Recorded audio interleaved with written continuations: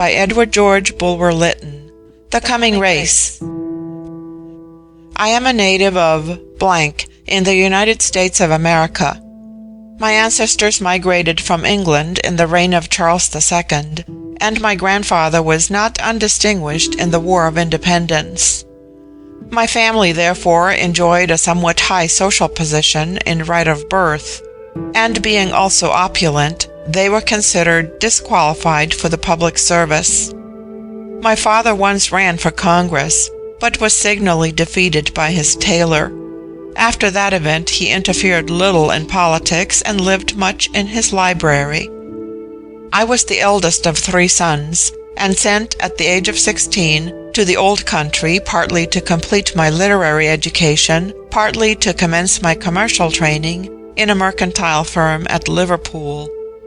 My father died shortly after I was 21, and being left well off and having a taste for travel and adventure, I resigned for a time all pursuit of the almighty dollar and became a desultory wanderer over the face of the earth. In the year 1800 and blank, happening to be in blank, I was invited by a professional engineer with whom I had made acquaintance to visit the recesses of the blank mine upon which he was employed.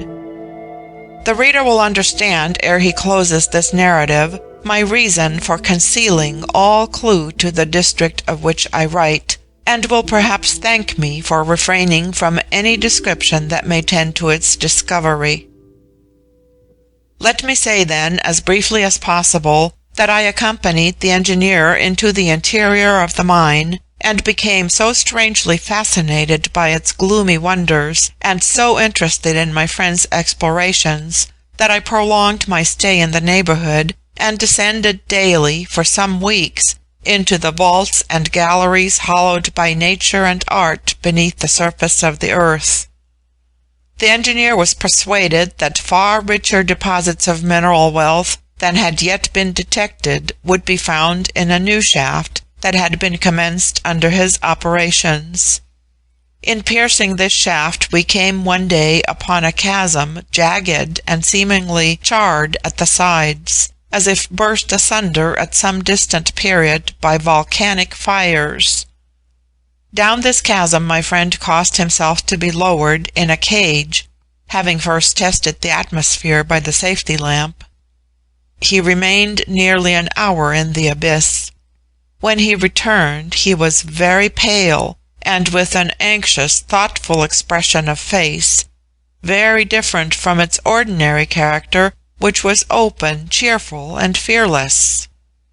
He said briefly that the descent appeared to him unsafe and leading to no result, and suspending further operations in the shaft, we returned to the more familiar parts of the mine. All the rest of that day the engineer seemed preoccupied by some absorbing thought. He was unusually taciturn, and there was a scared, bewildered look in his eyes, as that of a man who has seen a ghost. At night, as we two were sitting alone in the lodgings we shared together near the mouth of the mine, I said to my friend, "Tell me frankly what you saw in that chasm. I am sure it was something strange and terrible. Whatever it be, it has left your mind in a state of doubt. In such a case 2 heads are better than 1. Confide in me." The engineer long endeavored to evade my inquiries, but as, while he spoke, he helped himself unconsciously out of the brandy flask to a degree to which he was wholly unaccustomed, for he was a very temperate man, his reserve gradually melted away. He who would keep himself to himself should imitate the dumb animals and drink water. At last he said, "I will tell you all. When the cage stopped, I found myself on a ridge of rock, and below me, the chasm, taking a slanting direction, shot down to a considerable depth, the darkness of which my lamp could not have penetrated. But through it, to my infinite surprise, streamed upward a steady, brilliant light. Could it be any volcanic fire? In that case, surely I should have felt the heat. Still, if on this there was doubt, it was of the utmost importance to our common safety to clear it up. I examined the sides of the descent, and found that I could venture to trust myself to the irregular projection of ledges, at least for some way. I left the cage and clambered down. As I drew nearer and nearer to the light, the chasm became wider, and at last I saw, to my unspeakable amaze, a broad level road at the bottom of the abyss, illumined as far as the eye could reach by what seemed artificial gas lamps placed at regular intervals, as in the thoroughfare of a great city. And I heard confusedly at a distance a hum as of human voices. I know, of course, that no rival miners are at work in this district. Whose could be those voices? What human hands could have levelled that road and marshalled those lamps? The superstitious belief, common to miners, that gnomes or fiends dwell within the bowels of the earth, began to seize me. I shuddered at the thought of descending further and braving the inhabitants of this nether valley.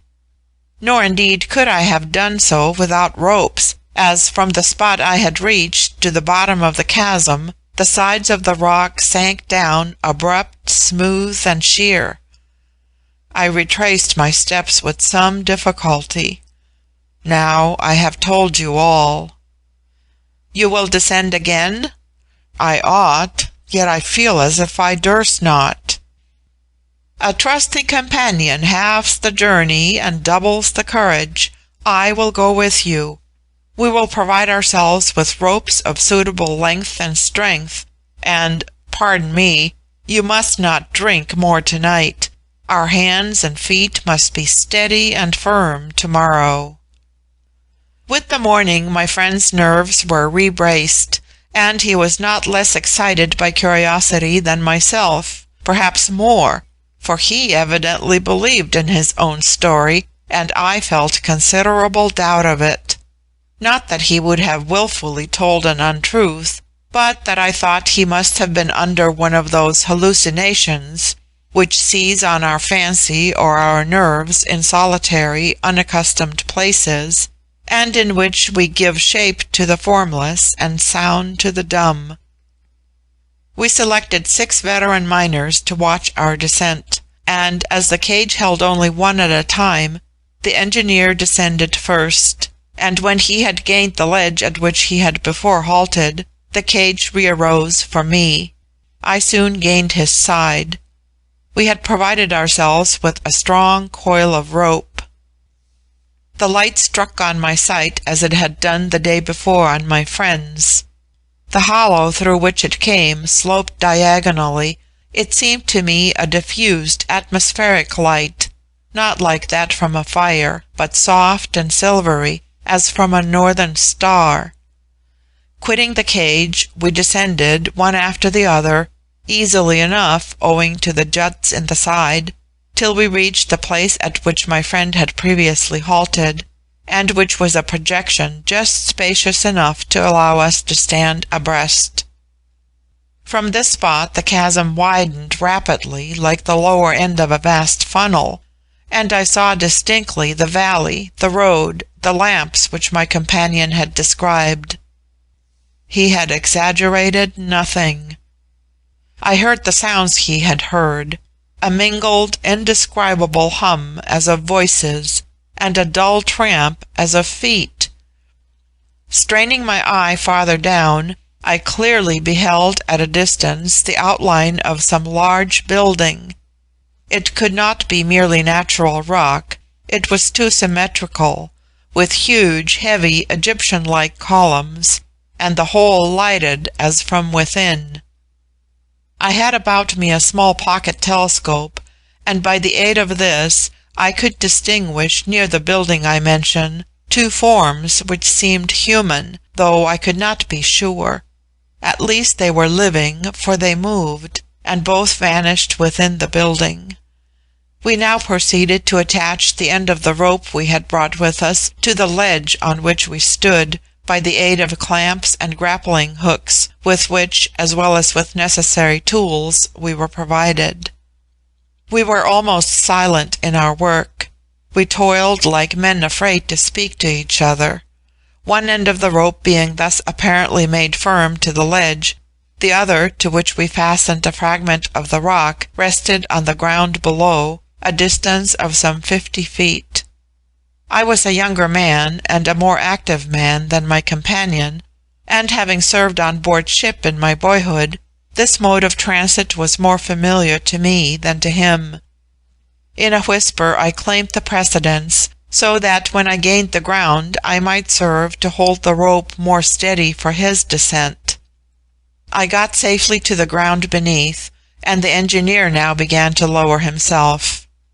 But he had scarcely accomplished 10 feet of the descent, when the fastenings, which we had fancied so secure, gave way, or rather the rock itself proved treacherous and crumpled beneath the strain, and the unhappy man was precipitated to the bottom, falling just at my feet, and bringing down with his fall splinters of the rock, one of which, fortunately but a small one, struck and for the time stunned me.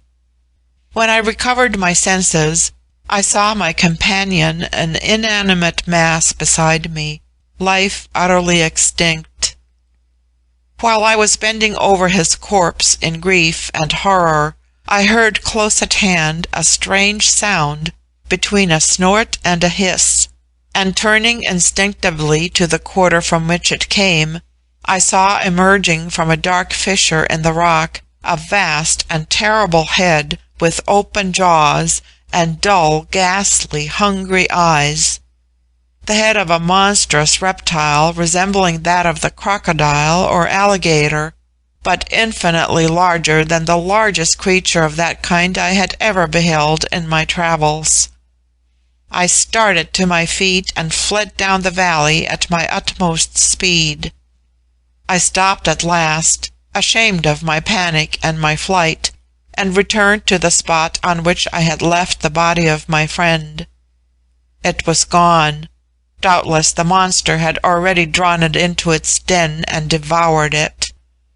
The rope and the grappling hook still lay where they had fallen, but they afforded me no chance of return. It was impossible to reattach them to the rock above, and the sides of the rock were too sheer and smooth for human steps to clamber. I was alone in this strange world, amidst the bowels of the earth. Slowly and cautiously I went my solitary way down the lamplit road, and towards the large building I have described. The road itself seemed like a great alpine pass, skirting rocky mountains, of which the one through whose chasm I had descended formed a link.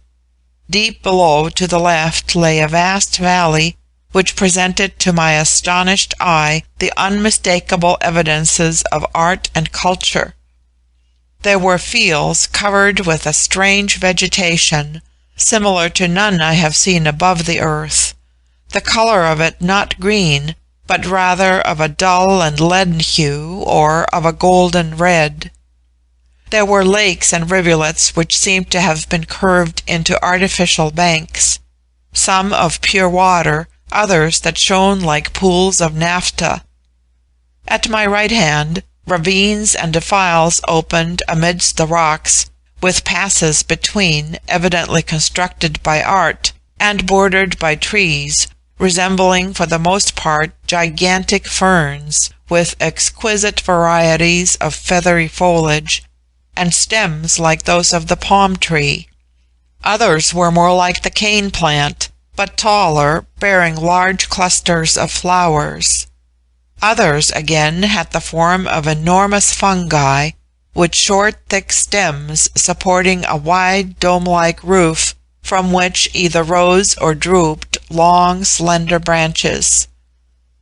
The whole scene, behind, before, and beside me, far as the eye could reach, was brilliant with innumerable lamps. The world without a sun was bright and warm as an Italian landscape at noon, but the air less oppressive, the heat softer. nor was the scene before me void of signs of habitation. I could distinguish at a distance, whether on the banks of the lake or rivulet or halfway upon eminences, embedded amidst the vegetation, buildings that must surely be the homes of men. I could even discover, though far off, forms that appeared to me human moving amidst the landscape. As I paused to gaze, I saw to the right, gliding quickly through the air, what appeared a small boat, impelled by sails shaped like wings. It soon passed out of sight, descending amidst the shades of a forest. Right above me there was no sky, but only a cavernous roof. This roof grew higher and higher at the distance of the landscapes beyond, till it became imperceptible, as an atmosphere of haze formed itself beneath. Continuing my walk, I started from a bush that resembled a great tangle of seaweeds, interspersed with fern-like shrubs and plants of large leafage, shaped like that of the aloe or prickly pear, a curious animal about the size and shape of a deer, but as, after bounding away a few paces, it turned round and gazed at me inquisitively, I perceived that it was not like any species of deer now extant above the earth, but it brought instantly to my recollection a plaster cast I had seen in some museum of a variety of the elk stag said to have existed before the deluge. The creature seemed tame enough, and after inspecting me a moment or two, began to graze on the singular herbage around, undismayed and careless. I now came in full sight of the building. Yes, it had been made by hands, and hollowed partly out of a great rock. I should have supposed it, at the first glance, to have been of the earliest form of Egyptian architecture. It was fronted by huge columns, tapering upward from massive plinths, and with capitals that, as I came nearer, I perceived to be more ornamental and more fantastically graceful than Egyptian architecture allows.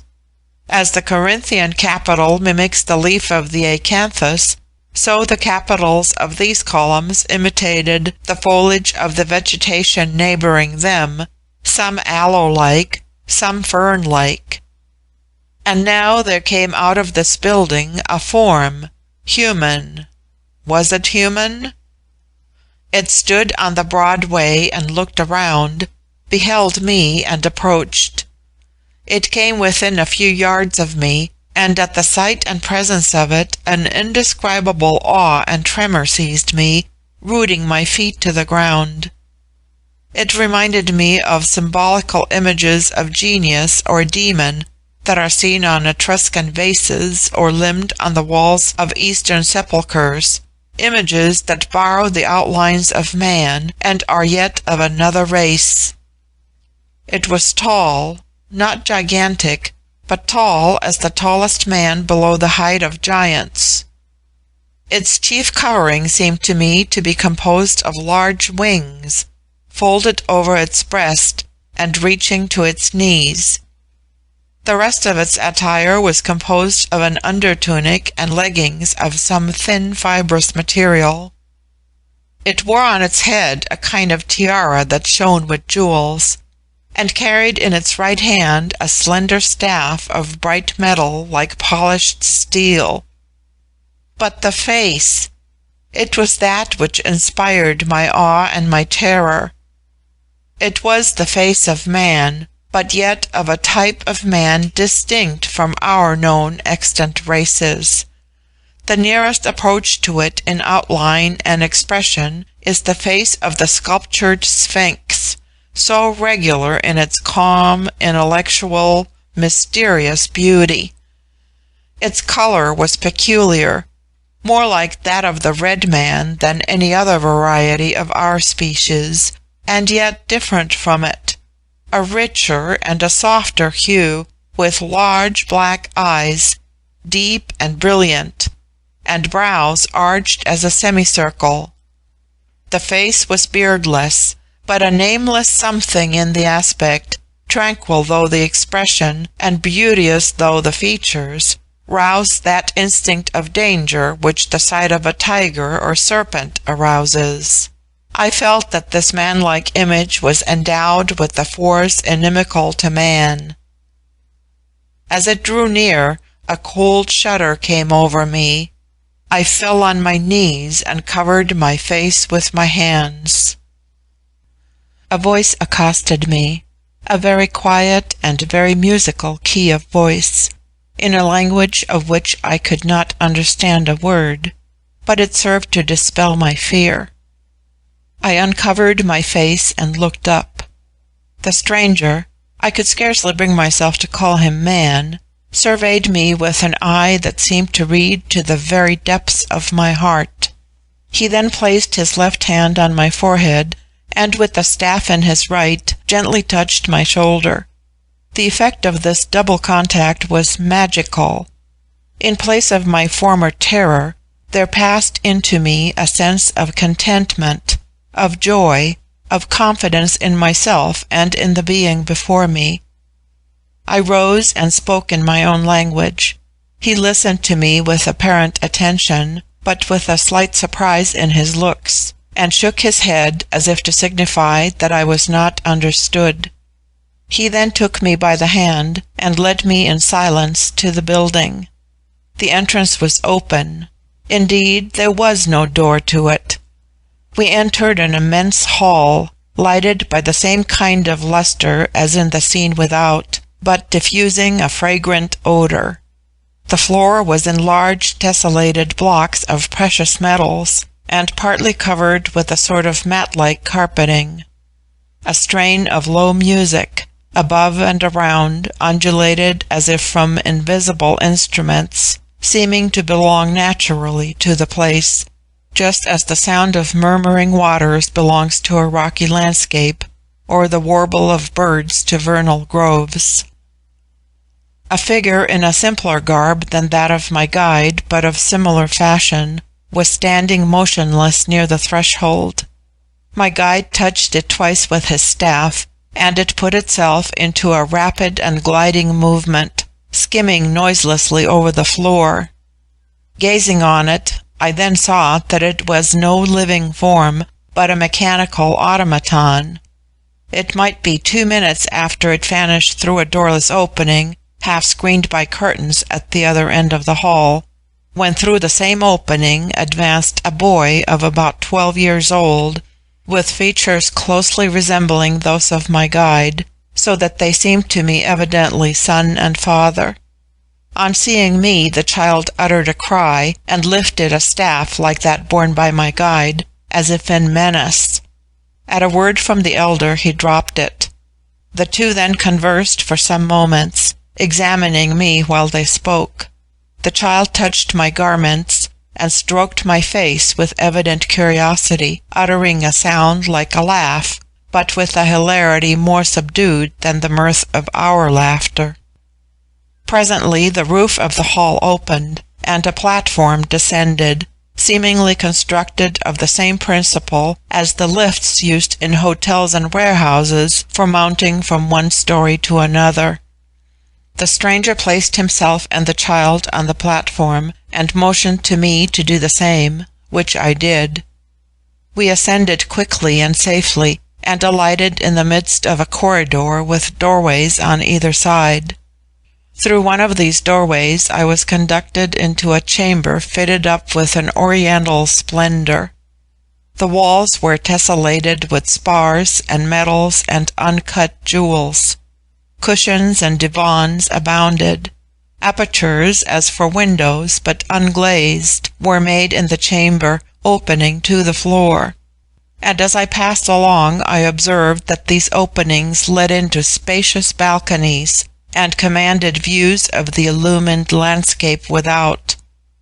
In cages, suspended from the ceiling, there were birds of strange form and bright plumage, which at our entrance set up a chorus of song, modulated into tune as is that of our piping bullfinches.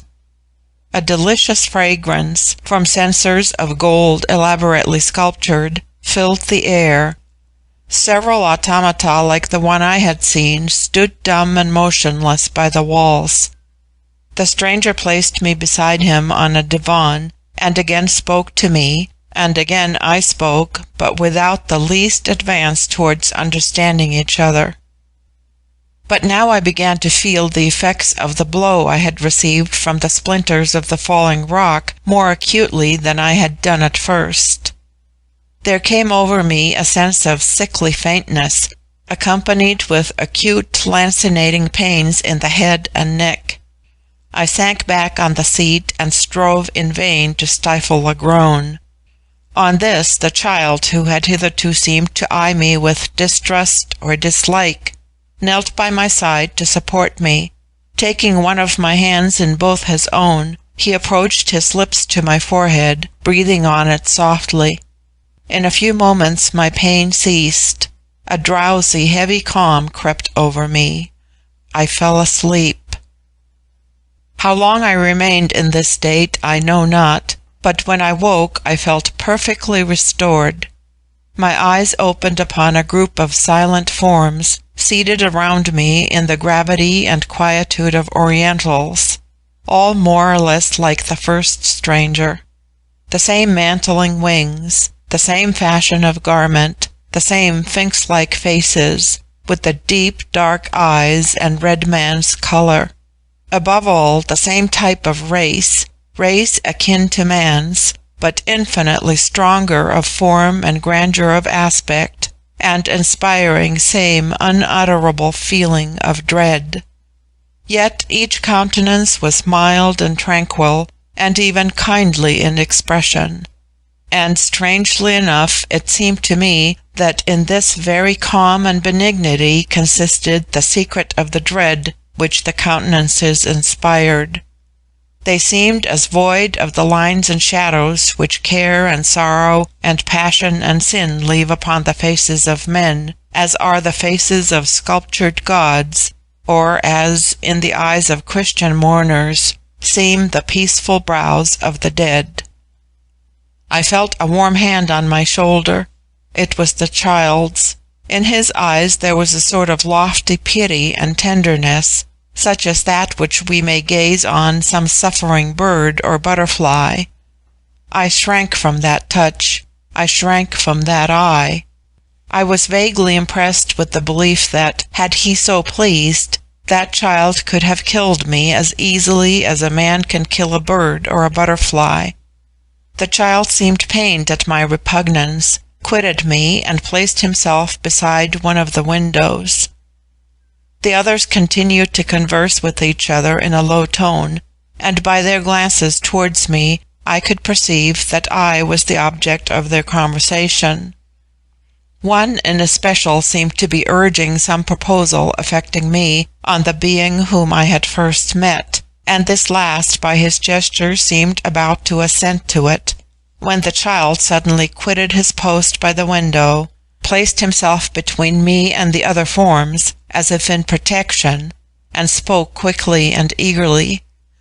By some intuition or instinct, I felt that the child I had before so dreaded was pleading in my behalf. Ere he had ceased, another stranger entered the room. He appeared older than the rest, though not old. His countenance less smoothly serene than theirs, though equally regular in its features, seemed to me to have more the touch of a humanity akin to my own. He listened quietly to the words addressed to him, first by my guide, next by two others of the group, and lastly by the child, then turned towards myself and addressed me, not by words, but by signs and gestures. These I fancied that I perfectly understood, and I was not mistaken. I comprehended that he inquired whence I came. I extended my arm and pointed towards the road which had led me from the chasm in the rock. Then an idea seized me. I drew forth my pocket-book and sketched on one of its blank leaves a rough design of the ledge of the rock, the rope, myself clinging to it, then of the cavernous rock below, the head of the reptile, the lifeless form of my friend. I gave this primitive kind of hieroglyph to my interrogator, who, after inspecting it gravely, handed it to his next neighbor, and it thus passed round the group. The being I had at first encountered then said a few words, and the child, who approached and looked at my drawing, nodded as if he comprehended its purport, and returning to the window, expanded the wings attached to his form, shook them once or twice, and then launched himself into space without. I started up in amaze and hastened to the window. The child was already in the air, buoyed on his wings, which he did not flap to and fro as a bird does, but which were elevated over his head, and seemed to bear him steadily aloft without effort of his own. His flight seemed as swift as an eagle's, and I observed that it was towards the rock whence I had descended, of which the outline loomed visible in the brilliant atmosphere. In a very few minutes he returned, skimming through the opening from which he had gone, and dropping on the floor the rope and grappling hooks I had left at the descent from the chasm. Some words in a low tone passed between the beings present. One of the group touched an automaton, which started forward and glided from the room. Then the last comer, who had addressed me by gestures, rose, took me by the hand, and led me into the corridor. There the platform by which I had mounted awaited us. We placed ourselves on it, and were lowered into the hall below. My new companion, still holding me by the hand, conducted me from the building into a street, so to speak, that stretched beyond it, with buildings on either side, separated from each other by gardens bright with rich-colored vegetation and strange flowers. Interspersed amidst these gardens, which were divided from each other by low walls, or walking slowly along the road, were many forms similar to those I had already seen. Some of the passers-by, on observing me, approached my guide, evidently by their tones, looks, and gestures addressing to him inquiries about myself. In a few moments a crowd collected around us, examining me with great interest, as if I were some rare wild animal. Yet even in gratifying their curiosity, they preserved a grave and courteous demeanour, and after a few words from my guide, who seemed to me to deprecate obstruction in our road, they fell back with a stately inclination of head, and resumed their own way with tranquil indifference. Midway in this thoroughfare we stopped at a building that differed from those we had hitherto passed, inasmuch as it formed three sides of a vast court, at the angles of which were lofty pyramidal towers. In the open space between the sides was a circular fountain of colossal dimensions, and throwing up a dazzling spray of what seemed to me fire. We entered the building through an open doorway, and came into an enormous hall, in which were several groups of children, all apparently employed in work as at some great factory. There was a huge engine in the wall, which was in full play, with wheels and cylinders resembling our own steam engines, except that it was richly ornamented with precious stones and metals, and appeared to emanate a pale phosphorescent atmosphere of shifting light. Many of the children were at some mysterious work on this machinery, others were seated before tables. I was not allowed to linger long enough to examine into the nature of their employment. Not one young voice was heard, not one young face turned to gaze on us. They were all still and indifferent as may be ghosts, through the midst of which pass unnoticed the forms of the living. Quitting this hall, my guide led me through a gallery richly painted in compartments, with a barbaric mixture of gold in the colours, like pictures of Louis Cranach. The subjects described on these walls appeared to my glance as intended to illustrate events in the history of the race amidst which I was admitted. In all there were figures, most of them like the man-like creatures I had seen, but not all in the same fashion of garb, nor all with wings. There were also the effigies of various animals and birds, wholly strange to me, with backgrounds depicting landscapes or buildings.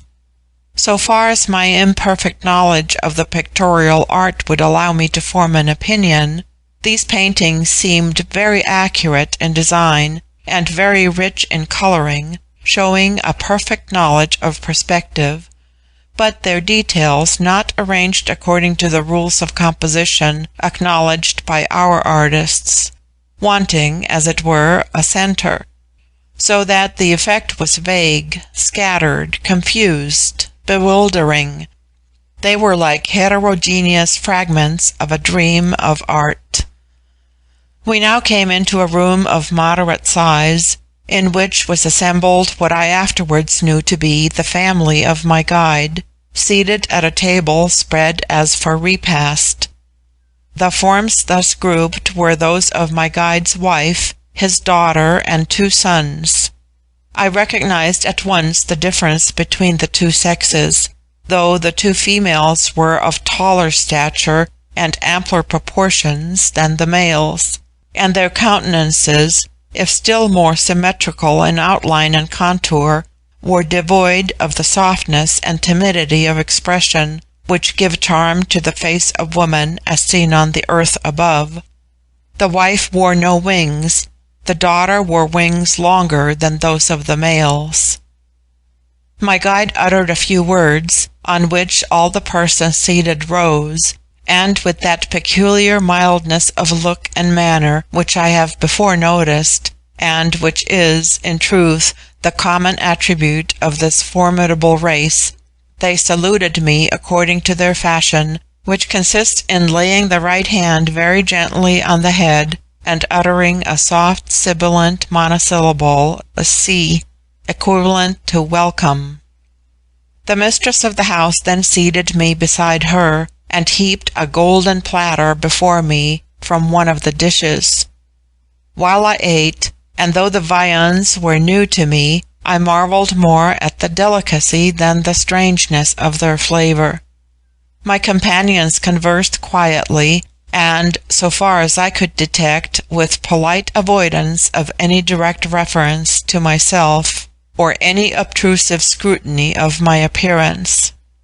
Yet I was the first creature of that variety of the human race to which I belong that they had ever beheld, and was consequently regarded by them as a most curious and abnormal phenomenon. But all rudeness is unknown to this people, and the youngest child is taught to despise any vehement emotional demonstration. When the meal was ended, my guide again took me by the hand, and re-entering the gallery, touched a metallic plate inscribed with strange figures, and which I rightly conjectured to be of the nature of our telegraphs.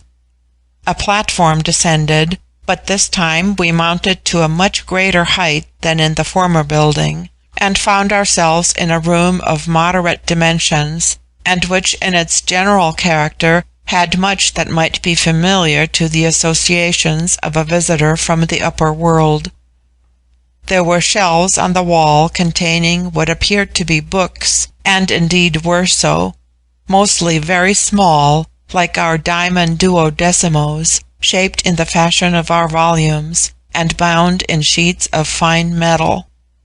There were several curious-looking pieces of mechanism scattered about, apparently models, such as might be seen in the study of any professional mechanician. 4 automata, mechanical contrivances which, with these people, answer the ordinary purposes of domestic service, stood phantom-like at each angle in the wall. In a recess was a low couch or bed with pillows.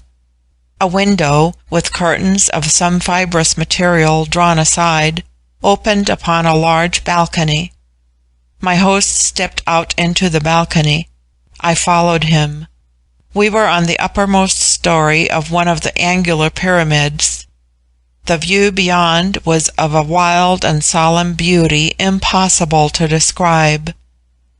The vast ranges of precipitous rock which formed the distant background, the intermediate valleys of mystic many-colored herbage, the flash of waters, many of them like streams of roseate flame, the serene luster diffused over all by myriads of lamps, combined to form a whole of which no words of mine can convey adequate description.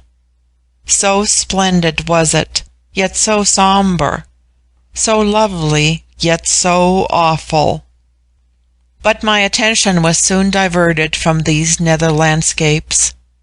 Suddenly there arose, as from the streets below, a burst of joyous music. Then a winged form soared into the space. Another, as if in chase of the first, another and another, others after others, till the crowd grew thick and the number countless. But how describe the fantastic grace of these forms in their undulating movements?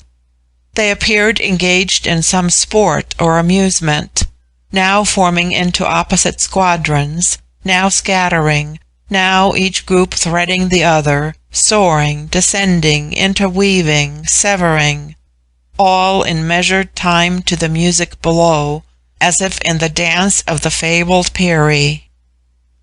I turned my gaze on my host in a feverish wonder. I ventured to place my hand on the large wings that lay folded on his breast, and in doing so a slight shock of electricity passed through me. I recoiled in fear. My host smiled, and, as if courteously to gratify my curiosity, slowly expanded his pinions. I observed that his garment beneath them became dilated as a bladder that fills with air. The arms seemed to slide into the wings, and in another moment he had launched himself into the luminous atmosphere, and hovered there, still and with outspread wings, as an eagle that basks in the sun. Then, rapidly as an eagle swoops, he rushed downwards into the midst of one of the groups, skimming through the midst, and as suddenly again soaring aloft. Thereon 3 forms, in one of which I thought to recognize my host's daughter, detached themselves from the rest, and followed him as a bird sportively follows a bird. My eyes, dazzled with the lights and bewildered by the throngs, ceased to distinguish the gyrations and evolutions of these winged playmates, till presently my host re-emerged from the crowd and alighted at my side. The strangeness of all I had seen began now to operate fast on my senses. My mind itself began to wander. Though not inclined to be superstitious, nor hitherto believing that man could be brought into bodily communication with demons, I felt the terror and the wild excitement with which, in the Gothic ages, a traveller might have persuaded himself that he witnessed a sabbat of fiends and witches. I have a vague recollection of having attempted with vehement gesticulation and forms of exorcism and loud incoherent words to repel my courteous and indulgent host, of his mild endeavours to calm and soothe me, of his intelligent conjecture that my fright and bewilderment were occasioned by the difference of form and movement between us, which the wings that had excited my marvelling curiosity had, in exercise, made still more strongly perceptible, of the gentle smile with which he had sought to dispel my alarm, by dropping the wings to the ground and endeavouring to show me that they were but a mechanical contrivance. That sudden transformation did but increase my horror, and as extreme fright often shows itself by extreme daring, I sprang at his throat like a wild beast. On an instant I was felled to the ground as by an electric shock, and the last confused images floating before my sight ere I became wholly insensible were the form of my host kneeling beside me with one hand on my forehead, and the beautiful calm face of his daughter with large, deep, inscrutable eyes intently fixed upon my own. I remained in this unconscious state, as I afterwards learned, for many days, even for some weeks according to our computation of time.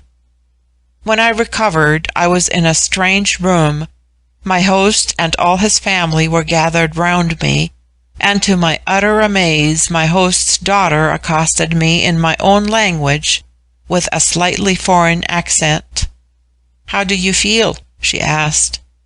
It was some moments before I could overcome my surprise enough to falter out, "You know my language? How? Who? And what are you?" My host smiled and motioned to one of his sons, who then took from a table a number of thin metallic sheets on which were traced drawings of various figures: a house, a tree, a bird, a man, etc. In these designs I recognized my own style of drawing. Under each figure was written the name of it in my language and in my writing, and in another handwriting a word strange to me beneath it.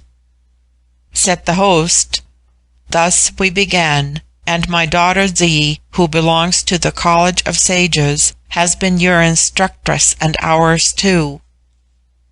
Z then placed before me other metallic sheets, on which, in my writing, words first and then sentences were inscribed. Under each word and each sentence, strange characters in another hand. Rallying my senses, I comprehended that thus a rude dictionary had been effected. Had it been done while I was dreaming? "That is enough now," said Z, in a tone of command. "Repose and take food." A room to myself was assigned to me in this vast edifice. It was prettily and fantastically arranged, but without any of the splendor of metalwork or gems which was displayed in the more public apartments. The walls were hung with a variegated matting made from the stalks and fibers of plants, and the floor carpeted with the same.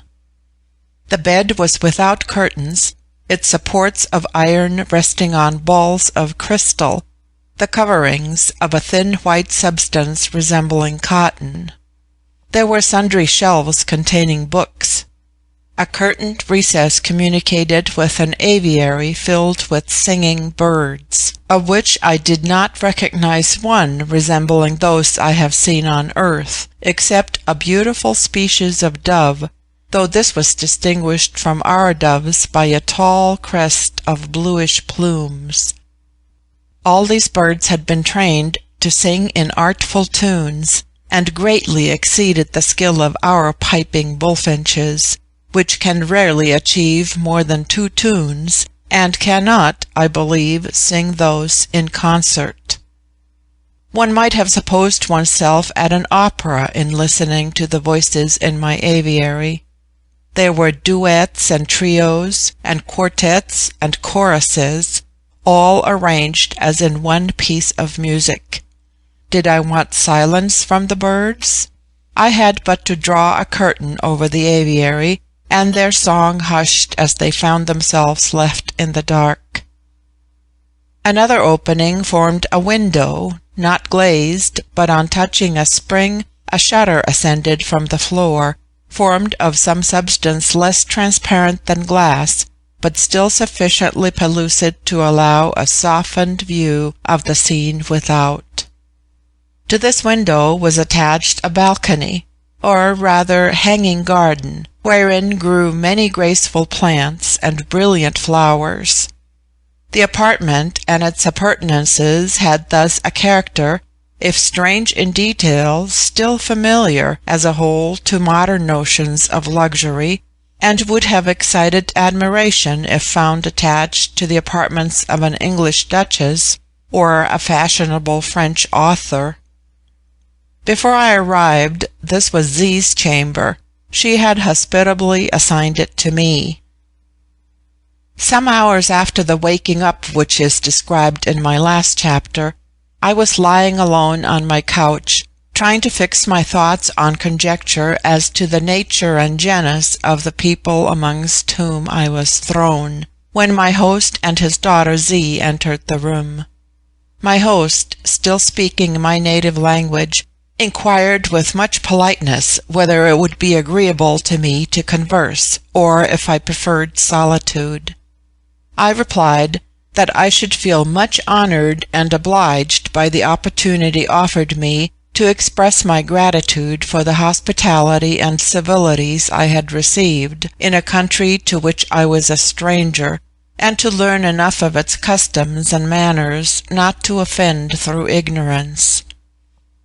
As I spoke, I had of course risen from my couch, but Z, much to my confusion, curtly ordered me to lie down again, and there was something in her voice and eye, gentle as both were, that compelled my obedience. She then seated herself unconcernedly at the foot of my bed, while her father took his place on a divan a few feet distant. "But what part of the world do you come from?" asked my host, "that we should appear so strange to you and you to us? I have seen individual specimens of nearly all the races differing from our own, except the primeval savages who dwell in the most desolate and remote recesses of uncultivated nature, unacquainted with other light than that they obtain from volcanic fires, and contented to grope their way in the dark, as do many creeping, crawling, and flying things.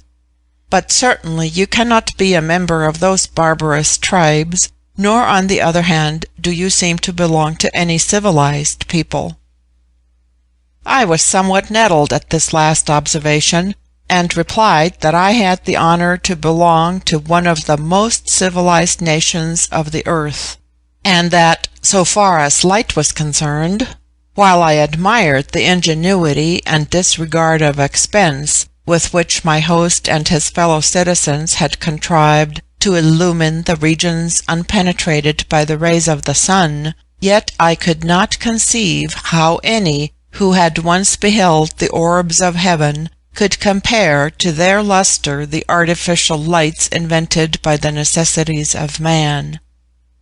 But my host said he had seen specimens of most of the races differing from his own, save the wretched barbarians he had mentioned.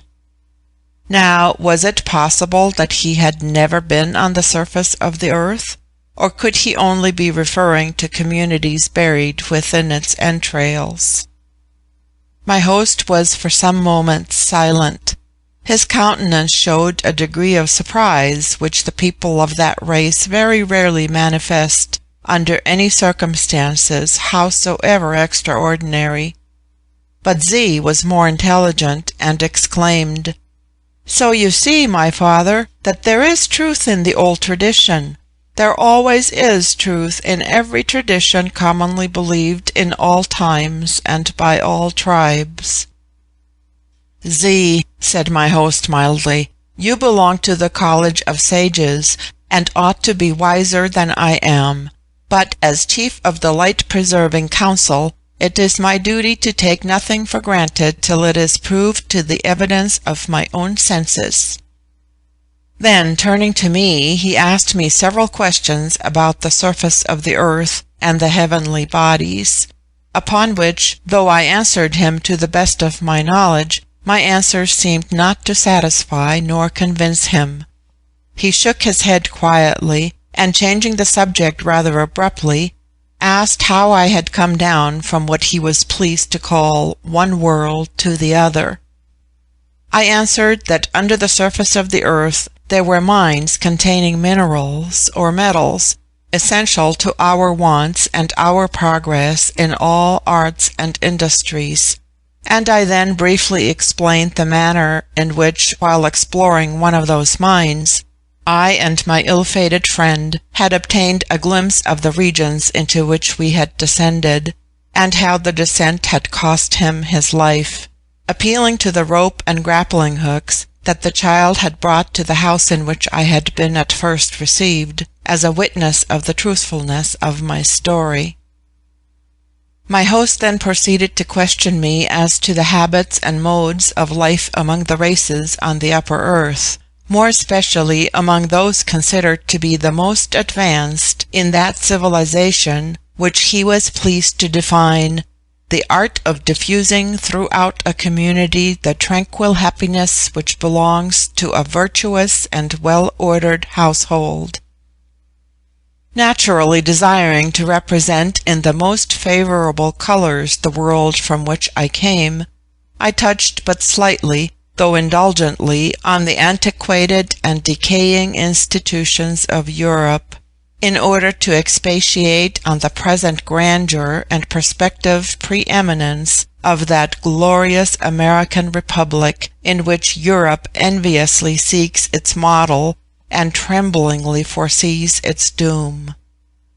Selecting for an example of the social life of the United States that city in which progress advances at the fastest rate, I indulged in an animated description of the moral habits of New York.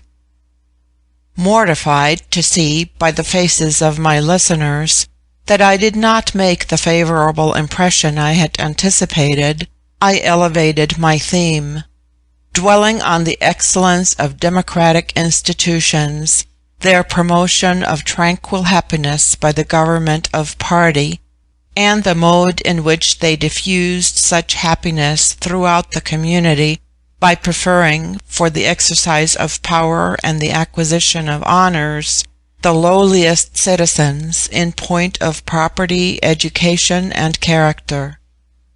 Fortunately, recollecting the peroration of a speech on the purifying influences of American democracy and their destined spread over the world, made by a certain eloquent senator, for whose vote in the Senate a railway company to which my two brothers belonged had just paid $20,000, I wound up by repeating its glowing predictions of the magnificent future that smiled upon mankind, when the flag of freedom should float over an entire continent, and 200 millions of intelligent citizens, accustomed from infancy to the daily use of revolvers, should apply to a cowering universe the doctrine of the patriot Monroe. When I had concluded, my host gently shook his head and fell into a musing study, making a sign to me and his daughter to remain silent while he reflected. And after a time he said, in a very earnest and solemn tone, "If you think, as you say, that you, though a stranger, have received kindness at the hands of me and mine, I adjure you to reveal nothing to any other of our people respecting the world from which you came, unless, on consideration, I give you permission to do so. Do you consent to this request?" "Of course, I pledge my word to it," said I, somewhat amazed, and I extended my right hand to grasp his. But he placed my hand gently on his forehead, and his own right hand on my breast, which is the custom amongst this race in all matters of promise or verbal obligations. Then, turning to his daughter, he said, "And you, Z, will not repeat to anyone what the stranger has said, or may say, to me or to you, of a world other than our own." Z rose and kissed her father on the temple, saying, with a smile, "A geese tongue is wanton, but love can fetter it fast. And if, my father, you fear lest a chance word from me or yourself could expose our community to danger by a desire to explore a world beyond us, will not a wave of the Vril, properly impelled, wash even the memory of what we have heard the stranger say out of the tablets of the brain?" "What is the Vril?" I asked.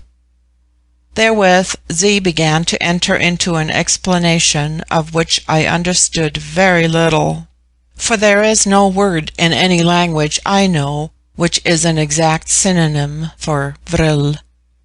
I should call it electricity, except that it comprehends in its manifold branches other forces of nature to which in our scientific nomenclature differing names are assigned, such as magnetism, galvanism, etc. These people consider that in Vril they have arrived at the unity in natural energetic agencies, which has been conjectured by many philosophers above ground, and which Faraday thus intimates under the more cautious term of correlation. "I have long held an opinion," says that illustrious experimentalist, "almost amounting to a conviction, in common, I believe, with many other lovers of natural knowledge, that the various forms under which the forces of matter are made manifest have one common origin, or, in other words, are so directly related and mutually dependent that they are convertible, as it were, into one another, and possess equivalents of power in their action." The subterranean philosophers assert that by one operation of Vril, which Faraday would perhaps call atmospheric magnetism, they can influence the variations of temperature, in plain words, the weather; that by operations akin to those ascribed in mesmerism, electrobiology, odic force, etc., but applied scientifically through Vril conductors, they can exercise influence over minds and bodies, animal and vegetable, to an extent not surpassed in the romances of our mystics. To all such agencies they give the common name of Vril. Z asked me if, in my world, it was not known that all the faculties of the mind could be quickened to a degree unknown in the waking state by trance or vision, in which the thoughts of one brain could be transmitted to another, and knowledge be thus rapidly interchanged. I replied that there were amongst us stories told of such trance or vision, and that I had heard much and seen something in mesmeric clairvoyance, but that these practices had fallen much into disuse or contempt, partly because of the gross impostures to which they had been made subservient, and partly because, even where the effects upon certain abnormal constitutions were genuinely produced, the effects, when fairly examined and analyzed, were very unsatisfactory, not to be relied upon for any systematic truthfulness or any practical purpose, and rendered very mischievous to credulous persons by the superstitions they tended to produce. Z received my answers with much benignant attention, and said that similar instances of abuse and credulity had been familiar to their own scientific experience in the infancy of their knowledge, and while the properties of Vril were misapprehended, but that she reserved further discussion on this subject till I was more fitted to enter into it. She contented herself with adding that it was through the agency of Vril, while I had been placed in the state of trance, that I had been made acquainted with the rudiments of their language, and that she and her father, who alone of the family took the pains to watch the experiment, had acquired a greater proportionate knowledge of my language than I of their own, partly because my language was much simpler than theirs, comprising far less of complex ideas, and partly because their organization was, by hereditary culture, much more ductile and more readily capable of acquiring knowledge than mine. At this I secretly demurred, and having had, in the course of a practical life, to sharpen my wits whether at home or in travel, I could not allow that my cerebral organization could possibly be duller than that of people who had lived all their lives by lamplight. However, while I was thus thinking, Z quietly pointed her forefinger at my forehead and sent me to sleep. When I once more awoke, I saw by my bedside the child who had brought the rope and grappling hooks to the house in which I had been first received, and which, as I afterwards learned, was the residence of the chief magistrate of the tribe. The child, whose name was Ta'i, was the magistrate's eldest son. I found that during my last sleep or trance I had made still greater advance in the language of the country, and could converse with comparative ease and fluency. This child was singularly handsome, even for the beautiful race to which he belonged, with a countenance very manly in aspect for his years, and with a more vivacious and energetic expression than I had hitherto seen in the serene and passionless faces of the men. He brought me the tablet on which I had drawn the mode of my descent, and had also sketched the head of the horrible reptile that had scared me from my friend's corpse. Pointing to that part of the drawing, Ta'i put to me a few questions respecting the size and form of the monster, and the cave or chasm from which it had emerged. His interest in my answers seemed so grave as to divert him for a while from any curiosity as to myself or my antecedents. But to my great embarrassment, seeing how I was pledged to my host, he was just beginning to ask me where I came from, when Z fortunately entered, and overhearing him, said, "Ta'i, give to our guest any information he may desire, but ask none from him in return. To question him who he is, whence he comes, or wherefore he is here, would be a breach of the law which my father has laid down in this house." "So be it," said Ta'i, pressing his hand to his breast. And from that moment till the one in which I saw him last, this child, with whom I became very intimate, never once put to me any of the questions thus interdicted. It was not for some time, and until by repeated trances, if they are to be so called, my mind became better prepared to interchange ideas with my entertainers, and more fully to comprehend differences of manners and customs, at first too strange to my experience to be seized by my reason, that I was enabled to gather the following details respecting the origin and history of the subterranean population, as portion of one great family race called the Ana.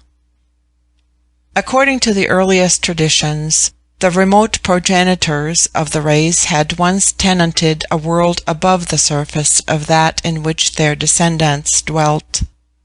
Myths of that world were still preserved in their archives, and in those myths were legends of a vaulted dome in which the lamps were lighted by no human hand.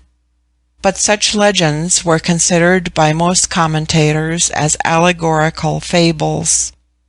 According to these traditions, the earth itself, at the date to which the traditions ascend, was not indeed in its infancy, but in the throes and travail of transition from one form of development to another, and subject to many violent revolutions of nature.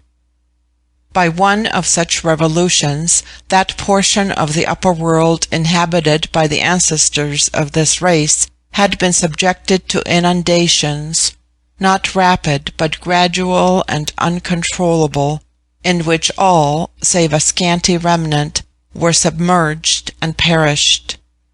Whether this be a record of our historical and sacred deluge, or of some earlier one contended for by geologists, I do not pretend to conjecture, though, according to the chronology of this people, as compared with that of Newton, it must have been many thousands of years before the time of Noah. On the other hand, the account of these writers does not harmonize with the opinions most in vogue among geological authorities, inasmuch as it places the existence of a human race upon earth at dates long anterior to that assigned to the terrestrial formation adapted to the introduction of mammalia. A band of the ill-fated race, thus invaded by the flood, had, during the march of the waters, taken refuge in caverns amidst the loftier rocks, and wandering through these hollows, they lost sight of the upper world forever. Indeed, the whole face of the earth had been changed by this great revulsion. Land had been turned into sea, sea into land. In the bowels of the inner earth, even now, I was informed as a positive fact, might be discovered the remains of human habitation. Habitation not in huts and caverns, but in vast cities, whose ruins attest the civilization of races which flourished before the age of Noah, and are not to be classified with those genera to which philosophy ascribes the use of flint and the ignorance of iron. The fugitives had carried with them the knowledge of the arts they had practiced above ground, arts of culture and civilization. Their earliest want must have been that of supplying below the earth the light they had lost above it.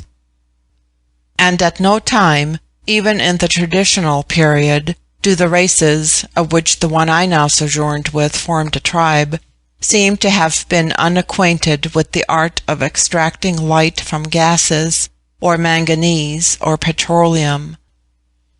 They had been accustomed in their former state to contend with the rude forces of nature, and indeed the lengthened battle they had fought with their conqueror ocean, which had taken centuries in its spread, had quickened their skill in curbing waters into dikes and channels. To this skill they owed their preservation in their new abode. "For many generations," said my host, with a sort of contempt and horror, "these primitive forefathers are said to have degraded their rank and shortened their lives by eating the flesh of animals, many varieties of which had, like themselves, escaped the deluge and sought shelter in the hollows of the earth. Other animals, supposed to be unknown to the upper world, those hollows themselves produced." When what we should term the historical age emerged from the twilight of tradition, the Ana were already established in different communities, and had attained to a degree of civilization very analogous to that which the more advanced nations above the earth now enjoy. They were familiar with most of our mechanical inventions, including the application of steam as well as gas. The communities were in fierce competition with each other. They had their rich and their poor. They had orators and conquerors. They made war either for a domain or an idea. Though the various states acknowledged various forms of government, free institutions were beginning to preponderate. Popular assemblies increased in power. Republics soon became general.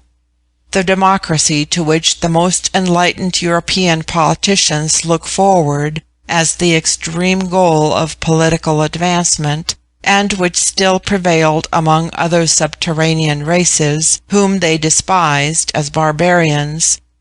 The loftier family of Ana, to which belonged the tribe I was visiting, looked back to as one of the crude and ignorant experiments which belonged to the infancy of political science.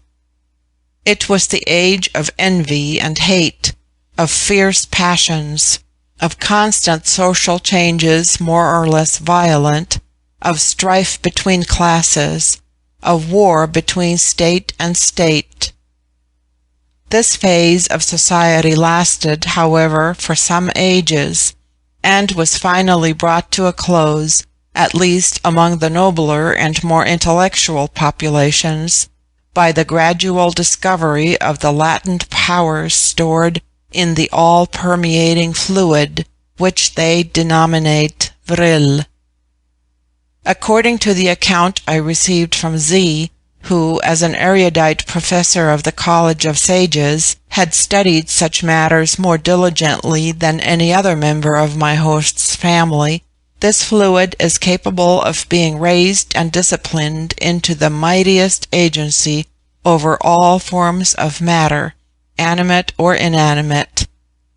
It can destroy like the flash of lightning, yet, differently applied, it can replenish or invigorate life, heal and preserve, and on it they chiefly rely for the cure of disease, or rather for enabling the physical organization to re-establish the due equilibrium of its natural powers, and thereby to cure itself. By this agency they rend way through the most solid substances, and open valleys of culture through the rocks of their subterranean wilderness. From it they extract the light which supplies their lamps, finding it steadier, softer, and healthier than the other inflammable materials they had formerly used. But the effects of the alleged discovery of the means to direct the more terrible force of Vril were chiefly remarkable in their influence upon social polity. As these effects became familiarly known and skillfully administered, war between the Vril discoverers ceased, for they brought the art of destruction to such perfection as to annul all superiority in numbers, discipline, or military skill. The fire lodged in the hollow of a rod directed by the hand of a child could shatter the strongest fortress, or cleave its burning way from the van to the rear of an embattled host.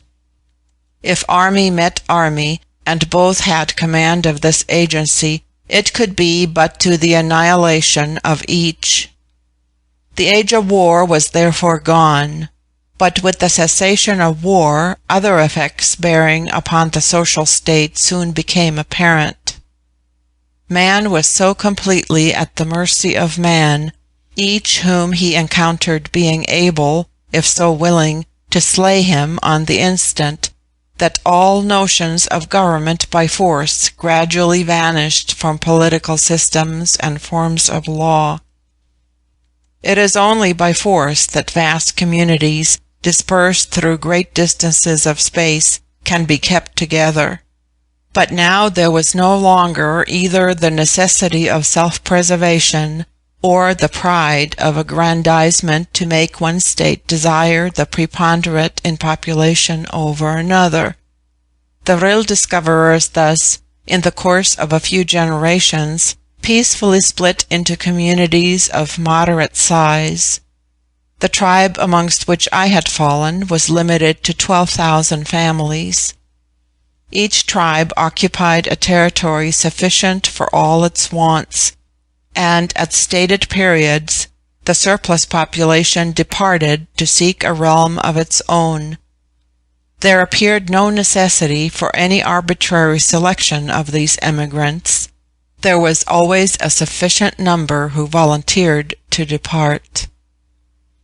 These subdivided states, petty if we regard either territory or population, all appertained to one vast general family. They spoke the same language, though the dialects might slightly differ. They intermarried. They maintained the same general laws and customs, and so important a bond between these several communities was the knowledge of Vril and the practice of its agencies, that the word Avril was synonymous with civilization, and Vril-ya, signifying the civilized nations, was the common name by which the communities employing the uses of Vril distinguished themselves from such of the Ana as were yet in a state of barbarism. The government of the tribe of Vril-ya I am treating of was apparently very complicated, really very simple.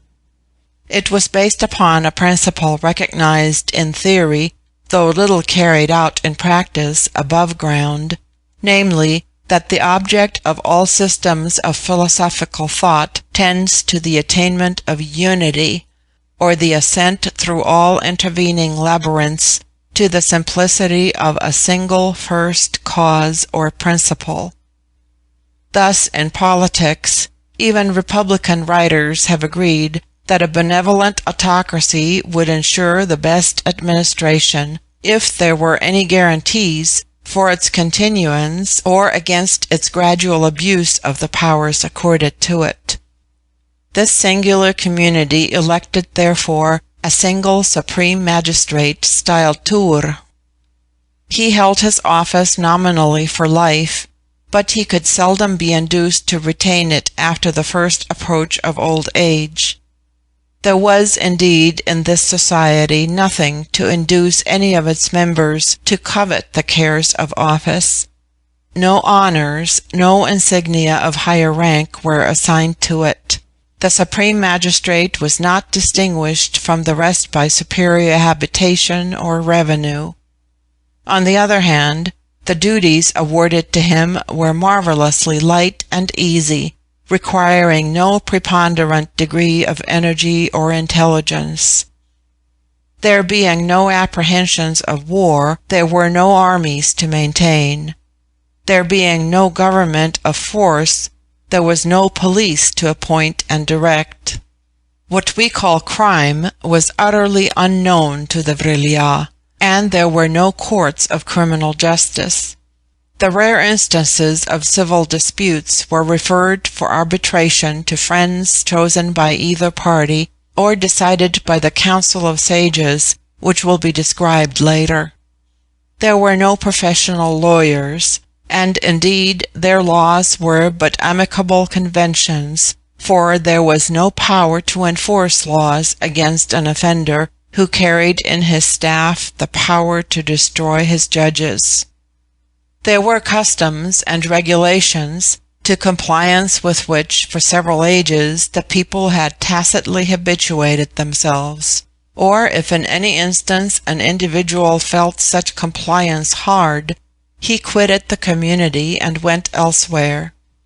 There was, in fact, quietly established amid this state much the same compact that is found in our private families, in which we virtually say to any independent grown-up member of the family whom we receive to entertain, "Stay or go, according as our habits and regulations suit or displease you." But though there were no laws, such as we call laws, no race above ground is so law-observing. Obedience to the rule adopted by the community has become as much an instinct as if it were implanted by nature. Even in every household, the head of it makes a regulation for its guidance, which is never resisted, nor even cavilled at by those who belong to the family. They have a proverb, the pithiness of which is much lost in this paraphrase: "No happiness without order, no order without authority, no authority without unity." The mildness of all government among them, civil or domestic, may be signalized by their idiomatic expressions for such terms as illegal or forbidden, namely, "It is requested not to do so and so." Poverty among the Ana is as unknown as crime. Not that property is held in common, or that all are equals in the extent of their possessions, or the size and luxury of their habitations, but there being no difference of rank or position between the grades of wealth or the choice of occupations, each pursues his own inclinations without creating envy or vying. Some like a modest, some a more splendid kind of life. Each makes himself happy in his own way. Owing to the absence of competition and the limit placed on the population, it is difficult for a family to fall into distress. There are no hazardous speculations, no emulator striving for superior wealth and rank. No doubt in each settlement all originally had the same proportions of land dealt out to them, but some, more adventurous than others, had extended their possessions farther into the bordering wilds, or had improved into richer fertility the produce of their fields, or entered into commerce or trade. Thus, necessarily, some had grown richer than others, but none had become absolutely poor, or wanting anything which their tastes desired. If they did so, it was always in their power to migrate, or at the worst to apply without shame and with certainty of aid to the rich, for all the members of the community considered themselves as brothers of one affectionate and united family. More upon this head will be treated of incidentally as my narrative proceeds. The chief care of the supreme magistrate was to communicate with certain active departments charged with the administration of special details. The most important and essential of such details was that connected with the due provision of light. Of this department, my host, Apolline, was the chief. Another department, which might be called the foreign, communicated with the neighboring kindred states, principally for the purpose of ascertaining all new inventions, and to a third department, all such inventions and improvements in machinery were committed for trial. Connected with this department was the College of Sages, a college especially favored by such of the Ana as were widowed and childless, and by the young unmarried females, amongst whom Z was the most active, and, if what we call renown or distinction was a thing acknowledged by this people, which I shall later show it is not, among the more renowned or distinguished.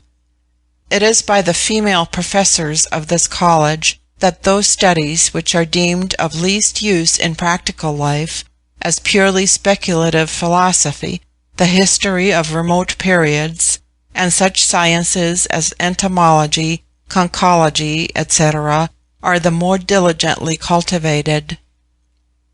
Z, whose mind, active as Aristotle's, equally embraced the largest domains and the minutest details of thought, had written 2 volumes on the parasite insect that dwells amid the hairs of a tiger's paw, which work was considered the best authority on that interesting subject.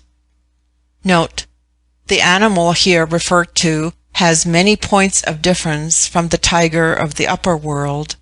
It is larger, and with a broader paw, and still more receding frontal.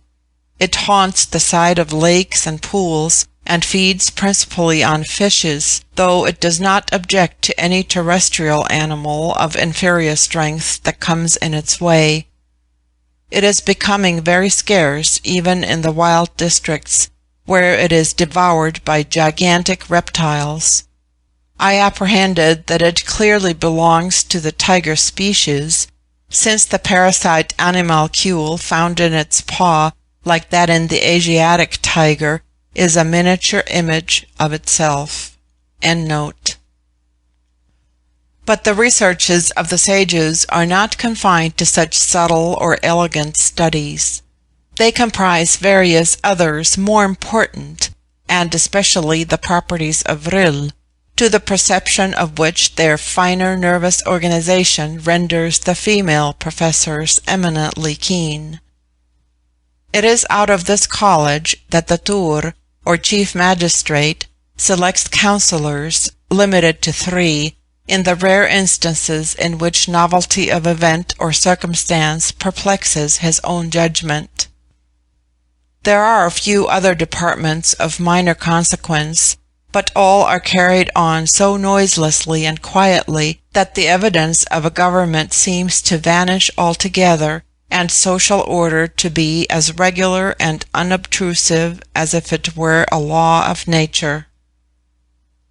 Machinery is employed to an inconceivable extent in all the operations of labor, within and without doors, and it is the unceasing object of the department charged with its administration to extend its efficiency. There is no class of laborers or servants, but all who are required to assist or control the machinery are found in the children, from the time they leave the care of their mothers to the marriageable age, which they place at 16 for the jaye, the females, 20 for the ana, the males. These children are formed into bands and sections under their own chiefs, each followed by the pursuits in which he is most pleased, or for which he feels himself most fitted. Some take to handicrafts, some to agriculture, some to household work, and some to the only services of danger to which the population is exposed. For the sole perils that threaten this tribe are, first, from those occasional convulsions within the earth, to foresee and guard against which tasks their utmost ingenuity, eruptions of fire and water, the storms of subterranean winds and escaping gases. At the borders of the domain, and at all places where such peril might be apprehended, vigilant inspectors are stationed with telegraphic communications to the hall, in which chosen sages take it by turns to hold perpetual sittings. These inspectors are always selected from the elder boys approaching the age of puberty, and on the principle that at that age observation is more acute and the physical forces more alert than at any other. The second service of danger, less grave, is in the destruction of all creatures hostile to the life or the culture or even the comfort of the Ana. Of these, the most formidable are the vast reptiles, of some of which antediluvian relics are preserved in our museums, and certain gigantic winged creatures, half bird, half reptile. These, together with lesser wild animals, corresponding to our tigers or venomous serpents, it is left to the younger children to hunt and destroy, because, according to the Ana, here ruthless is wanted, and the younger the child, the more ruthlessly he will destroy. There is another class of animals in the destruction of which discrimination is to be used, and against which children of intermediate age are appointed, animals that do not threaten the life of man, but ravage the produce of his labor, varieties of elk and deer species, and a smaller creature much akin to our rabbit, though infinitely more destructive to crops, and much more cunning in its mode of depredation. It is the first object of these appointed infants to tame the more intelligent of such animals into respect for enclosures signalized by conspicuous landmarks, as dogs are taught to respect a larder or even to guard the master's property. It is only where such creatures are found untamable to this extent that they are destroyed. Life is never taken away for food or for sport, and never spared where untamably inimical to the Ana. Concomitantly with these bodily services and tasks, the mental education of the children goes on till boyhood ceases. It is the general custom, then, to pass through a course of instruction at the College of Sages, in which, besides more general studies, the pupil receives special lessons in such vocation or direction of intellect as he himself selects. Some, however, prefer to pass this period of probation in travel, or to emigrate, or to settle down at once into rural or commercial pursuits. No force is put upon individual inclination. The word Ana, pronounced broadly Ana, corresponds with our plural men, An, the singular, with man. The word for woman is Gi, pronounced hard as in Guy. It forms itself into Jaye for the plural, but the G becomes soft in the plural, like JY-EI. They have a proverb to the effect that this difference in pronunciation is symbolical, for that the female sex is soft in the concrete, but hard to deal with in the individual. The Jaye are in the fullest enjoyment of all the rights of equality with males, for which certain philosophers above ground contend. In childhood, they perform the offices of work and labor impartially with the boys, and, indeed, in the earlier age appropriated to the destruction of animals irreclaimably hostile, the girls are frequently preferred, as being by constitution more ruthless under the influence of fear or hate. In the interval between infancy and the marriageable age, familiar intercourse between the sexes is suspended. At the marriageable age it is renewed, never with worse consequences than those which attend upon marriage. All arts and vocations allotted to the one sex are open to the other, and the jaillis arrogate to themselves a superiority in all those abstruse and mystical branches of reasoning for which they say the ana are unfitted by a duller sobriety of understanding or the routine of their matter-of-fact occupations, just as young ladies in our own world constitute themselves authorities in the subtlest points of theological doctrine, for which few men, actively engaged in worldly business, have sufficient learning or refinement of intellect. Whether owing to early training in gymnastic exercises or to their constitutional organization, the jaillis are usually superior to the ana in physical strength, an important element in the consideration and maintenance of female rights. They attain to loftier stature, and amid their rounder proportions are embedded sinews and muscles as hardy as those of the other sex. Indeed, they assert that, according to the original laws of nature, females were intended to be larger than males, and maintain this dogma by reference to the earliest formations of life in insects, and in the most ancient family of the vertebrata, namely fishes, in both of which the females are generally large enough to make a meal of their consorts, if they so desire. Above all, the jaillis have a readier and more concentred power over that mysterious fluid or agency which contains the element of destruction, with a larger portion of that sagacity which comprehends dissimulation. Thus they cannot only defend themselves against all aggressions from the males, but could at any moment when he least expected his danger terminate the existence of an offending spouse.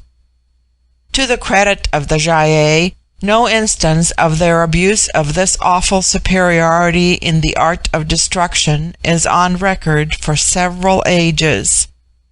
The last that occurred in the community I speak of appears, according to their chronology, to have been about 2,000 years ago. A Gy then, in a fit of jealousy, slew her husband, and this abominable act inspired such terror among the males that they emigrated in a body and left all the jaillis to themselves. The history runs that the widowed jaillis, thus reduced to despair, fell upon the murderess when in her sleep, and therefore unarmed, and killed her, and then entered into a solemn obligation amongst themselves to abrogate forever the exercise of their extreme conjugal powers, and to inculcate the same obligation for ever and ever on their female children. By this conciliatory process, a deputation despatched to the fugitive consorts succeeded in persuading many to return, but those who did return were mostly the elder ones. The younger, either from too craven a doubt of their consorts, or too high an estimate of their own merits, rejected all overtures, and, remaining in other communities, were caught up there by other mates, with whom perhaps they were no better off. But the loss of so large a portion of the male youth operated as a salutary warning on the jaillis, and confirmed them in the pious resolution to which they pledged themselves. Indeed, it is now popularly considered that by long hereditary disuse the jaillis have lost both the aggressive and defensive superiority over the ana which they once possessed. just as in the inferior animals above earth, many peculiarities in their original formation, intended by nature for their protection, gradually fade or become inoperative when not needed under altered circumstances. I should be sorry, however, for any An who induced a Gy to make the experiment whether he or she were the stronger. From the incident I have narrated, the Ana dates certain alterations in the marriage customs, tending perhaps somewhat to the advantage of the male. They now bind themselves in wedlock only for 3 years. At the end of each 3rd year, either male or female can divorce the other and is free to marry again. At the end of 10 years, the An has the privilege of taking a second wife, allowing the first to retire if she so please. These regulations are for the most part a dead letter. Divorces and polygamy are extremely rare, and the marriage state now seems singularly happy and serene among this astonishing people. The Gy-ei, notwithstanding their boastful superiority in physical strength and intellectual abilities, being much curbed into gentle manners by the dread of separation or of a second wife, and the Ana being very much the creature of custom, and not, except under great aggravation, likely to exchange for hazardous novelties, faces and manners to which they are reconciled by habit. But there is one privilege the Gy-ei carefully retain, and the desire for which perhaps forms the secret motive of most lady asserters of women rights above ground. They claim the privilege, here usurped by men, of proclaiming their love and urging their suit. In other words, of being the wooing party rather than the wooed. Such a phenomenon as an old maid does not exist among the Gy-ei. Indeed, it is very seldom that a Gy does not secure any An upon whom she sets her heart, if his affections be not strongly engaged elsewhere. However coy, reluctant, and prudish the male she courts may prove at first, yet her perseverance, her ardour, her persuasive powers, her command over the mystic agencies of Vril are pretty sure to run down his neck into what we call the fatal noose. Their argument for the reversal of that relationship of the sexes which the blind tyranny of man has established on the surface of the earth appears cogent, and is advanced with a frankness which might well be commended to impartial consideration. They say that of the two, the female is by nature of a more loving disposition than the male, that love occupies a larger space in her thoughts, and is more essential to her happiness, and that therefore she ought to be the wooing party.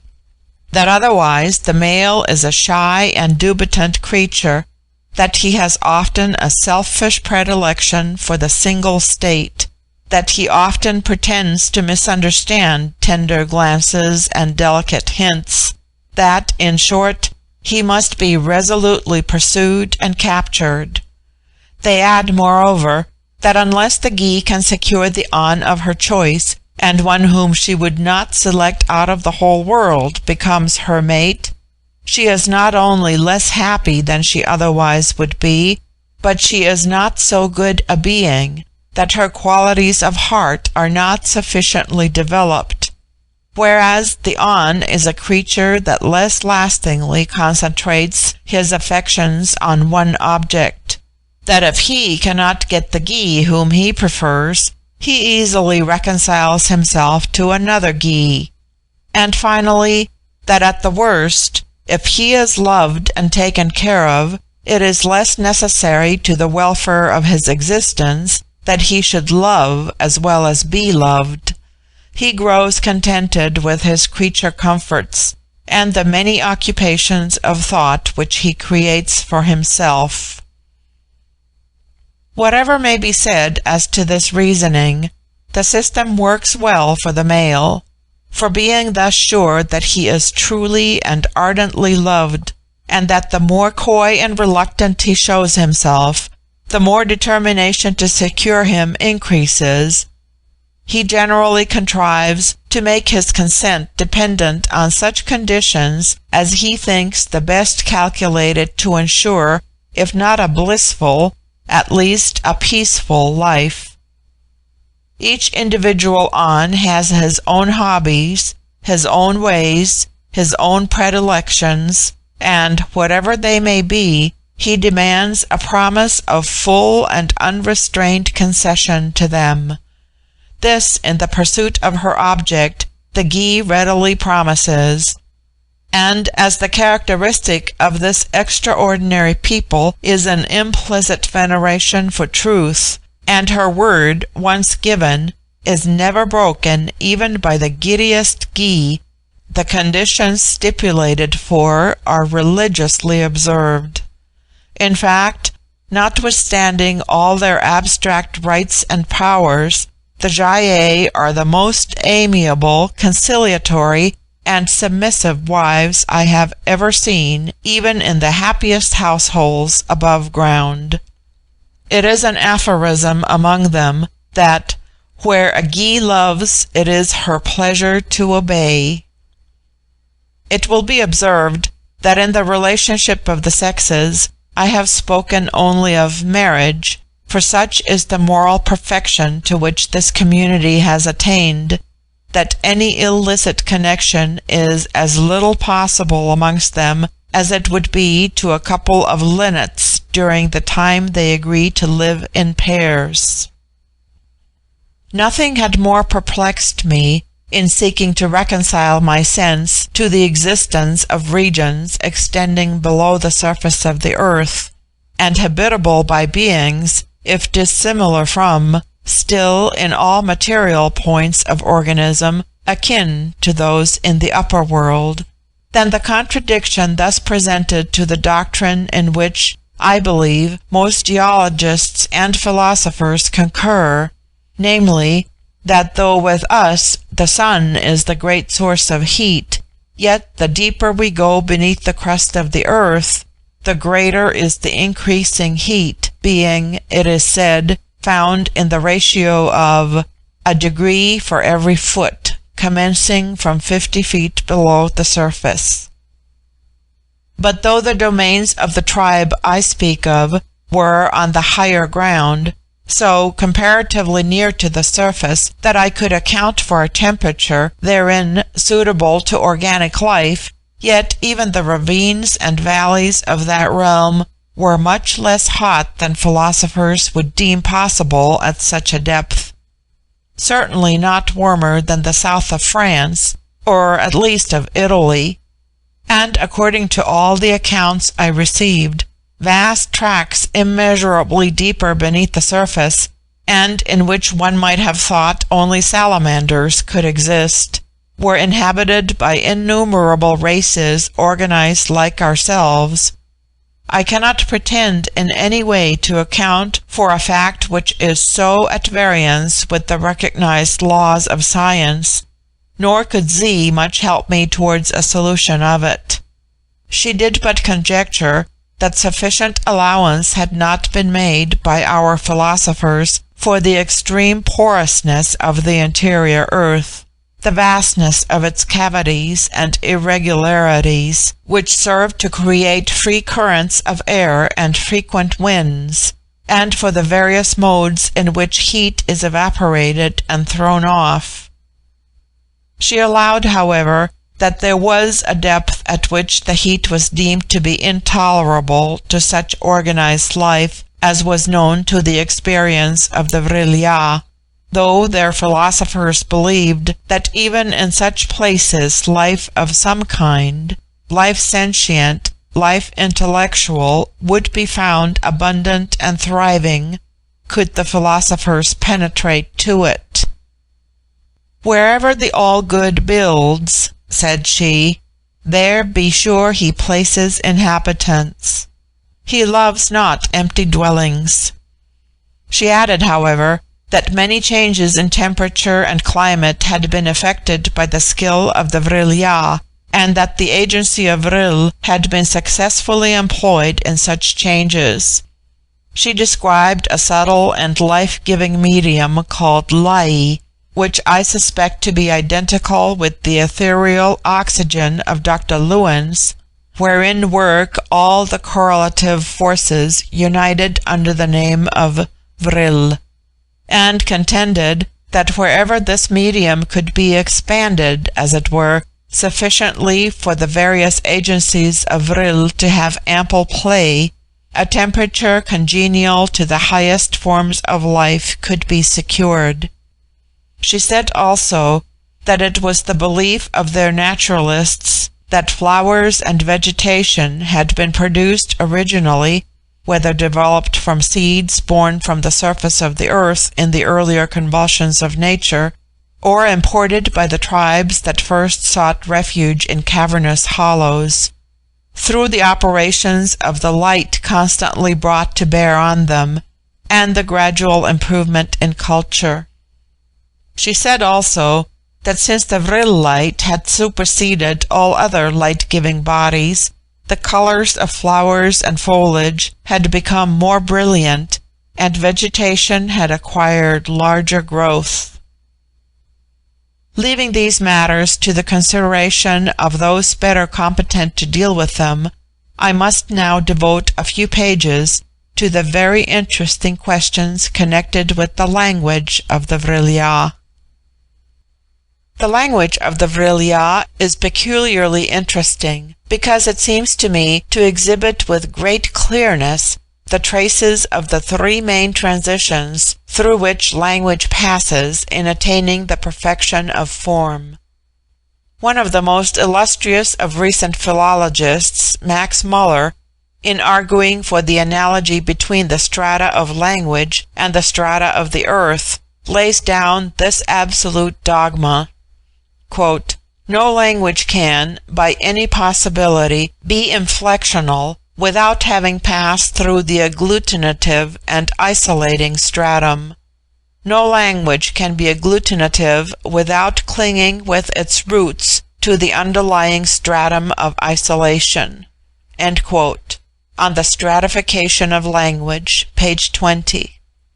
Taking then the Chinese language as the best existing type of the original isolating stratum, quote, "as the faithful photograph of man in his leading strings, trying the muscles of his mind, groping his way, and so delighted with his first successful grasps that he repeats them again and again."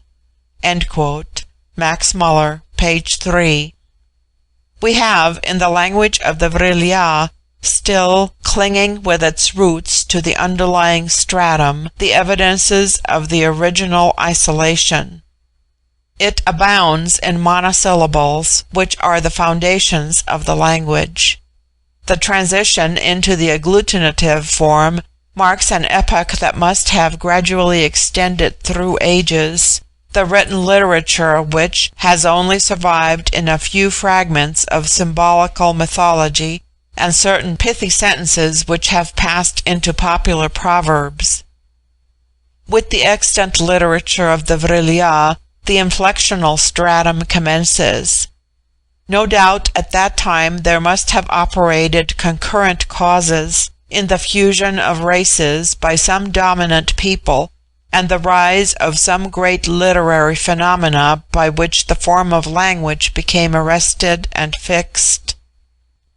As the inflectional stage prevailed over the agglutinative, it is surprising to see how much more boldly the original roots of the language project from the surface that conceals them.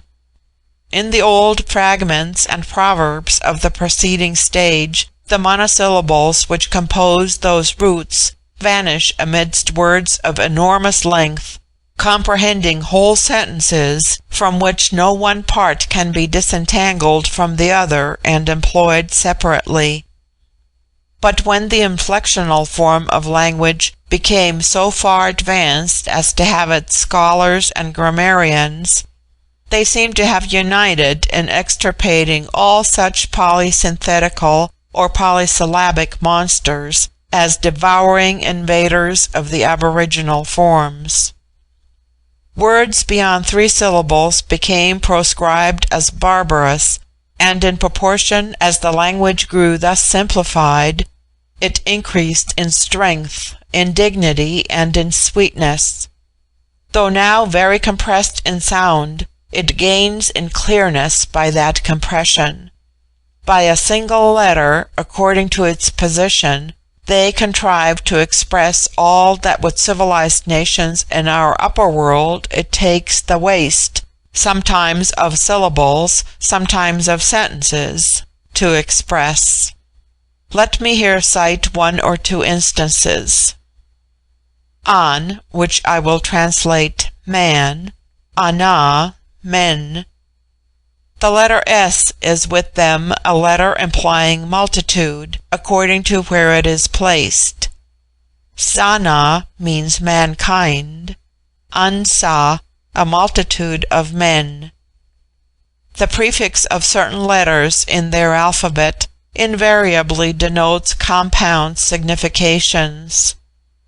For instance, gl, gl, which with them is a single letter, as th is a single letter with the Greeks, at the commencement of a word infers an assemblage or union of things, sometimes kindred, sometimes dissimilar, as un, a house, glun, a town, i.e. an assemblage of houses.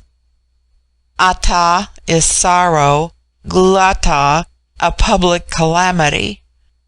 Aur-an is the health or well-being of a man, glauran, the well-being of the state, the good of the community.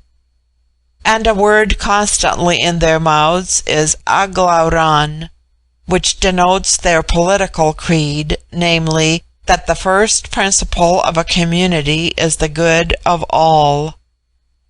Aub is invention, sila, a tone in music, glaubsila, as uniting the ideas of invention and of musical intonation, is the classical word for poetry, abbreviated in ordinary conversation to glaubs. Na, which with them is, like gl but a single letter, always when an initial, implies something antagonistic to life or joy or comfort, resembling in this the Aryan root nak, expressive of perishing or destruction. Nax is darkness, gnarl, death, naria, sin or evil, nas, an uttermost condition of sin and evil, corruption. In writing, they deem it irreverent to express the Supreme Being by any special name. He is symbolized by what may be termed the hieroglyphic of a pyramid, //. In prayer, they address him by a name which they deem too sacred to confide to a stranger, and I know it not. In conversation, they generally use a periphrastic epithet, such as the all-good. The letter V, symbolical of the inverted pyramid, where it is an initial, nearly always denotes excellence of power, as Vril, of which I have said so much. Vid, an immortal spirit. Vidya, immortality.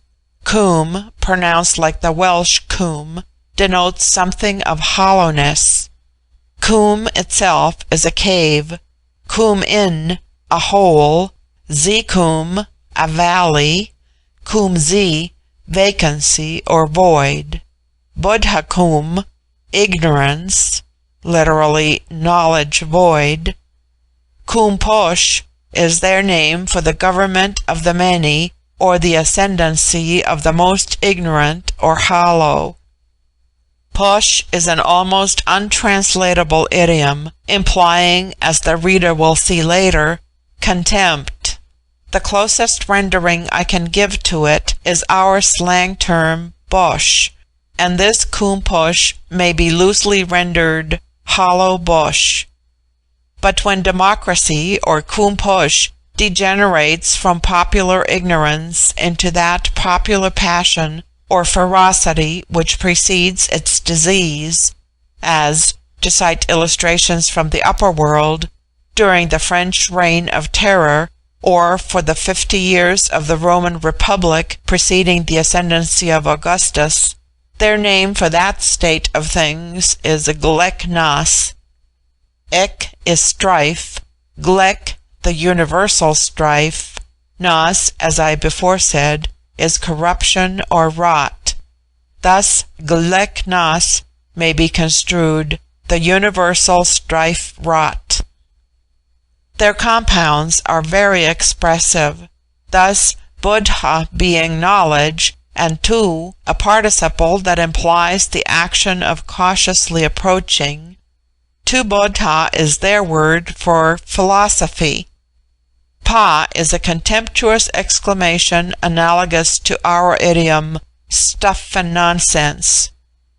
Pa buddha, literally stuff and nonsense knowledge, is their term for futile and false philosophy, and applied to a species of metaphysical or speculative ratiocination formerly in vogue, which consisted in making inquiries that could not be answered, and were not worth making.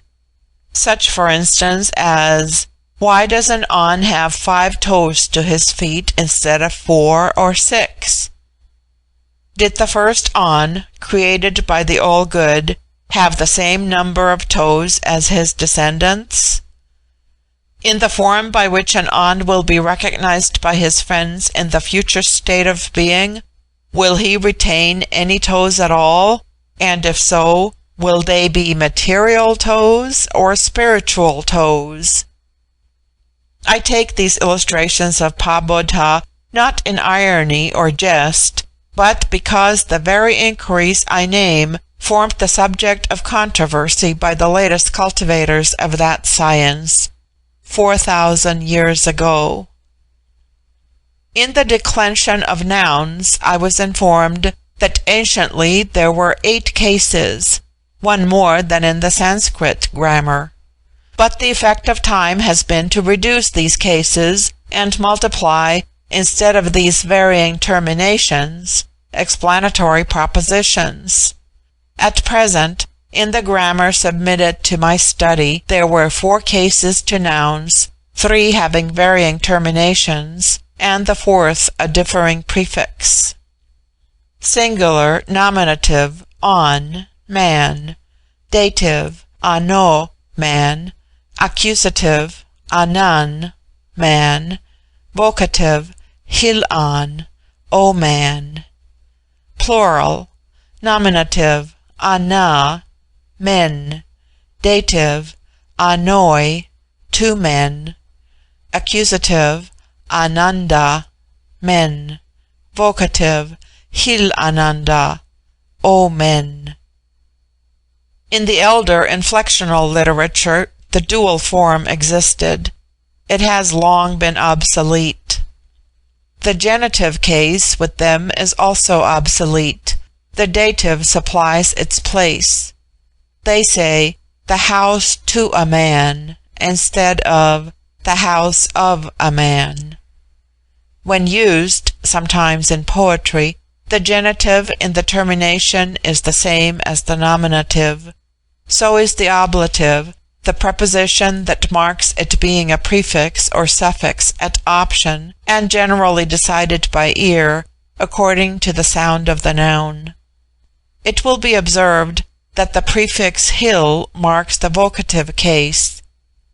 It is always retained in addressing another, except in the most intimate domestic relations.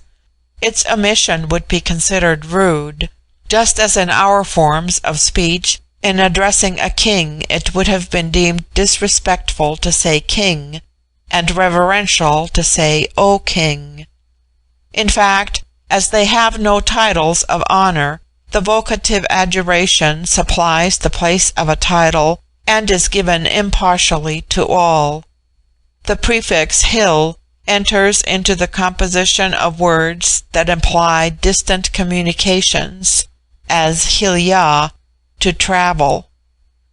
In the conjugation of their verbs, which is much too lengthy a subject to enter on here, the auxiliary verb ya, to go, which plays so considerable part in the Sanskrit, appears and performs a kindred office, as if it were a radical in some language from which both had descended. But another auxiliary, or opposite signification, also accompanies it and shares its labors, namely z, to stay or repose. Thus ya enters into the future tense, and z in the preterite of all verbs requiring auxiliaries. Yam, I shall go.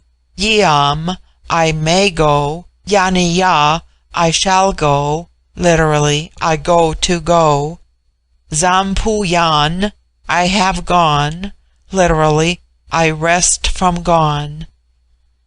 Ya as a termination implies by analogy progress, movement, efflorescence. Z as a terminal denotes fixity, sometimes in a good sense, sometimes in a bad, according to the word with which it is coupled. Eva Z, eternal goodness. Nun Z, eternal evil. Pu, from, enters as a prefix to words that denote repugnance, or things from which we ought to be averse. Pupra, disgust. Punaria, falsehood, the vilest kind of evil. Push or posh I have already confessed to be untranslatable literally. It is an expression of contempt not unmixed with pity. This radical seems to have originated from inherent sympathy between the labial effort and the sentiment that impelled it, pu being an utterance in which the breath is exploded from the lips with more or less vehemence. On the other hand, z, when an initial, is with them a sound in which the breath is sucked inward, and thus zu, pronounced zu, which in their language is one letter, is the ordinary prefix to words that signify something that attracts, pleases, touches the heart, as Zummer, lover, Zutze, love, Zuzulia, delight. This indrawn sound of z seems indeed naturally appropriate to fondness. Thus, even in our language, mothers say to their babies, in defiance of grammar, "Zoo, darling." And I have heard a learned professor at Boston call his wife, he had only been married a month, "Zoo, little pet." I cannot quit the subject, however, without observing by what slight changes in the dialects favored by different tribes of the same race, the original signification and beauty of sounds may become confused and deformed. Z told me with much indignation that Zummer, lover, which in the way she uttered it, seemed slowly taken down to the very depths of her heart, was in some not very distant communities of the Vril-ya vitiated into a half-hissing, half-nasal, wholly disagreeable sound of subber. I thought to myself it only wanted the introduction of n before u to render it into an English word significant of the last quality an amorous Gy would desire in her Zummer. I will but mention another peculiarity in this language, which gives equal force and brevity to its forms of expressions. A is with them, as with us, the first letter of the alphabet, and is often used as a prefix word by itself to convey a complex idea of sovereignty or chiefdom, or presiding principle. For instance, Eva is goodness, Diva, goodness and happiness united, Adiva is unerring and absolute truth. I have already noticed the value of a in aglauran, so in vril, to whose properties they trace their present state of civilization, avril denotes, as I have said, civilization itself. The philologist will have seen from the above how much the language of the Vril-ya is akin to the Aryan or Indo-Germanic. But, like all languages, it contains words and forms in which transfers from very opposite sources of speech have been taken. The very title of Tur, which they give to their supreme magistrate, indicates theft from a tongue akin to the Turanian. They say themselves that this is a foreign word borrowed from a title which their historical records show to have been borne by the chief of a nation with whom the ancestors of the Vril-ya were, in very remote periods, on friendly terms, but which has long become extinct.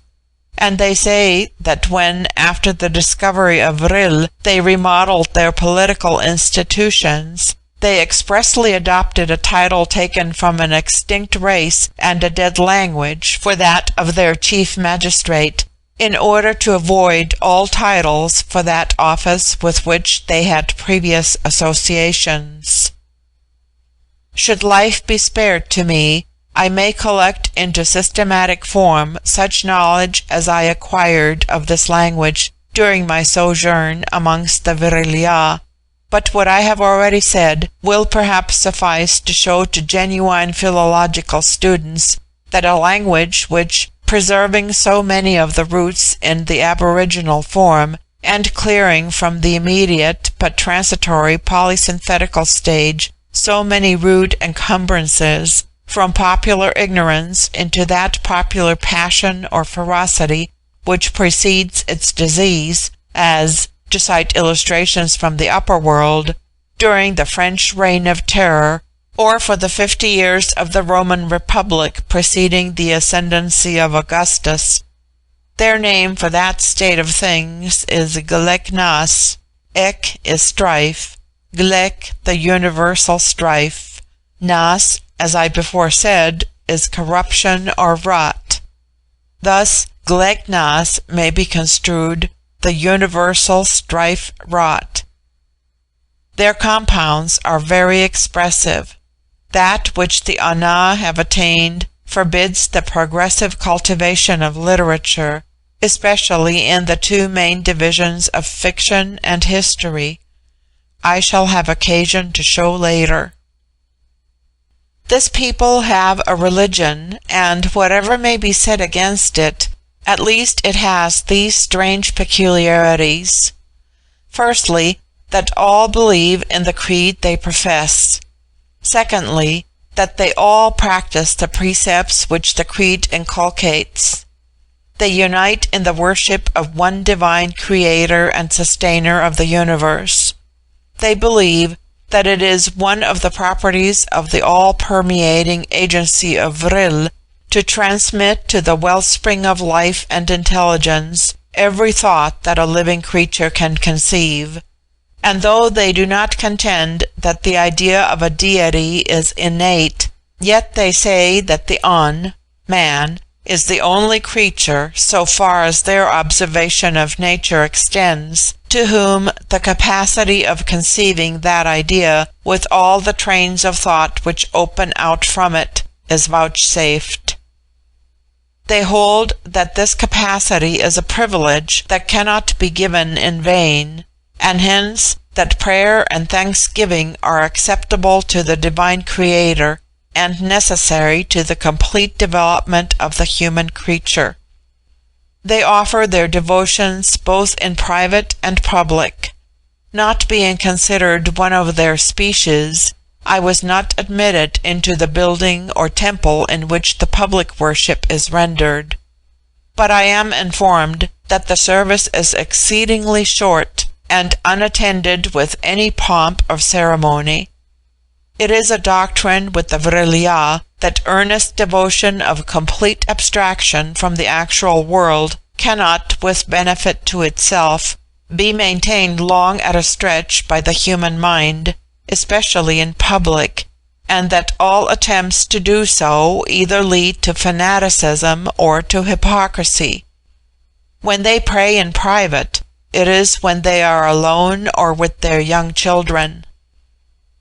They say that in ancient times there was a great number of books written upon speculations as to the nature of the deity, and upon the forms of belief or worship supposed to be most agreeable to him. But these were found to lead to such heated and angry disputations as not only to shake the peace of the community and divide families before the most united, but in the course of discussing the attributes of the deity, the existence of the deity himself became argued away, or, what was worse, became invested with the passions and infirmities of the human disputants. For, said my host, since a finite being like an An cannot possibly define the infinite, so when he endeavors to realize an idea of the divinity, he only reduces the divinity into an An like himself. During the later ages, therefore, all theological speculations, though not forbidden, have been so discouraged as to have fallen utterly into disuse. The Vril-ya unite in a conviction of a future state, more felicitous and more perfect than the present. If they have very vague notions of the doctrine of rewards and punishments, it is perhaps because they have no systems of rewards and punishments among themselves, for there are no crimes to punish, and their moral standard is so even that no An among them is, upon the whole, considered more virtuous than another. If one excels perhaps in one virtue, another equally excels in some other virtue. If one has his prevalent fault or infirmity, so also another has his. In fact, in their extraordinary mode of life, there are so few temptations to wrong, that they are good, according to their notions of goodness, merely because they live. They have some fanciful notions upon the continuance of life when once bestowed even in the vegetable world, as the reader will see in the next chapter.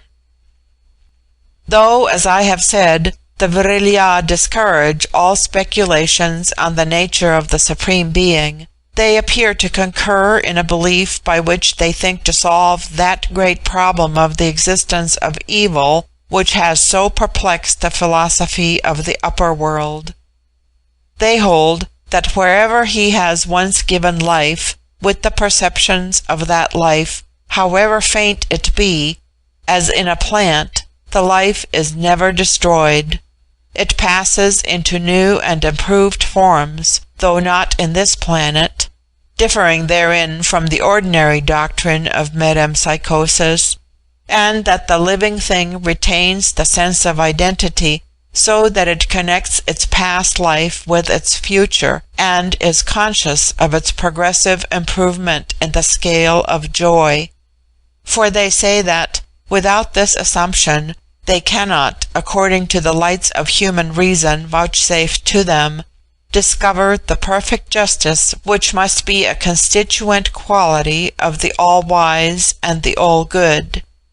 Injustice, they say, can only emanate from three causes: want of wisdom to perceive what is just, want of benevolence to desire, want of power to fulfill it, and that each of these three wants is incompatible in the all-wise, the all-good, the all-powerful, but that while even in this life the wisdom, the benevolence, and the power of the Supreme Being are sufficiently apparent to compel our recognition, the justice necessarily resulting from those attributes absolutely requires another life, not for man only, but for every living thing of the inferior orders, that, alike in the animal and the vegetable world, we see one individual rendered, by circumstances beyond its control, exceedingly wretched compared to its neighbours, One only exists as the prey of another. Even a plant suffers from disease till it perishes prematurely, while the plant next to it rejoices in its vitality and lives out its happy life free from a pang.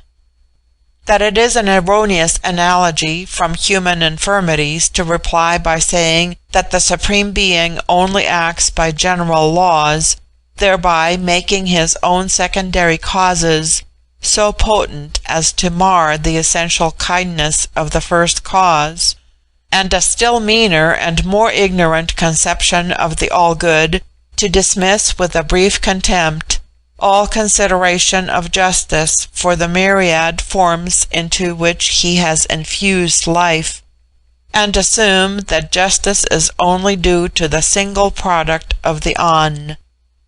There is no small and no great in the eyes of the divine life-giver. But once grant that nothing, however humble, which feels that it lives and suffers, can perish through the series of ages, that all its suffering here, if continuous from the moment of its birth to that of its transfer to another form of being, would be more brief compared with eternity than the cry of the newborn is compared to the whole life of a man. And one suppose that this living thing retains its sense of identity when so transformed, for without that sense it could be aware of no future being. And though, indeed, the fulfilment of divine justice is removed from the scope of our ken, yet we have a right to assume it to be uniform and universal, and not varying and partial, as it would be if acting only upon general and secondary laws. Because such perfect justice flows of necessity from perfectness of knowledge to conceive, perfectness of love to will, and perfectness of power to complete it.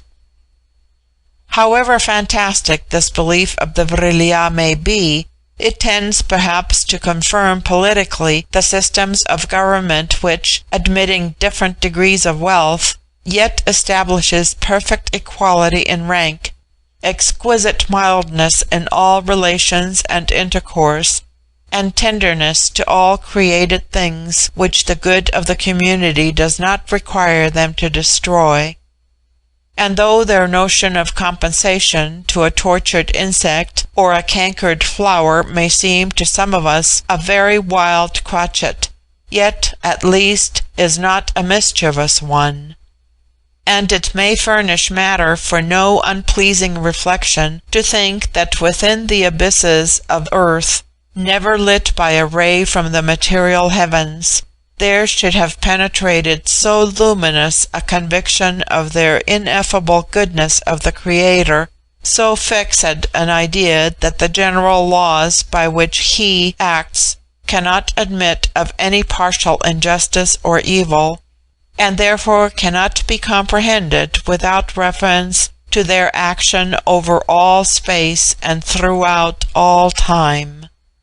And since, as I shall have occasion to observe later, the intellectual conditions and social systems of this subterranean race comprise and harmonize great and apparently antagonistic varieties in philosophical doctrine and speculation, which have from time to time been started, discussed, dismissed, and have reappeared amongst thinkers or dreamers in the upper world, so I may perhaps appropriately conclude this reference to the belief of the Vril-ya that self-conscious or sentient life once given is indestructible among inferior creatures as well as in man, by an eloquent passage from the work of that eminent zoologist Louis Agassiz, which I have only just met with, many years after I had committed to paper these recollections of the life of the Vril-ya, which I now reduce into something like arrangement and form. Quote, "The relations which individual animals bear to one another are of such character that they ought long ago to have been considered as sufficient proof that no organized being could ever have been called into existence by other agency than by the direct intervention of a reflective mind. This argues strongly in favor of the existence in every animal of an immaterial principle similar to that which by its excellence and superior endowments places man so much above the animals.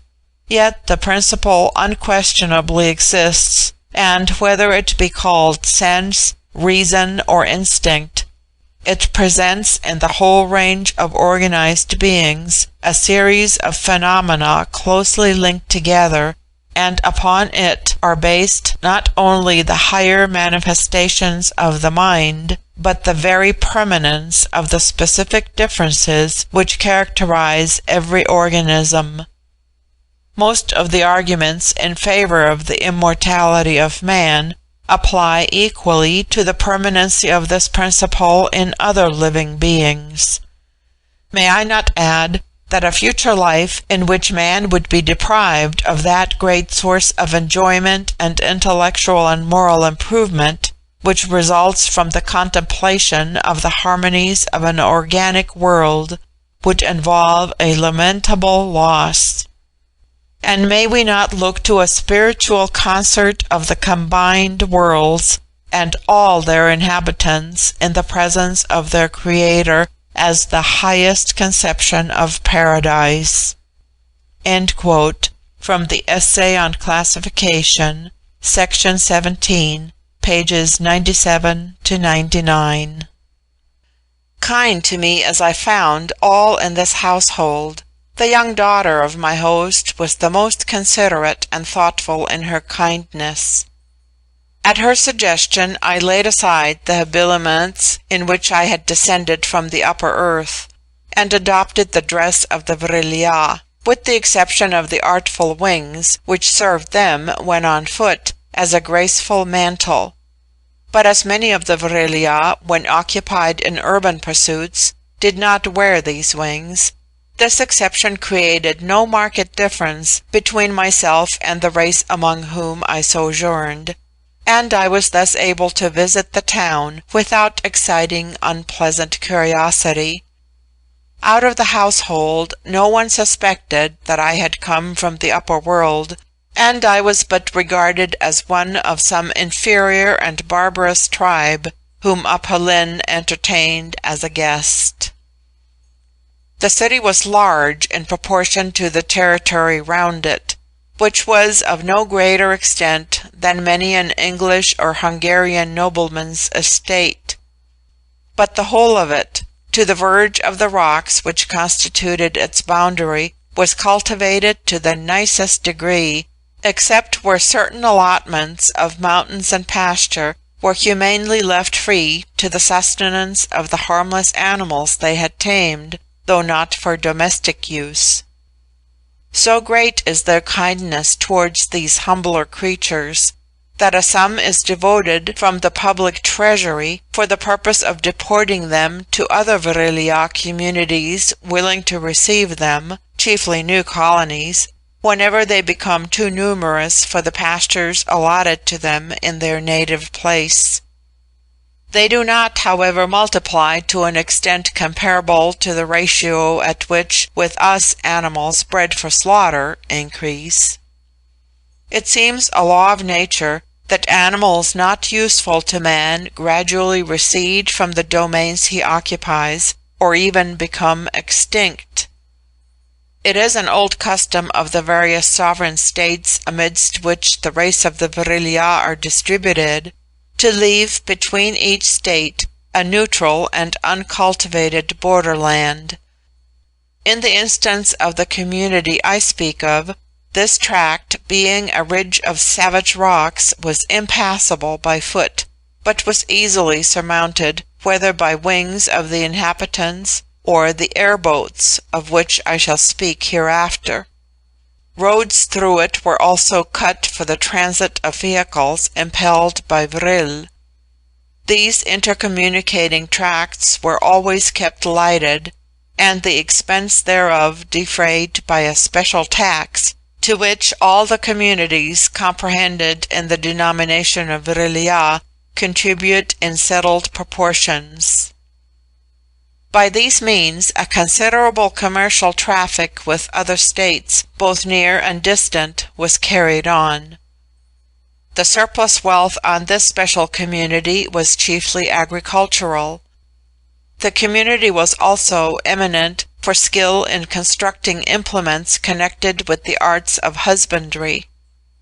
In exchange for such merchandise, it obtained articles more of luxury than necessity.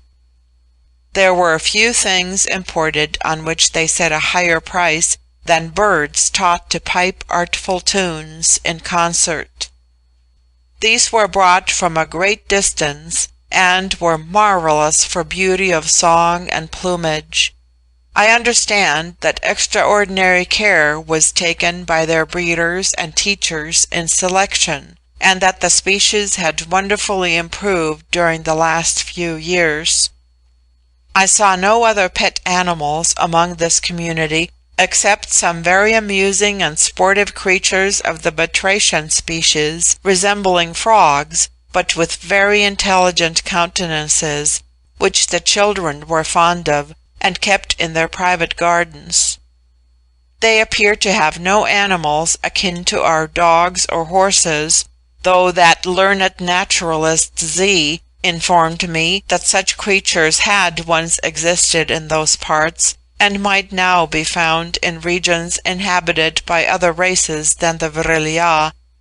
She said that they had gradually disappeared from the more civilized world since the discovery of Vril, and the results attending that discovery had dispensed with their uses. Machinery and the invention of wings had superseded the horse as a beast of burden, and the dog was no longer wanted either for protection or the chase, as it had been when the ancestors of the Vril-ya feared the aggressions of their own kind, or hunted the lesser animals for food.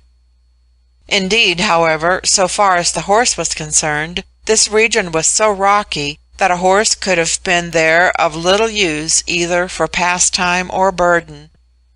The only creature they use for the latter purpose is a kind of large goat, which is much employed on farms.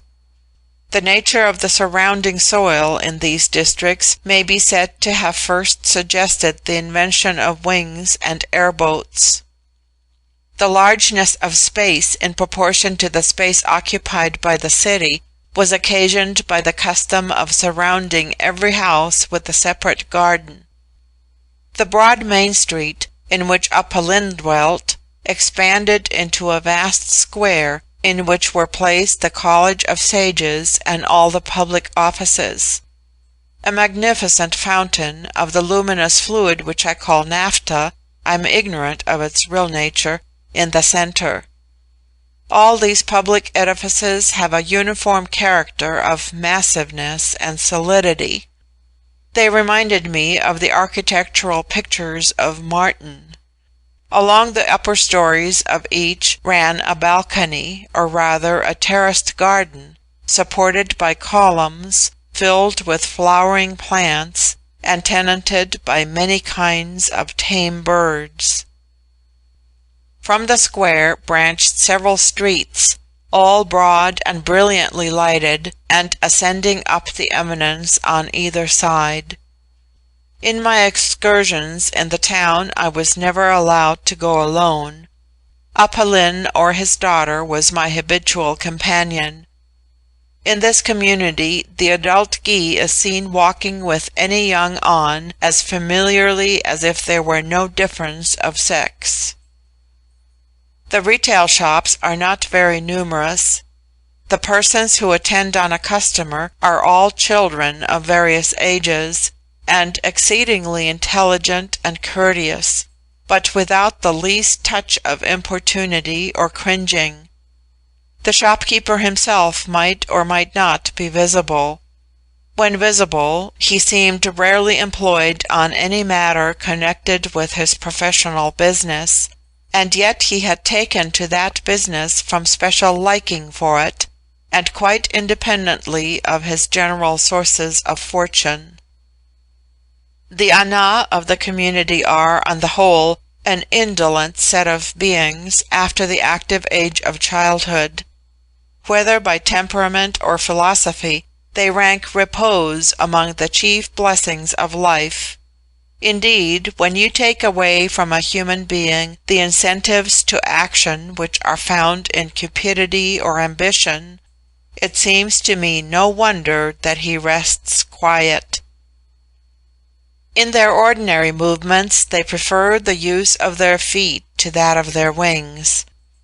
But for their sports, or, to indulge in a bold misuse of terms, their public promenades, they employ the latter, also for the aerial dances I have described, as well as for visiting their country places, which are mostly placed on lofty heights.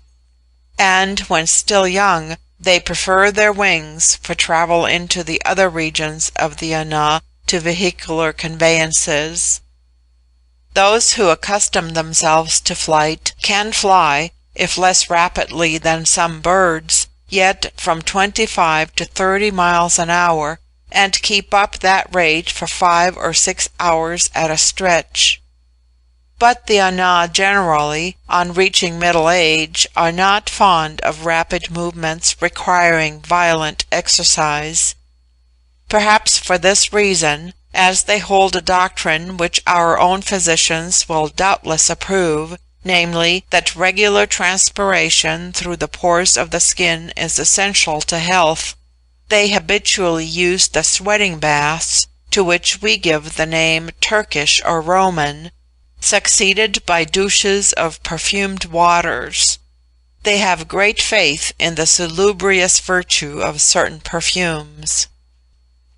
It is their custom also, at stated but rare periods, perhaps 4 times a year when in health, to use a bath charged with vril. Note: I once tried the effect of the vril bath. It was very similar in its invigorating powers to that of the baths at Gastein, the virtues of which are described by many physicians to electricity, but though similar, the effect of the vril bath was more lasting. End note. They consider that this fluid, sparingly used, is a great sustainer of life, but used in excess, when in the normal state of health, rather tends to reaction and exhausted vitality. For nearly all their diseases, however, they resort to it as the chief assistant to nature in throwing off their complaint. In their own way, they are the most luxurious of people, but all their luxuries are innocent. They may be said to dwell in an atmosphere of music and fragrance.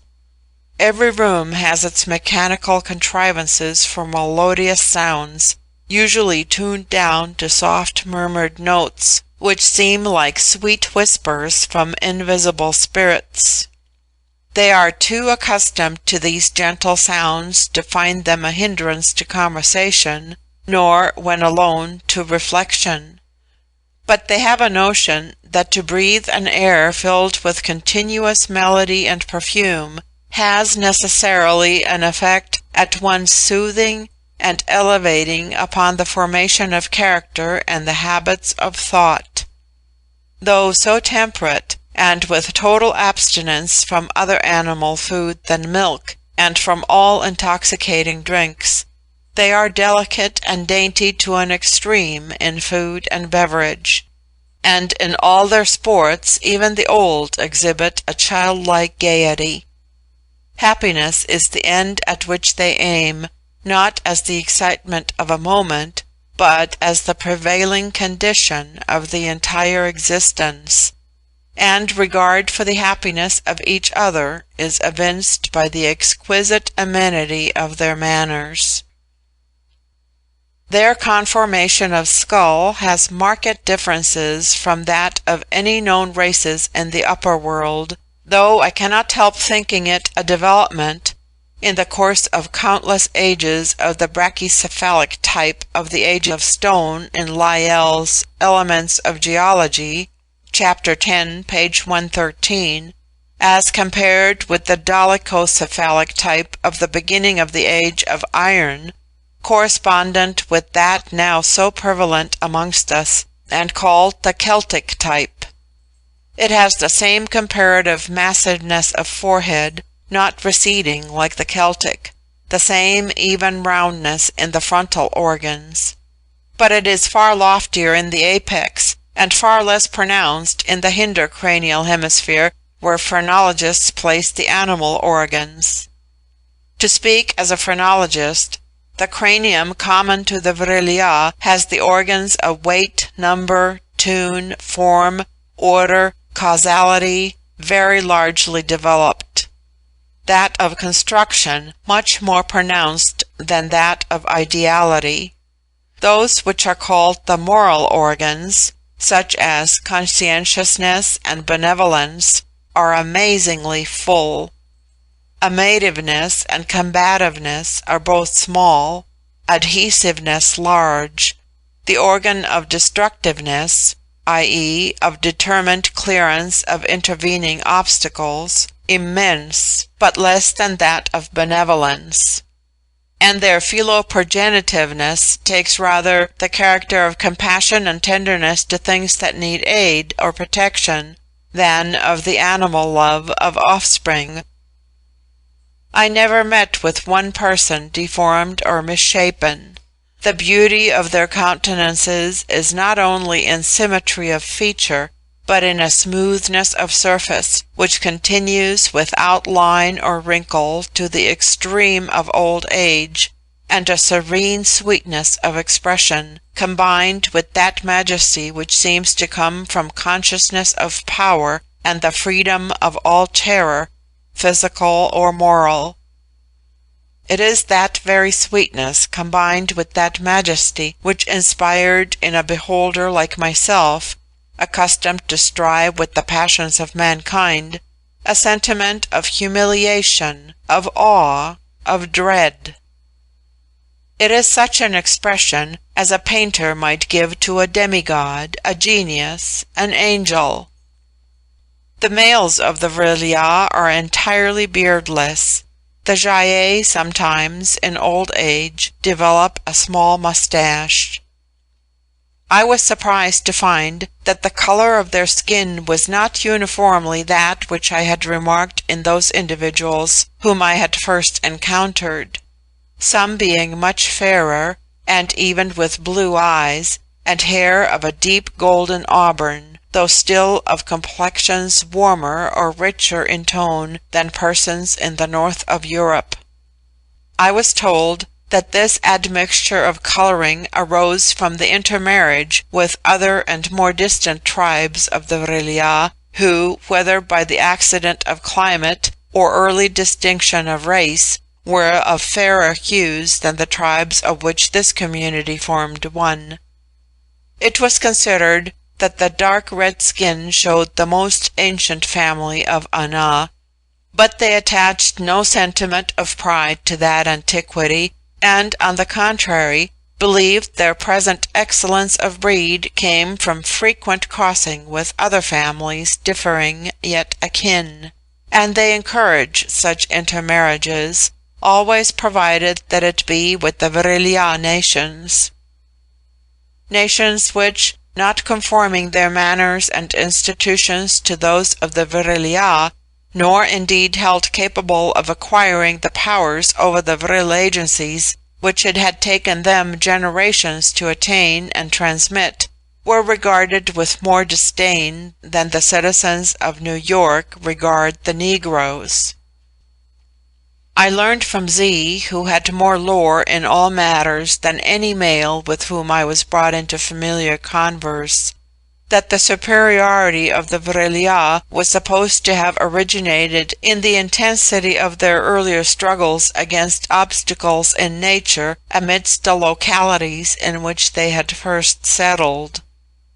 Wherever, said Z, moralizing, Wherever goes on that early process in the history of civilization by which life is made a struggle, in which the individual has to put forth all his powers to compete with his fellow, we invariably find this result, namely, since in the competition a vast number must perish, nature selects for preservation only the strongest specimens.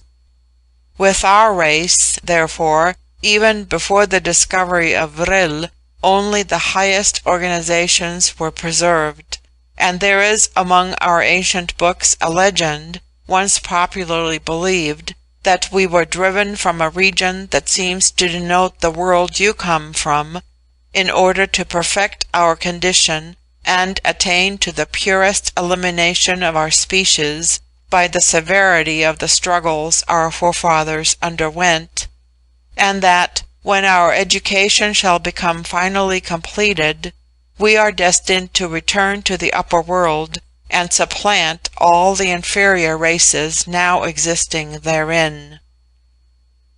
Apollin and Z often conversed with me in private upon the political and social conditions of that upper world, in which Z so philosophically assumed that the inhabitants were to be exterminated one day or other by the advent of the Vril-ya. They found in my accounts, in which I continued to do all I could, without launching into falsehoods so positive that they would have been easily detected by the shrewdness of my listeners, to present our powers and ourselves in the most flattering point of view.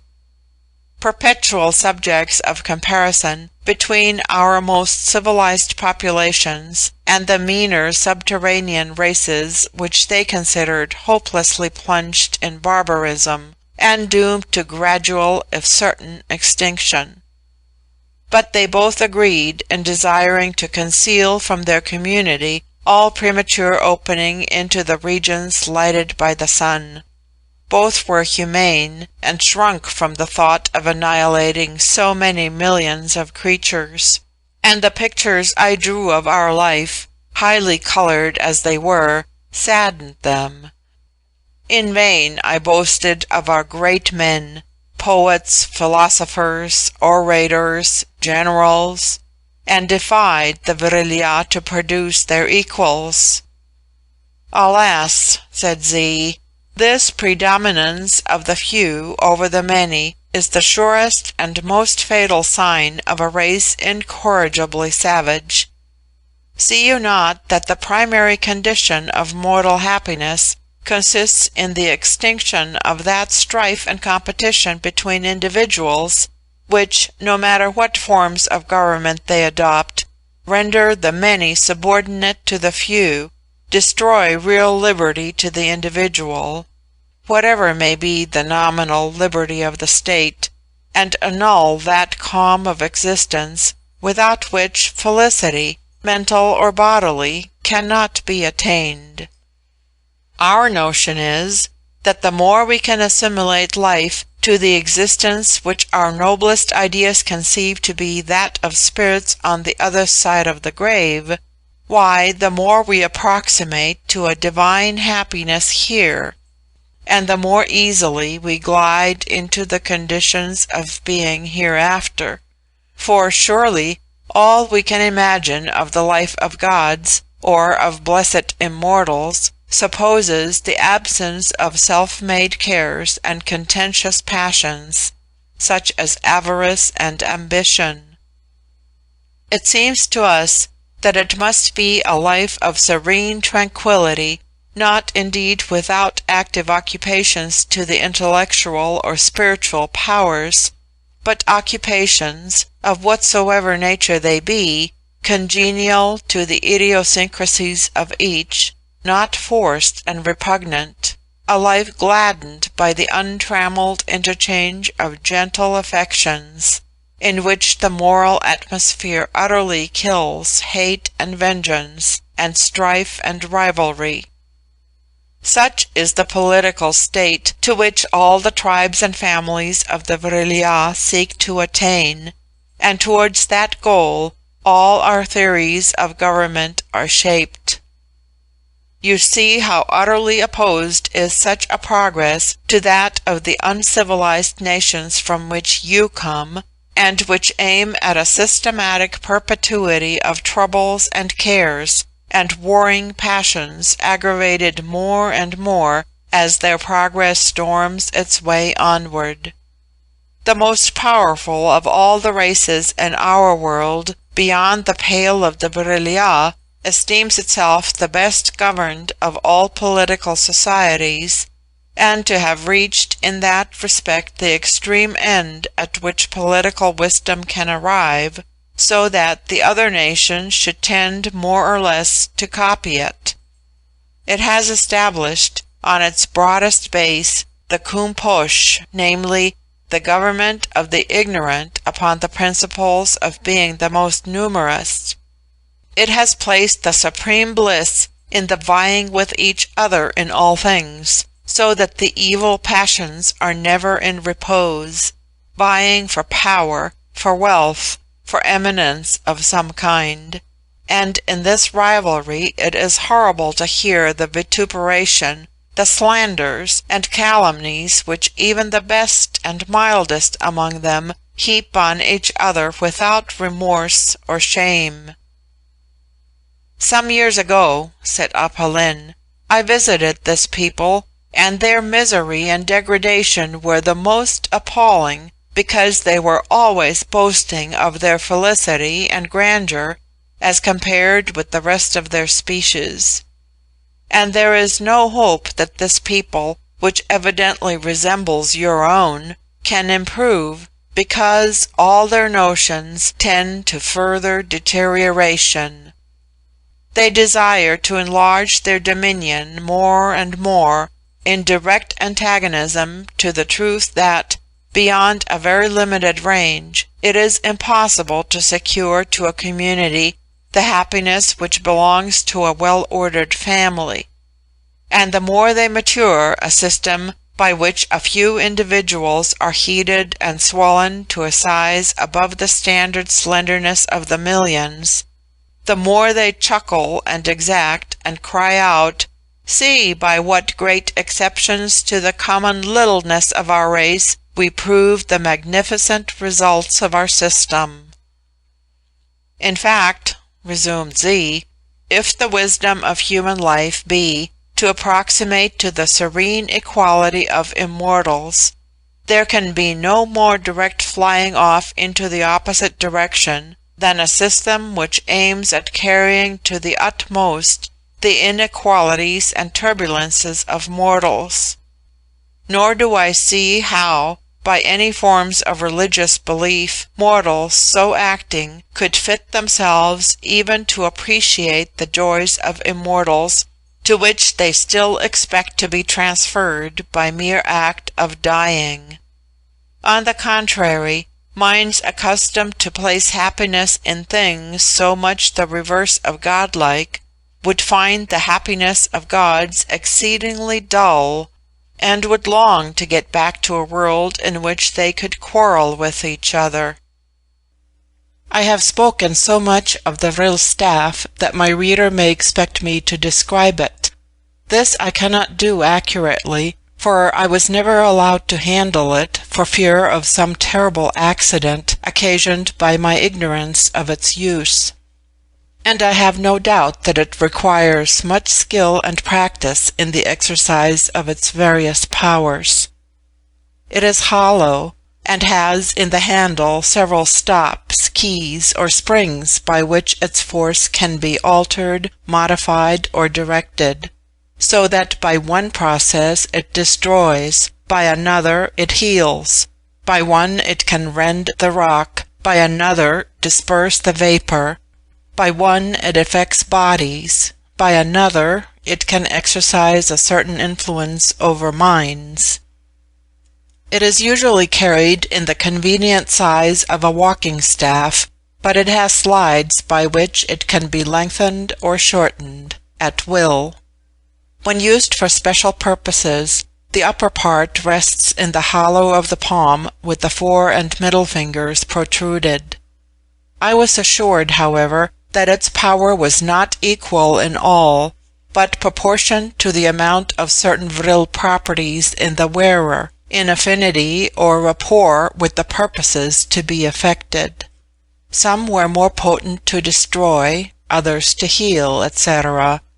Much also depended on the calm and steadiness of volition in the manipulator. They assert that the full exercise of vril power can only be acquired by the constitutional temperament, i.e. by hereditarily transmitted organization, and that a female infant of 4 years old belonging to the Vril-ya races can accomplish feats which a life spent in its practice would not enable the strongest and most skilled mechanician born out of the pale of the Vril-ya to achieve.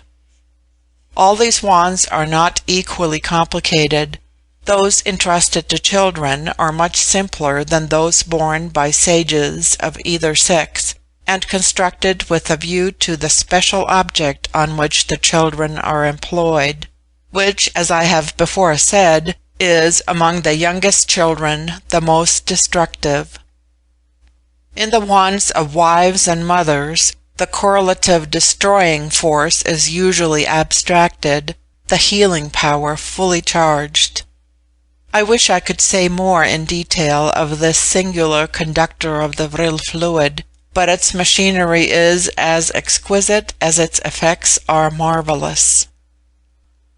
I should say, however, that this people have invented certain tubes by which the vril fluid can be conducted towards the object it is meant to destroy, throughout a distance almost indefinite.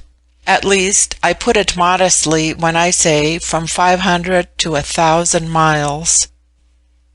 And their mathematical science, as applied to such purpose, is so nicely accurate, that on the report of some observer in an airboat, any member of the vril department can estimate unerringly the nature of intervening obstacles, the height to which the projectile instrument should be raised, and the extent to which it should be charged, so as to reduce to ashes, within a space of time too short for me to venture to specify it, a capital twice as vast as London. Certainly these Ana are wonderful mathematicians, wonderful for the adaptation of the inventive faculty to practical uses. I went with my host and his daughter Z over the great public museum, which occupies a wing in the College of Sages, and in which are hoarded, as curious specimens of the ignorant and blundering experiments of ancient times, many contrivances on which we pride ourselves as recent achievements. In one department, carelessly thrown aside as obsolete lumber, are tubes for destroying life by metallic balls and an inflammable powder on the principle of our cannons and catapults, and even still more murderous than our latest improvements. My host spoke of these with a smile of contempt, such as an artillery officer might bestow on the bows and arrows of the Chinese. In another department there were models of vehicles and vessels worked by steam, and of an air balloon which might have been constructed by Montgolfier. Such, said Z with an air of meditative wisdom, such were the feeble triflings with nature of our savage forefathers, ere they had even a glimmering perception of the properties of vril. This young Guy was a magnificent specimen of the muscular force to which the females of her country attain. Her features were beautiful, like those of all her race.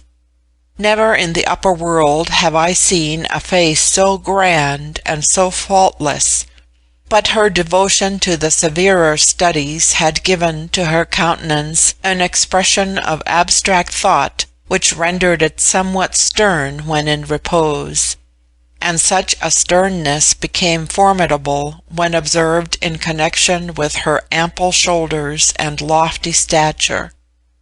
She was tall even for a Gy, and I saw her lift up a cannon as easily as I could lift a pocket pistol. Z inspired me with a profound terror, a terror which increased when we came into a department of the museum appropriated to models of contrivances worked by the agency of Vril. For here, merely by a certain play of her Vril staff, she herself standing at a distance, she put into movement large and weighty substances. She seemed to endow them with intelligence, and to make them comprehend and obey her command.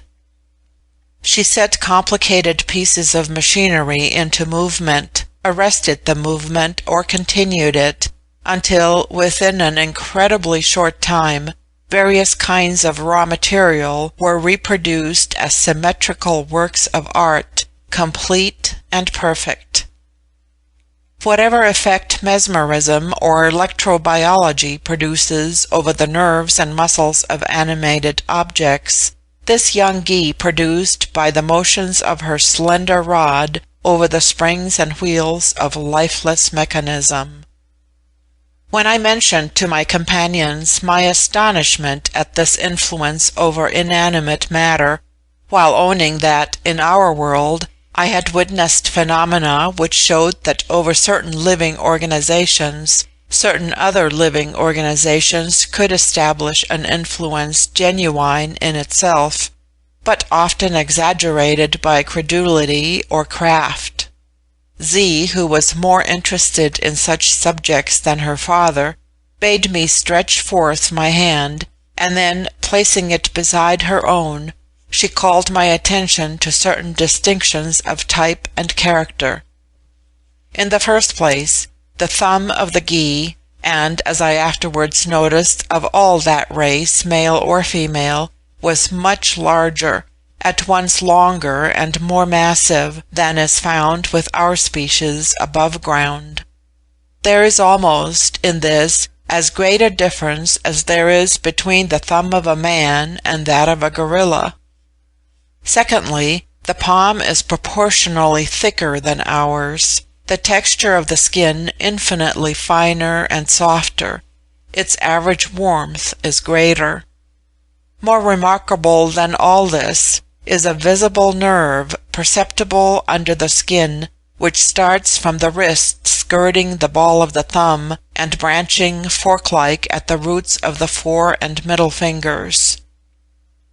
"With your slight formation of thumb," said the philosophical young Gy, "and with the absence of the nerve which you find more or less developed in the hands of our race, you can never achieve other than imperfect and feeble power over the agency of Vril. But so far as the nerve is concerned, that is not found in the hands of our earliest progenitors, nor in those of the ruder tribes without the pale of the Vril-ya. It has been slowly developed in the course of generations, commencing in the early achievements, and increasing with the continuous exercise of the Vril power. Therefore, in the course of 1,000 or 2,000 years, such a nerve may possibly be engendered in those higher beings of your race who devote themselves to that paramount science through which is attained command over all the subtler forces of nature permeated by Vril.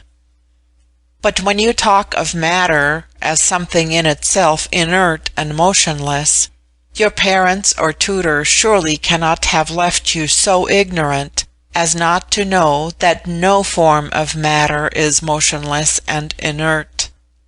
Every particle is constantly in motion and constantly acted upon by agencies, of which heat is the most apparent and rapid, but Vril the most subtle, and, when skillfully wielded, the most powerful. So that, in fact, the current launched by my hand and guided by my will does but render quicker and more potent the action which is eternally at work upon every particle of matter, however inert and stubborn it may seem. If a heap of metal be not capable of originating a thought of its own, yet, through its internal susceptibility to movement, it obtains the power to receive the thought of the intellectual agent at work on it, by which, when conveyed with the sufficient force of the vril power, it is as much compelled to obey as if it were displaced by a visible bodily force. It is animated for the time being by the soul thus infused into it, so that one may almost say that it lives and reasons. Without this we could not make our automata supply the place of servants. I was too much in awe of the thews and the learning of the young Guy to hazard the risk of arguing with her. I had read somewhere in my schoolboy days that a wise man, disputing with the Roman emperor, suddenly drew in his horns, and when the emperor asked him whether he had nothing further to say on his side of the question, replied, "Nay, Caesar, there is no arguing against a reasoner who commands 10 legions."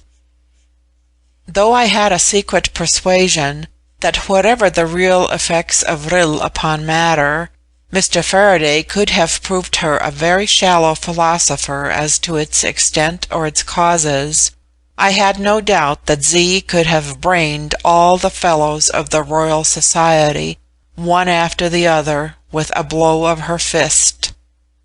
Every sensible man knows that it is useless to argue with any ordinary female upon matters he comprehends, but to argue with a Guy 7 feet high upon the mysteries of vril, as well argue in a desert and with a simoon.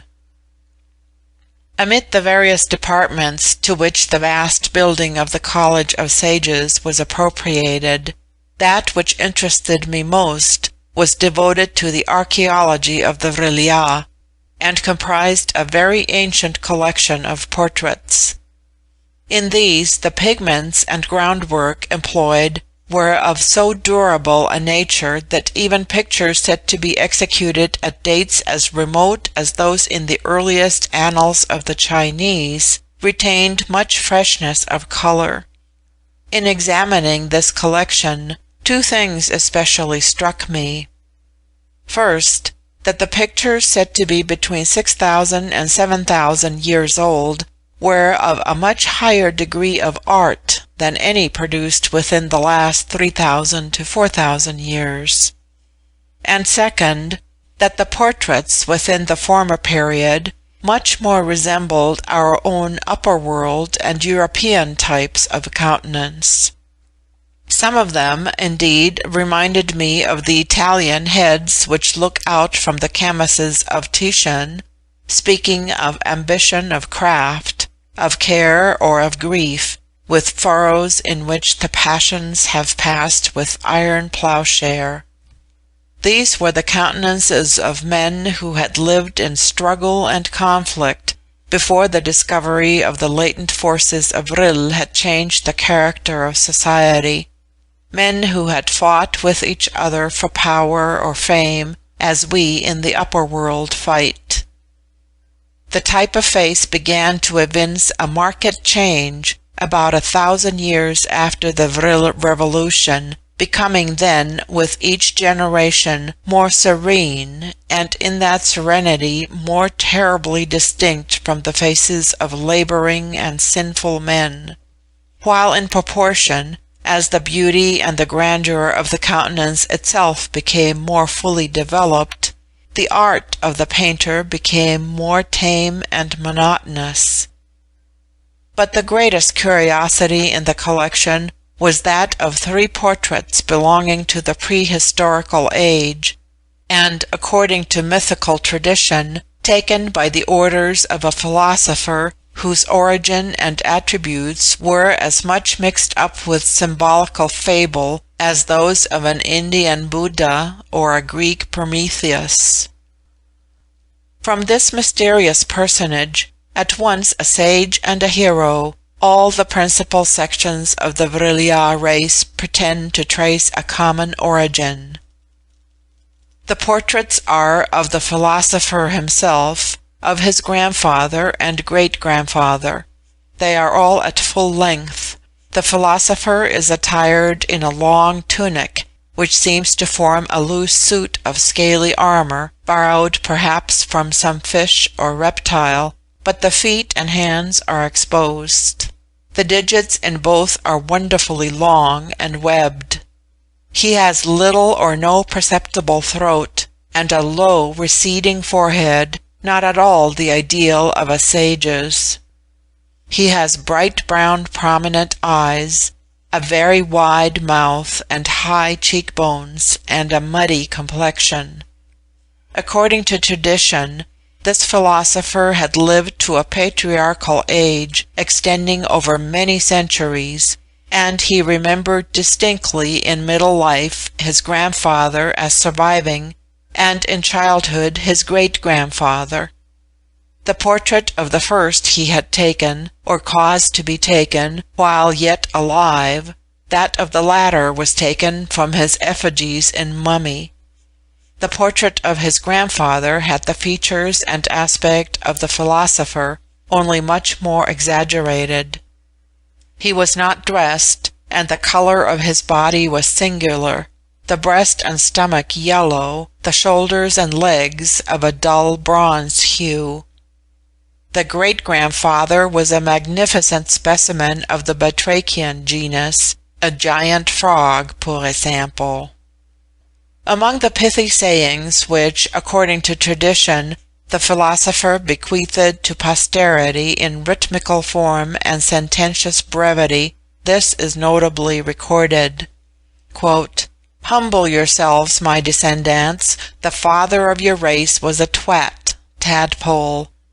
Exalt yourselves, my descendants, for it was the same divine thought which created your father that develops itself in exalting you." End quote. Lynn told me this fable while I gazed on the 3 batrachian portraits.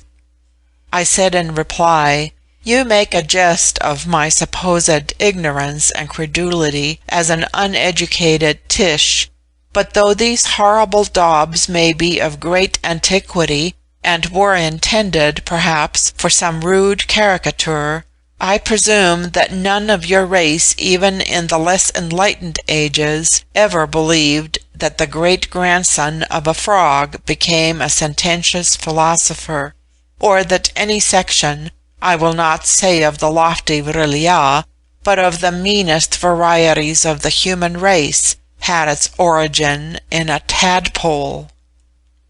"Pardon me," answered Lynn.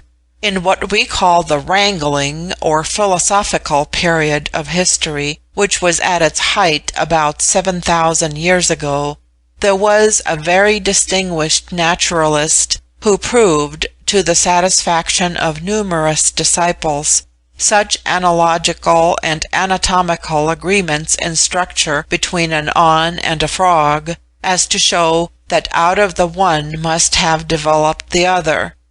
They had some diseases in common. They were both subject to the same parasitical worms in the intestines.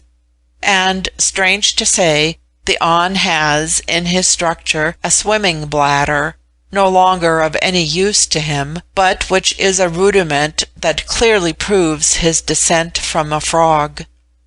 Nor is there any argument against this theory to be found in the relative difference of size, for there are still existent in our world frogs of a size and stature not inferior to our own, and many thousand years ago they appear to have been still larger. "I understand that," said I, "because frogs this enormous are, according to our eminent geologists, who perhaps saw them in dreams, said to have been distinguished inhabitants of the upper world before the deluge. And such frogs are exactly the creatures likely to have flourished in the lakes and morasses of your subterranean regions. But pray proceed." "In the wrangling period of history, whatever one sage asserted, another sage was sure to contradict. In fact, it was a maxim in that age that the human reason could only be sustained aloft by being tossed to and fro in the perpetual motion of contradiction, and therefore another sect of philosophers maintained the doctrine that an aun was not the descendant of the frog, but that the frog was clearly the improved development of the aun. The shape of the frog, taken generally, was much more symmetrical than that of the aun. Beside the beautiful conformation of its lower limbs, its flanks and shoulders, the majority of the ana in that day were almost deformed, and certainly ill-shaped. Again, the frog had the power to live alike on land and in water, a mighty privilege, partaking of a spiritual essence denied to the aun, since the disuse of his swimming bladder clearly proves his degeneration from a higher development of species. Again, the earlier races of the ana seem to have been covered with hair, and even to a comparatively recent date, hirsute bushes deformed the very faces of our ancestors, spreading wild over their cheeks and chins, as similar bushes, my poor Tish, spread wild over yours. But the object of the higher races of the ana through countless generations has been to erase all vestige of connection with hairy vertebrata, and they have gradually eliminated that debasing capillary excrement by the law of sexual selection, the jaye naturally preferring youth or the beauty of smooth faces. But the degree of the frog in the scale of the vertebrata is shown in this, that he has no hair at all, not even on his head. He was born to that hairless perfection which the most beautiful of the ana, despite the culture of incalculable ages, have not yet attained. The wonderful complication and delicacy of a frog's nervous system and arterial circulation were shown by this school to be more susceptible of enjoyment than our inferior, or at least simpler, physical frame allows us to be. The examination of a frog's hand, if I may use that expression, accounted for its keener susceptibility to love and to social life in general. In fact, gregarious and amatory as are the ana, frogs are still more so. In short, these two schools raged against each other, one asserting the aun to be the perfected type of the frog, the other that the frog was the highest development of the aun. The moralists were divided in opinion with the naturalists, but the bulk of them sided with the frog preference school. They said with much plausibility that in moral conduct, namely in the adherence to rules best adapted to the health and welfare of the individual and the community, there could be no doubt of the vast superiority of the frog. All history showed the wholesale immorality of the human race, the complete disregard, even by the most renowned amongst them, of the laws which they acknowledged to be essential to their own and the general happiness and well-being. But the severest critic of the frog race could not detect in their manners a single aberration from the moral law tacitly recognized by themselves. And what, after all, can be the profit of civilization, if superiority in moral conduct be not the aim for which it strives, and the test by which its progress should be judged? In fine, the adherents of this theory presumed that in some remote period the frog race had been the improved development of the human, but that, from some causes which defied rational conjecture, they had not maintained their original position in the scale of nature, while the ana, though of inferior organization, had, by dint less of their virtues than their vices, such as ferocity and cunning, gradually acquired ascendancy, much as among the human race itself tribes utterly barbarous have, by superiority in similar vices, utterly destroyed or reduced into insignificance tribes originally excelling them in mental gifts and culture. Unhappily, these disputes became involved with the religious notions of that age, and as society was then administered under the government of the Kumpush, who, being the most ignorant, were of course the most inflammable class, the multitude took the whole question out of the hands of the philosophers.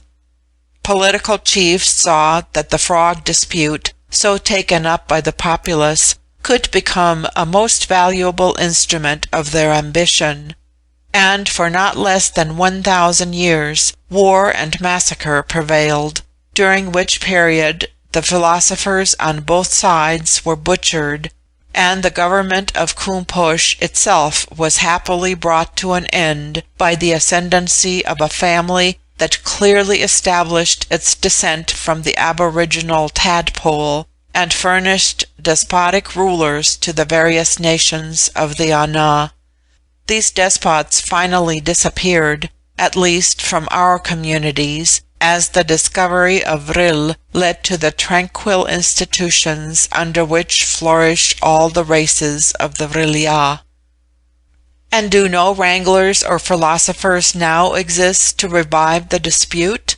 Or do they all recognize the origin of your race in the tadpole? Nay, such disputes, said Z with a lofty smile, belong to the Pa-Buddha of the Dark Ages, and now only serve for the amusement of infants. When we know the elements out of which our bodies are composed, elements in common to the humblest vegetable plants, can it signify whether the All-Wise combined those elements out of one form more than another, in order to create that in which he has placed the capacity to receive the idea of himself, and all the varied grandeurs of intellect to which that idea gives birth? The On in reality commenced to exist as an On with the donation of that capacity, and with that capacity the sense to acknowledge that, however through the countless ages his race may improve in wisdom, it can never combine the elements at its command into the form of a tadpole.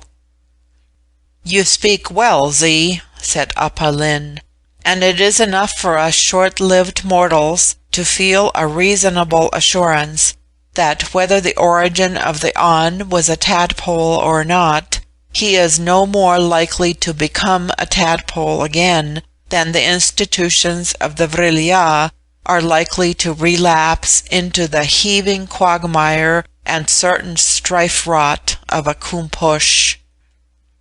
The Vril-ya, being excluded from all sight of the heavenly bodies, and having no other difference between night and day than that which they deem it convenient to make for themselves, do not, of course, arrive at their divisions of time by the same process that we do. But I found it easy, by the aid of my watch, which I luckily had about me, to compute their time with great nicety. I reserve for a future work on the science and literature of the Vril-ya, should I live to complete it, all details as to the manner in which they arrive at their rotation of time, and content myself here with saying that in point of duration their year differs very slightly from ours, but that the divisions of their year are by no means the same. Their day, including what we call night, consists of 20 hours of our time instead of 24, and of course their year comprises the correspondent increase in the number of days by which it is summed up. They subdivide the 20 hours of their day thus: 8 hours, called the silent hours, for repose; 8 hours called the earnest time, for the pursuits and occupations of life; and 4 hours called the easy time, with which what I may term their day closes, allotted to festivities, sport, recreation, or family converse, according to their several tastes and inclinations. Note: for the sake of convenience, I adopt the word hours, days, years, etc. in any general reference to subdivisions of time among the Vril-ya, those terms but loosely corresponding, however, with such subdivisions. End note.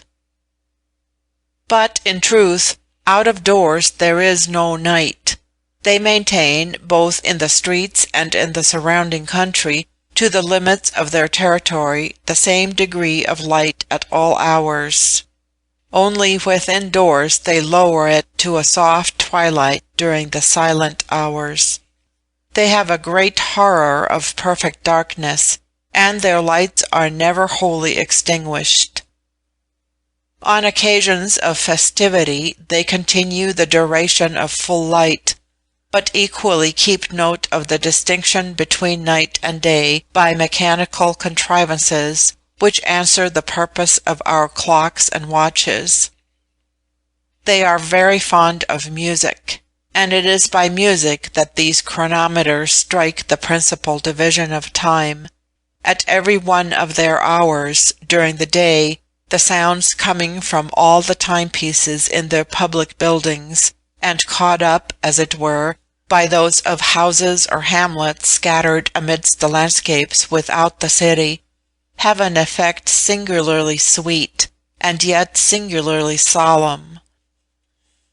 But during the silent hours, these sounds are so subdued as to be only faintly heard by a waking ear.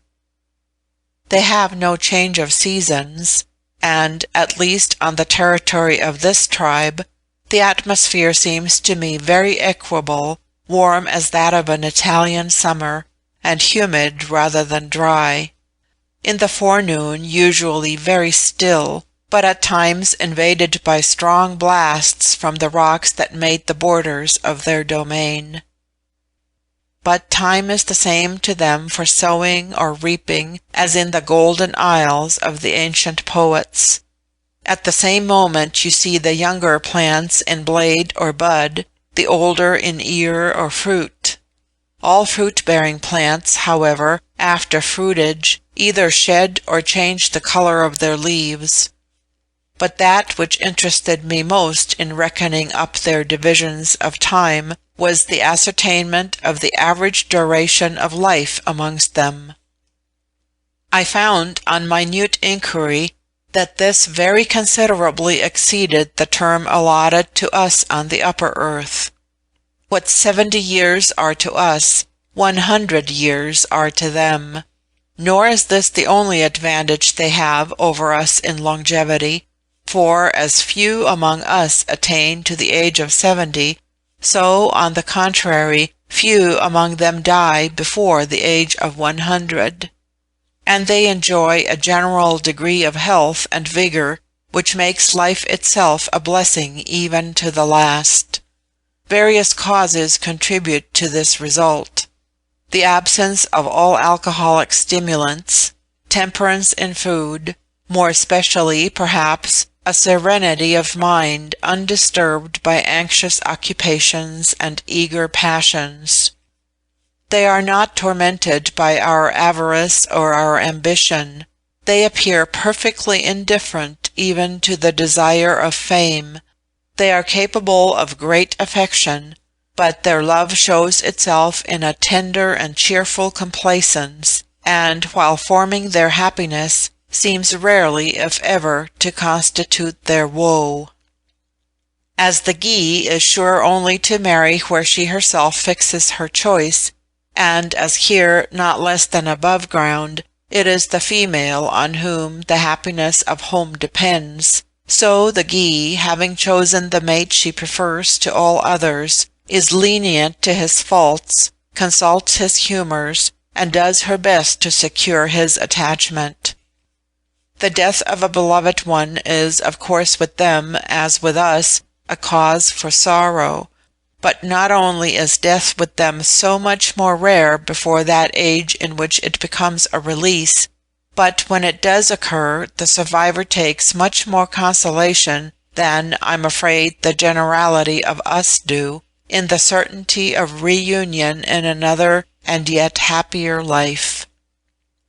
All these causes, then, concur to the healthful and enjoyable longevity, though no doubt much also must be owing to hereditary organization. According to their records, however, in those earlier stages of their society, when they lived in communities resembling ours, agitated by fierce competition, their lives were considerably shorter, and their maladies more numerous and grave. They themselves say that the duration of life, too, has increased, and is still on the increase, since their discovery of the invigorating and medicinal properties of Vril, applied for remedial purposes. They have few professional and regular practitioners of medicine, and these are chiefly jaillis, who, especially if widowed and childless, find great delight in the healing art, and even undertake surgical operations in those cases required by accident, or more rarely by disease. They have their diversions and entertainments, and during the easy time of their day they are wont to assemble in great numbers for those winged sports in the air which I have already described. They have also public halls for music, and even theatres, at which are performed pieces that appear to me somewhat to resemble the plays of the Chinese, dramas that are thrown back into distant times for their events and personages, in which all classic unities are outrageously violated, and the hero, in one scene a child, in the next is an old man, and so forth. These plays are of very ancient composition, and their stories cast in remote times.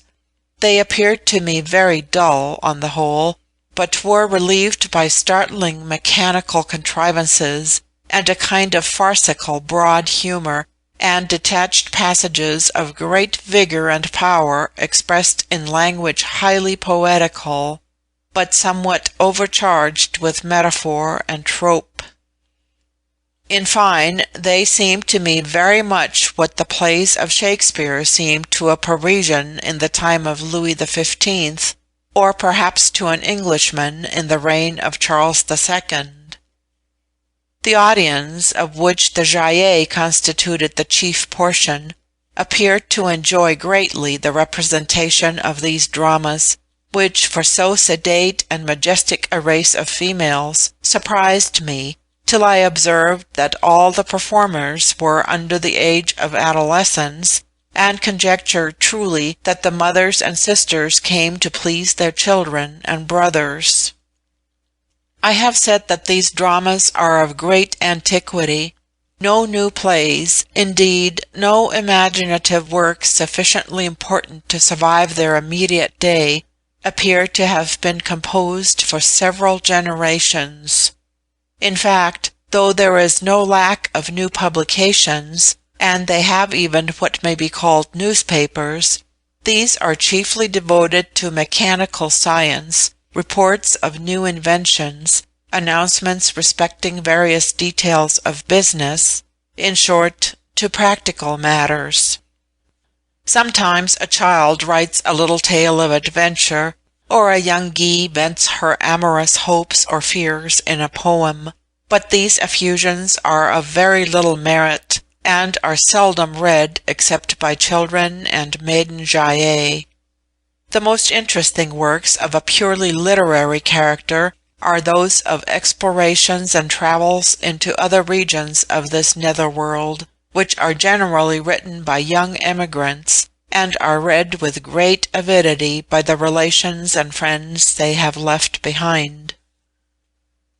I could not help expressing to Apolline my surprise that a community in which mechanical science had made so marvellous a progress, and in which intellectual civilisation had exhibited itself in realizing those objects for the happiness of the people which the political philosophers above ground had, after ages of struggle, pretty generally agreed to consider unattainable visions, should nevertheless be so wholly without a contemporaneous literature, despite the excellence to which culture had brought a language at once so rich and simple, vigorous and musical. My host replied, "Do you not perceive that a literature such as you mean would be wholly incompatible with that perfection of social and political felicity at which you do us the honor to think we have arrived? We have at last, after centuries of struggle, settled into a form of government with which we are content, and in which, as we allow no differences of rank, and no honors are paid to administrators distinguishing them from others, there is no stimulus given to individual ambition. No one would read works advocating theories that involved any political or social change, and therefore no one writes them. If now and then an on feels himself dissatisfied with our tranquil mode of life, he does not attack it, he goes away. Thus all that part of literature, and to judge by the ancient books in our public libraries, it was once a very large part, which relates to speculative theories on society, is become utterly extinct. Again, formerly there was a vast deal written respecting the attributes and essence of the all-good, and the arguments for and against a future state.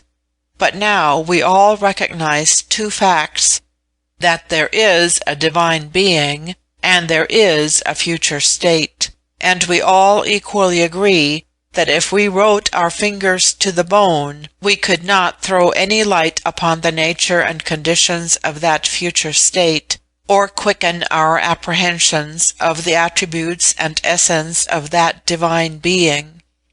Thus another part of literature has become also extinct, happily for our race. For in the time when so much was written on subjects which no one could determine, people seemed to live in a perpetual state of quarrel and contention. So, too, a vast part of our ancient literature consists of historical records of wars and revolutions during the times when the Ana lived in large and turbulent societies, each seeking aggrandizement at the expense of the other. You see our serene mode of life now. Such it has been for ages. We have no events to chronicle. What more of us can be said than that they were born, they were happy, they died? Coming next to that part of literature which is more under the control of the imagination, such as what we call glaubsila, or colloquially glaubs, and you call poetry, the reasons for its decline amongst us are abundantly obvious.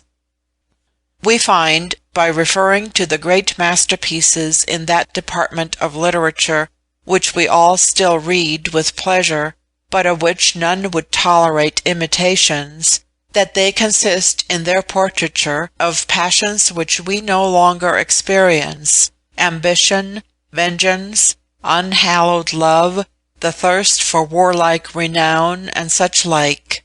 The old poets lived in an atmosphere impregnated with these passions, and felt vividly what they expressed glowingly. No one can express such passions now, for no one can feel them, or meet with any sympathy in his readers if he did. Again, the old poetry has a main element in its dissection of those complex mysteries of human character which conduce to abnormal vices and crimes, or lead to signal and extraordinary virtues. But our society, having got rid of temptations to any prominent vices and crimes, has necessarily rendered the moral average so equal that there are no very salient virtues. Without its ancient food of strong passions, vast crimes, heroic excellences, Poetry, therefore, is, if not actually starved to death, reduced to a very meagre diet. There is still the poetry of description, description of rocks and trees and waters and common household life, and our young jaillis weave much of this insipid kind of composition into their love verses. Such poetry, said I, might surely be made very charming, and we have critics amongst us who consider it a higher kind than that which depicts the crimes or analyzes the passions of man. At all events, poetry of the inspired kind you mention is a poetry that nowadays commands more readers than any other among the people I have left above ground. Possibly. But then I suppose the writers take great pains with the language they employ, and devote themselves to the culture and polish of words and rhythms of an art. Certainly they do. All great poets do that. Though the gift of poetry may be inborn, the gift requires as much care to make it available as a block of metal does to be made into one of your engines. And doubtless your poets have some incentive to bestow all those pains upon such verbal prettinesses? Well, I presume their instinct of song would make them sing as the bird does. But to cultivate the song into verbal or artificial prettiness probably does need an inducement from without, and our poets find it in the love of fame, perhaps now and then in the want of money. Precisely so, but in our society we attach fame to nothing which man, in that moment of his duration which is called life, can perform. We should soon lose that equality which constitutes the felicitous essence of our commonwealth, if we selected any individual for preeminent praise. Preeminent praise would confer preeminent power, and the moment it were given, evil passions, now dormant, would awake. Other men would immediately covet praise, then would arise envy, and with envy hate, and with hate calumny and persecution. Our history tells us that most of the poets and most of the writers, who in the old time were favored with the greatest praise, were also assailed by the greatest vituperation, and even on the whole rendered very unhappy, partly by the attacks of jealous rivals, partly by the diseased mental constitution which an acquired sensitiveness to praise and to blame tends to engender. As for the stimulus of want, in the first place, no man in our community knows the goad of poverty, and secondly, if he did, almost every occupation would be more lucrative than writing. Our public libraries contain all the books of the past which time has preserved. Those books, for the reasons above stated, are infinitely better than any can write nowadays, and they are open to all to read without cost. We are not such fools as to pay for reading inferior books, when we can read superior books for nothing. With us, novelty has an attraction, and a new book, if bad, is read when an old book, though good, is neglected. Novelty, to barbarous states of society struggling in despair for something better, has no doubt an attraction, denied to us, who see nothing to gain in novelties. But after all, it is observed by one of our great authors 4,000 years ago, that he who studies old books will always find in them something new, and he who reads new books will always find in them something old. But to return to the question you have raised, there being then amongst us no stimulus to painstaking labour, whether in desire of fame or in pressure of want, such as have the poetic temperament, no doubt vent it in song, as you say the bird sings. but for lack of elaborate culture it fails of an audience, and, failing of an audience, dies out of itself amidst the ordinary avocations of life. But how is it that these discouragements to the cultivation of literature do not operate against that of science? Your question amazes me. The motive to science is the love of truth apart from all consideration of fame, and the science with us too is devoted almost solely to practical uses, essential to our social conversation and the comforts of our daily life. No fame is asked by the inventor, and none is given to him. He enjoys an occupation congenial to his tastes, and needing no wear and tear of the passions.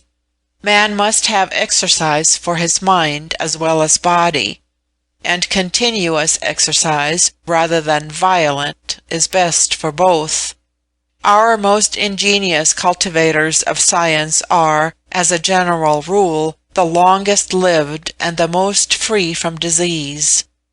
Painting is an amusement to many, but the art is not what it was in former times, when the great painters in our various communities vied with each other for the prize of a golden crown, which gave them a social rank equal to that of the kings under whom they lived. You will thus doubtless have observed in our archaeological department how superior in point of art the pictures were several thousand years ago. Perhaps it is because music is, in reality, more allied to science than it is to poetry, that of all the pleasurable arts, music is that which flourishes the most amongst us.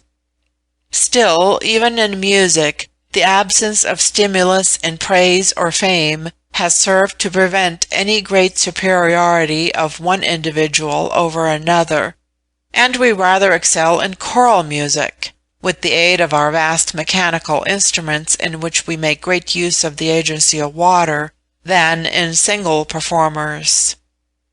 Note: this may remind the student of Nero's invention of a musical machine by which water was made to perform the part of an orchestra, and on which he was employed when the conspiracy against him broke out. End note. We have had scarcely any original composer for some ages. Our favourite airs are very ancient in substance, but have admitted many complicated variations by inferior, though ingenious, musicians. Are there no political societies among the Ana, which are animated by those passions, subjected to those crimes, and admitting those disparities in condition, in intellect, and in morality, which the state of your tribe, or indeed of the Vril-ya generally, has left behind in its progress to perfection? If so, among such societies perhaps poetry and her sister arts still continue to be honoured and to improve. There are such societies in remote regions, but we do not admit them within the pale of civilized communities. We scarcely even give them the name of Ana, and certainly not that of Vril-ya. They are savages, living chiefly in that low stage of being, kumposh, tending necessarily to its own hideous dissolution in gleknas. Their wretched existence is passed in perpetual contest and perpetual change. When they do not fight with their neighbours, they fight among themselves. They are divided into sections, which abuse, plunder, and sometimes murder each other, and on the most frivolous points of difference than would be unintelligible to us if we had not read history, and seen that we too have passed through the same early state of ignorance and barbarism. Any trifle is sufficient to set them together by the ears. They pretend to be all equals, and the more they have struggled to be so by removing old distinctions and starting afresh, the more glaring and intolerable the disparity becomes, because nothing in hereditary affections and associations is left to soften the one naked distinction between the many who have nothing and the few who have much. Of course, the many hate the few, but without the few they could not live. The many are always assailing the few.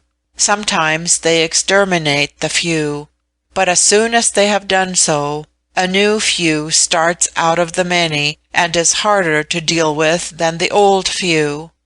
For where societies are large and competition to have something is the predominant fever, there must be always many losers and few gainers. In short, they are savages groping their way in the dark towards some gleam of light, and would demand our commiseration for their infirmities if, like all savages, they did not provoke their own destruction by their arrogance and cruelty.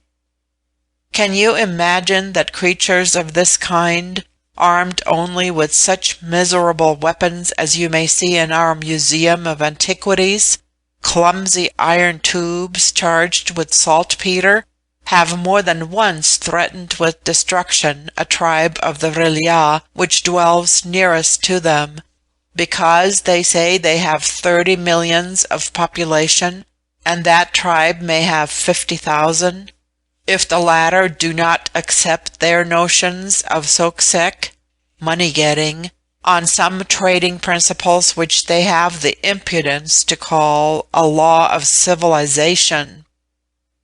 But 30 millions of population are formidable odds against 50,000. My host stared at me astonished.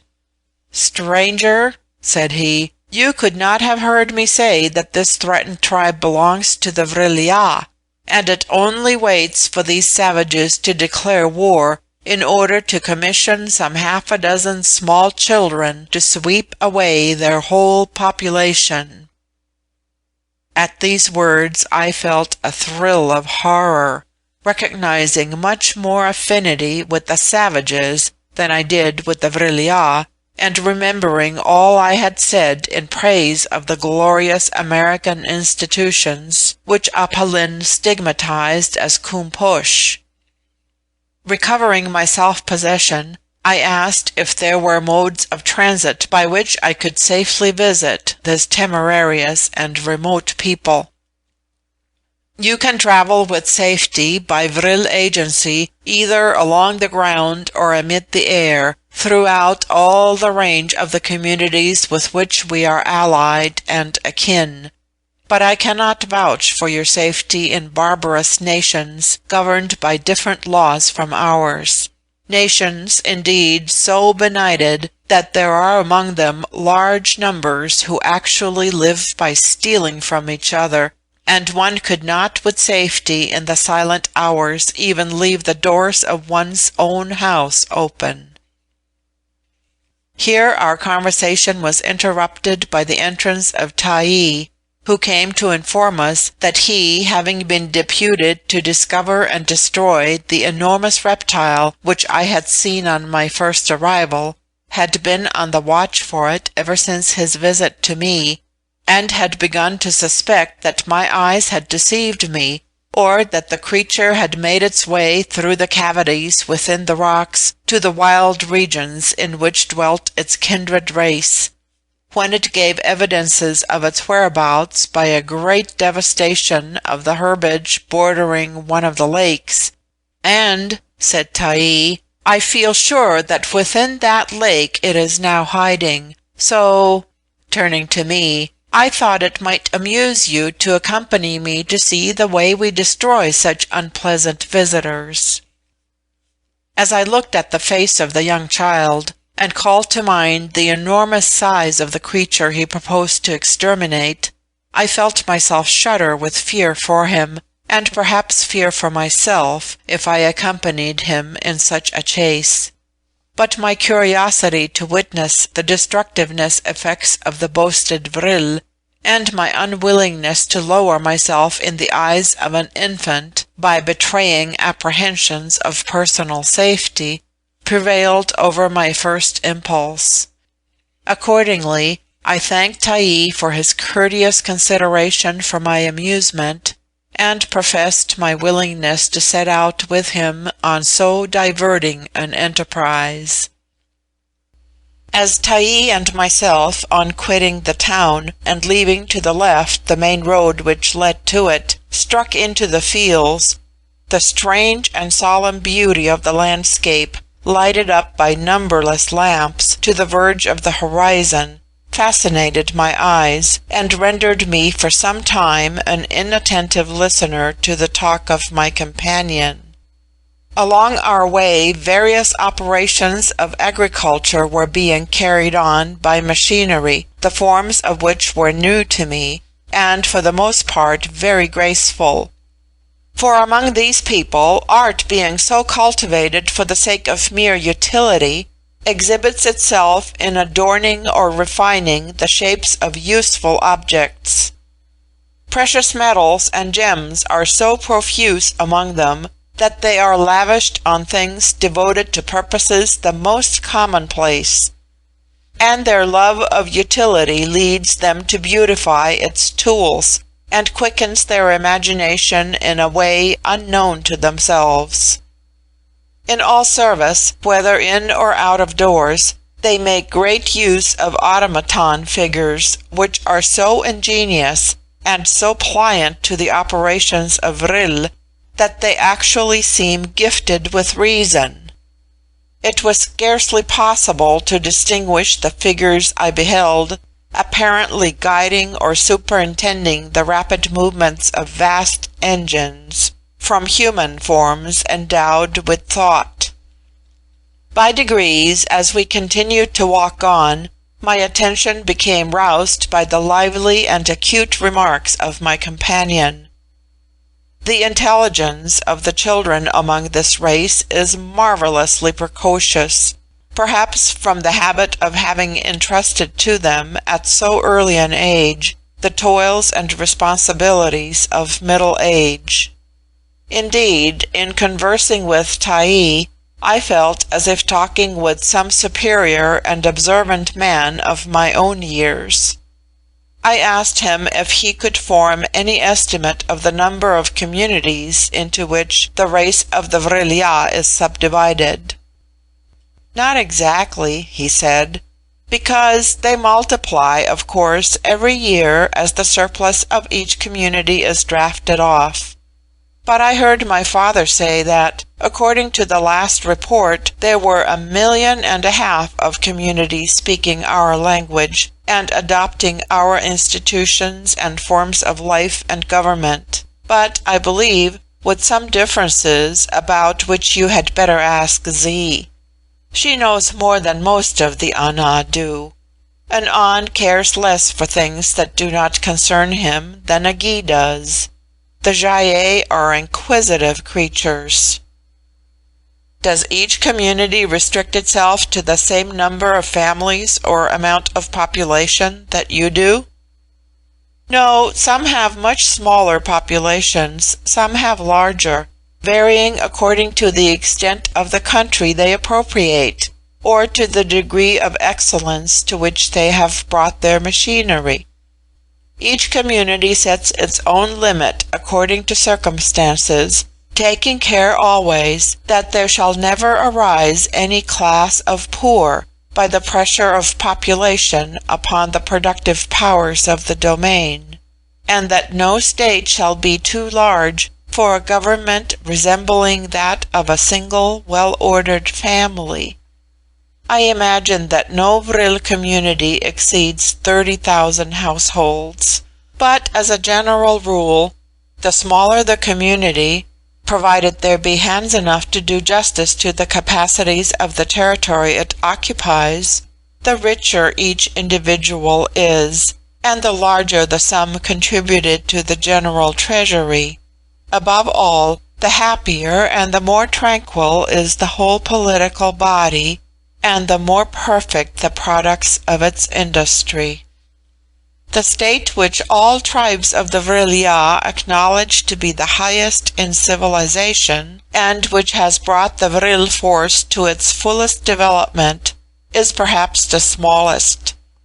It limits itself to 4,000 families, but every inch of its territory is cultivated to the utmost perfection of garden ground.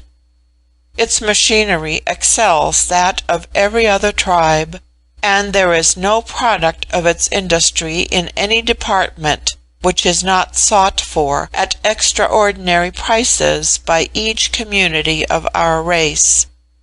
All our tribes make this state their model, considering that we should reach the highest state of civilization allowed to mortals if we could unite the greatest degree of happiness with the highest degree of intellectual achievement. And it is clear that the smaller the society, the less difficult that will be. Ours is too large for it. This reply set me thinking. I reminded myself of that little state of Athens with only 20,000 free citizens, and which to this day our mightiest nations regard as the supreme guide and model in all departments of intellect. But then Athens permitted fierce rivalry and perpetual change, and was certainly not happy. Rousing myself from the reverie into which these reflections had plunged me, I brought back our talk to the subjects connected with emigration. "But," said I, "when, I suppose yearly, a certain number among you agree to quit home and found a new community elsewhere, they must necessarily be very few, and scarcely sufficient, even with the help of the machines they take with them, to clear the ground and build towns, and form a civilized state with the comforts and luxuries in which they had been reared." "You mistake. All the tribes of the Vril-ya are in constant communication with each other, and settle amongst themselves each year what proportion of one community will unite with the immigrants of another, so as to form a state of sufficient size. And the place for emigration is agreed upon at least a year before, and pioneers sent from each state to level rocks and embank waters and construct houses, so that when the emigrants at last go, they find a city already made, and a country around it at least partially cleared. Our hardy life as children make us take cheerfully to travel and adventure. I mean to emigrate myself when of age." "Do the emigrants always select places hitherto uninhabited and barren?" "As yet, generally, because it is our rule never to destroy except when necessary to our well-being. Of course, we cannot settle in lands already occupied by the Vril-ya, and if we take the cultivated lands of the other races of Ana, we must utterly destroy the previous inhabitants. Sometimes, as it is, we take waste spots and find that a troublesome, quarrelsome race of Ana, especially if under the administration of Kumpush or Gleknas, resents our vicinity and picks a quarrel with us. Then, of course, as menacing our welfare, we destroy it. There is no coming to terms of peace with a race so idiotic that it is always changing the form of government which represents it. Kumpush," said the child emphatically, "is bad enough, still it has brains, though at the back of its head, and is not without a heart. But in Gleknas, the brain and heart of the creatures disappear, and they become all jaws, claws, and belly." "You express yourself strongly. Allow me to inform you that I myself, and I am proud to say it, am the citizen of a Kumpush." "I no longer," answered Ta'i, "wonder to see you here so far from your home. What was the condition of your native community before it became a Kumpush?" a settlement of emigrants, like those settlements which your tribe sends forth, but so far unlike your settlements that it was dependent on the state from which it came. It shook off that yoke, and crowned with eternal glory, became a Kumposh. Eternal glory? How long has the Kumposh lasted? About 100 years. The length of an On's life, a very young community. In much less than another 100 years, your Kumposh will be a Glegnas. Nay, the oldest states in the world I come from have such faith in its duration that they are all gradually shaping their institutions so as to melt into ours, and their most thoughtful politicians say that whether they like it or not, the inevitable tendency of these old states is towards Kumposhery. The old states? Yes, the old states. With populations very small in proportion to the area of productive land? On the contrary, with populations very large in proportion to that area. I see, old states indeed. So old as to become driveling if they don't pack off that surplus population as we do ours. Very old states. Very, very old. Pray, Tish, do you think it wise for very old men to try to turn head over heels as very young children do? And if you ask them why they attempted such antics, should you not laugh if they answered that by imitating very young children they could become very young children themselves? Ancient history abounds with instances of this sort, a great many thousand years ago, and in every instance a very old state that played at Kumposh soon tumbled into Glegnas. Then, in horror of its own self, it cried out for a master, as an old man in his dotage cries out for a nurse.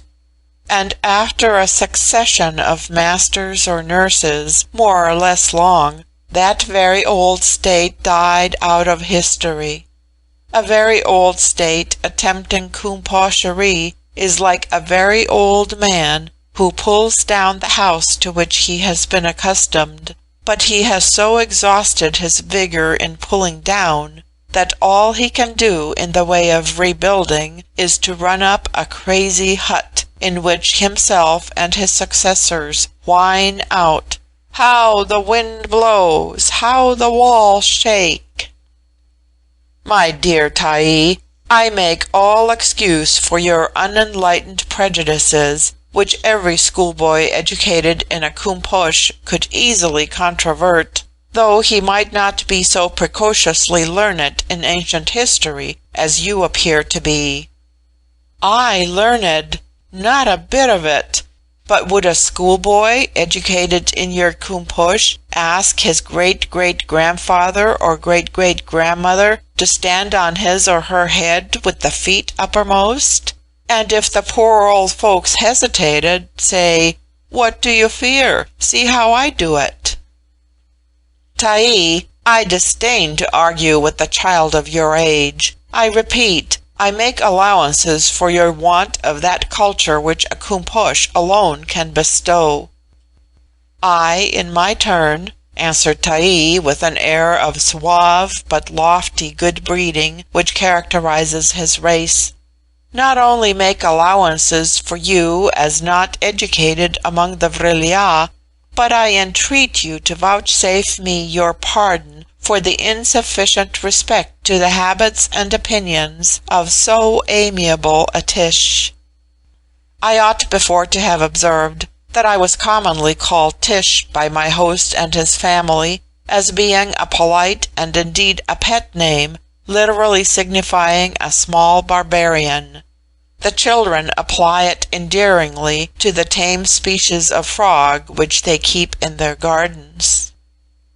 We had now reached the banks of a lake, and Tae here paused to point out to me the ravages made in the fields skirting it. "The enemy certainly lies within these waters," said Taii. "Observe what shoals of fish are crowded together at the margin.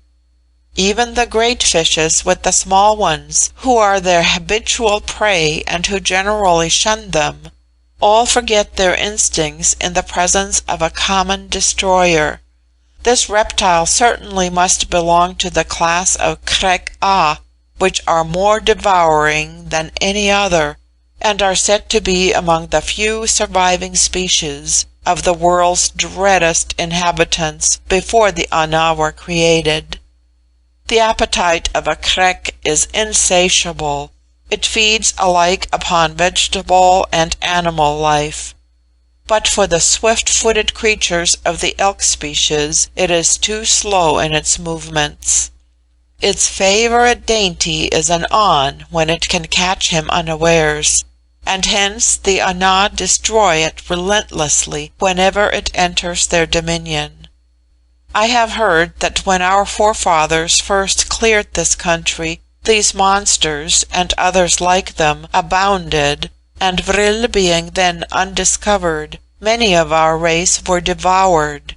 It was impossible to exterminate them wholly till that discovery which constitutes the power and sustains the civilisation of our race.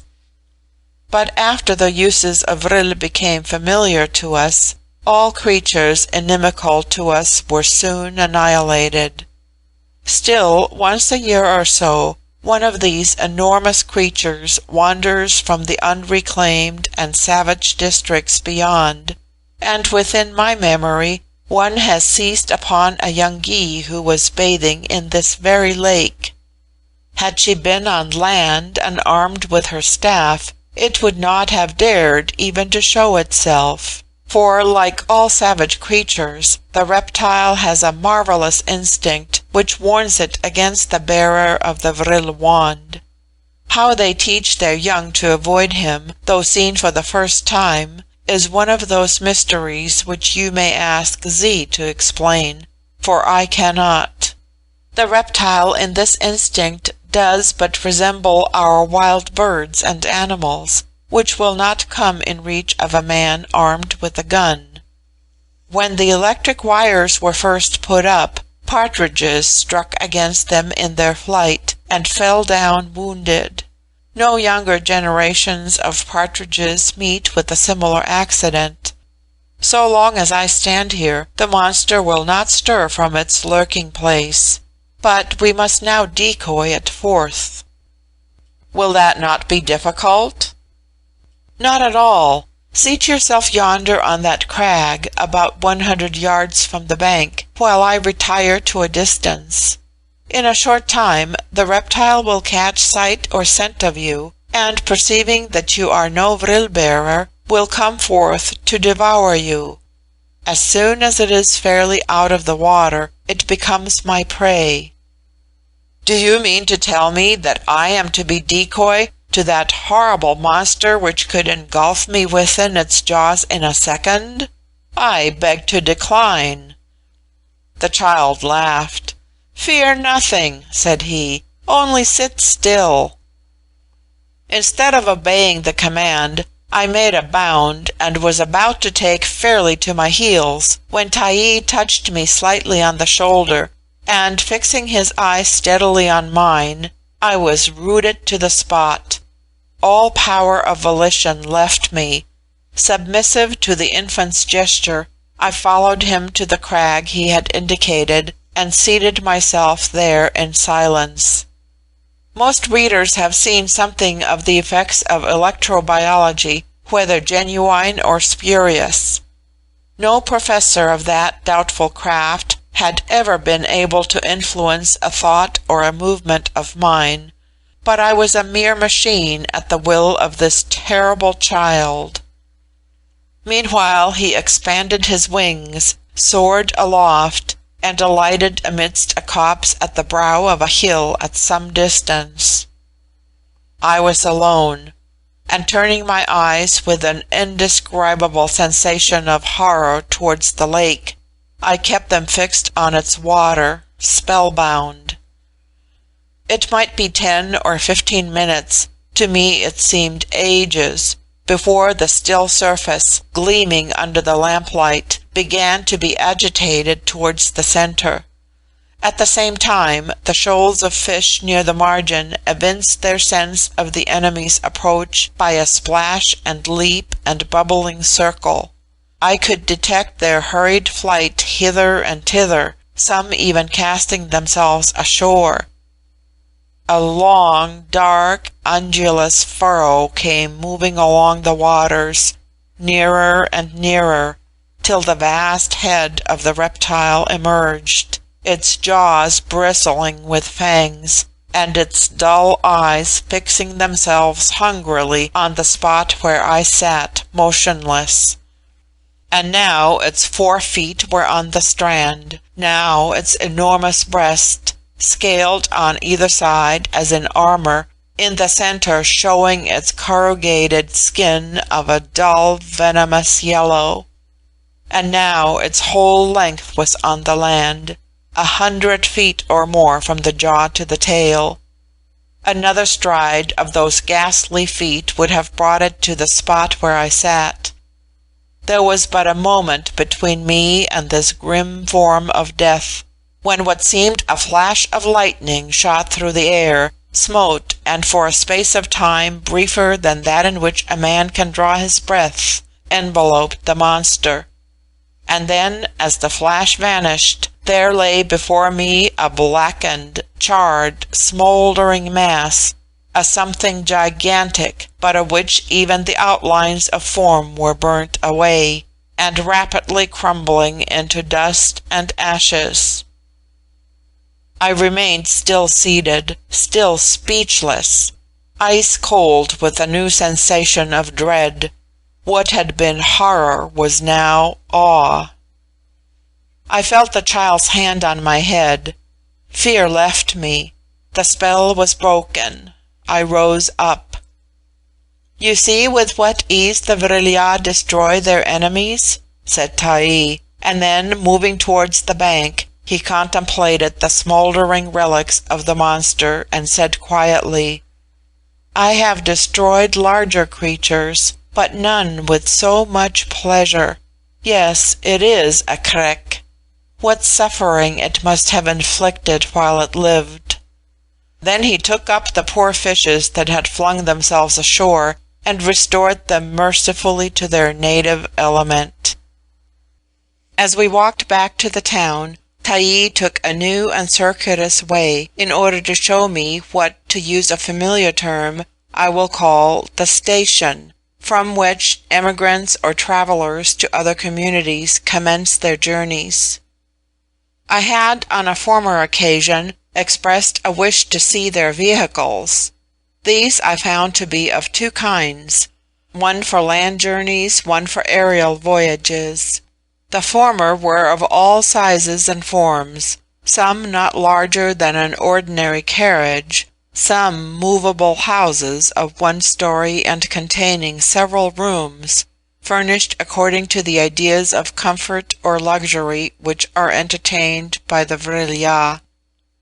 The aerial vehicles were of light substances, not the least resembling our balloons, but rather our boats and pleasure vessels, with helm and rudder, with large wings or paddles, and a central machine worked by Vril.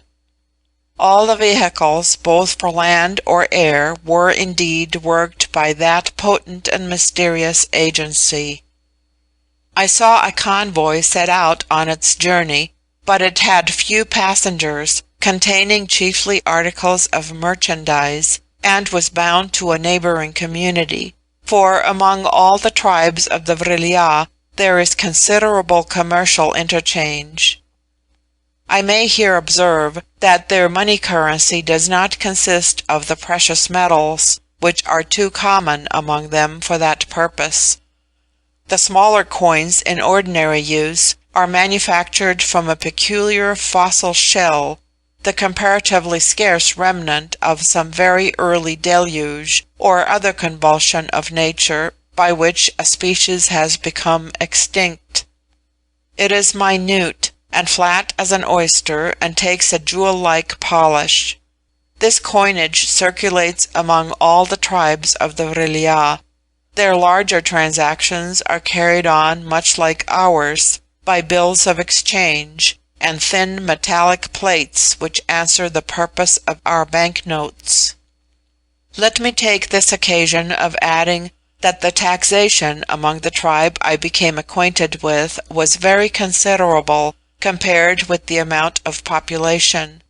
But I never heard that anyone grumbled at it, for it was devoted to purposes of universal utility, and indeed necessary to the civilisation of the tribe.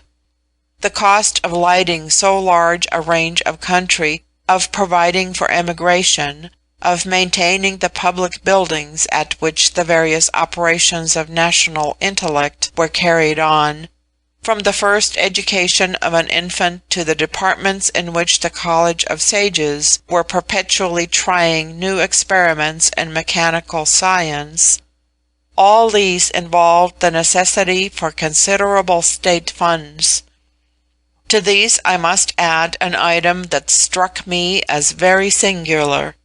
I have said that all the human labor required by the state is carried on by children up to the marriageable age. For this labor the state pays, and at a rate immeasurably higher than our own remuneration to labor even in the United States. According to their theory, every child, male or female, on attaining the marriageable age and their terminating the period of labor, should have acquired enough for an independent competence during life. As, no matter what the disparity of fortune in the parents, all the children must equally serve, so all are equally paid according to their several ages or the nature of their work. Where the parents or friends choose to retain a child in their own service, they must pay into the public fund in the same ratio as the state pays to the children it employs. And this sum is handed over to the child when the period of service expires. This practice serves, no doubt, to render the notion of social equality familiar and agreeable. And if it may be said that all the children form a democracy, no less truly it may be said that all the adults form an aristocracy.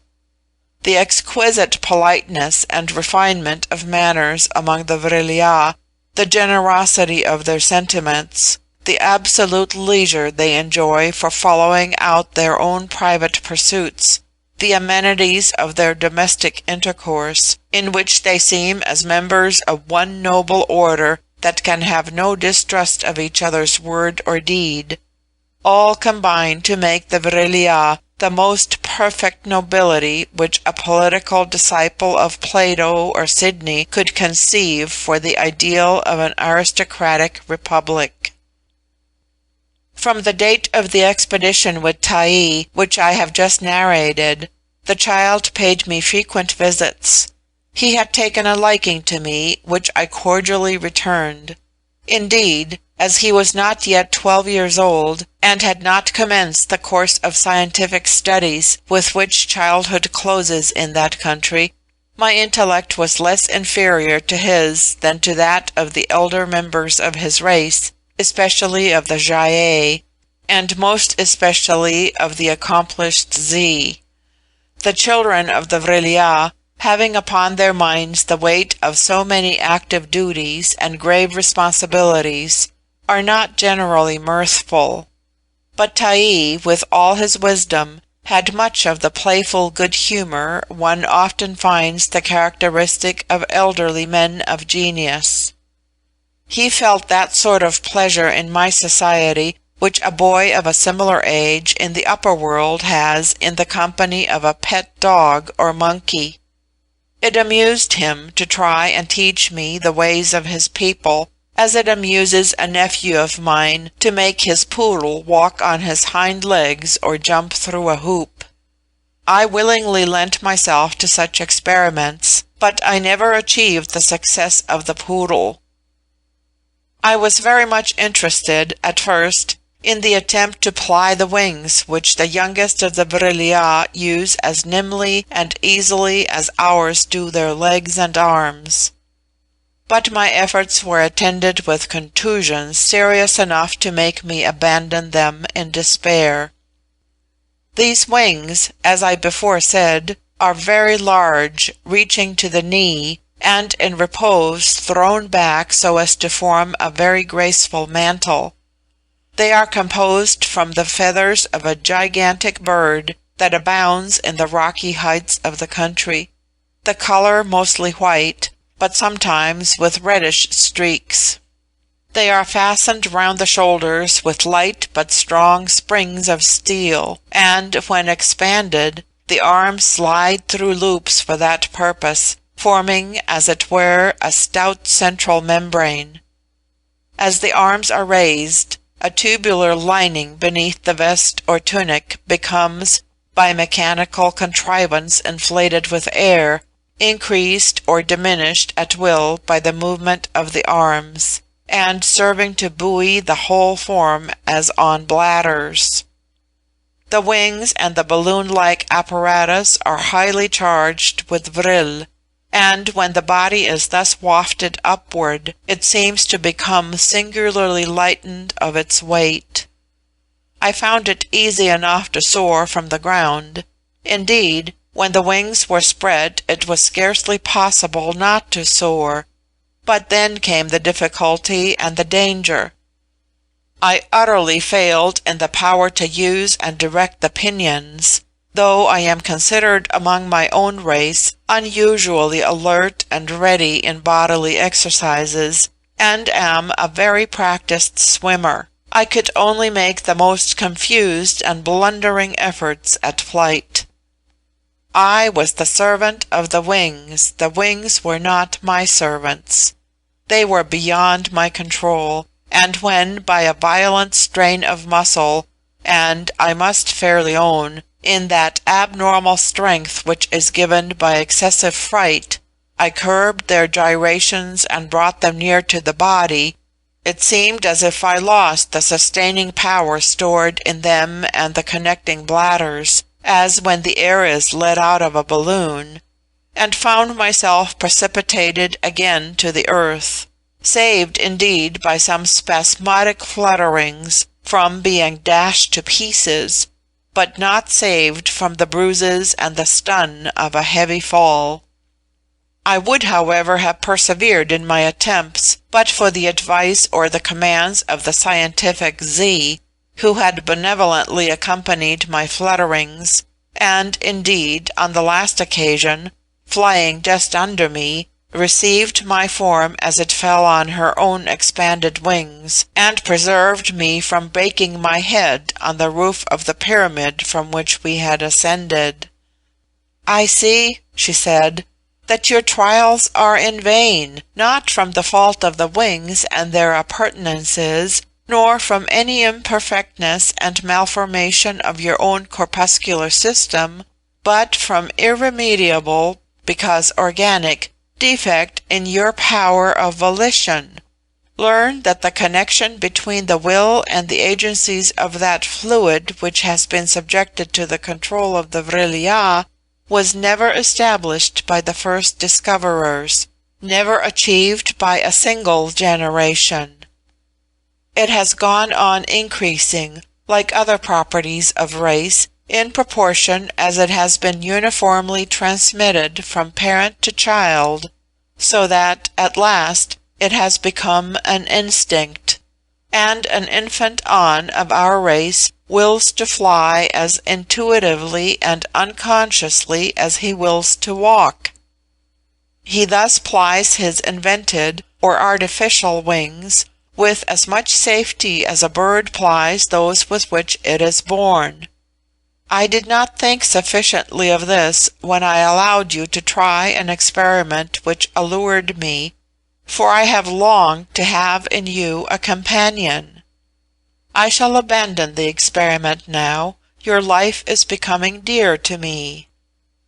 Herewith the gee's voice and face softened, and I felt more seriously alarmed than I had been in my previous flights.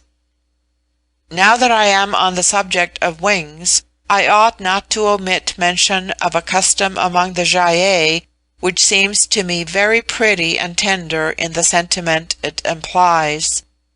A Gy wears wings habitually when yet a virgin.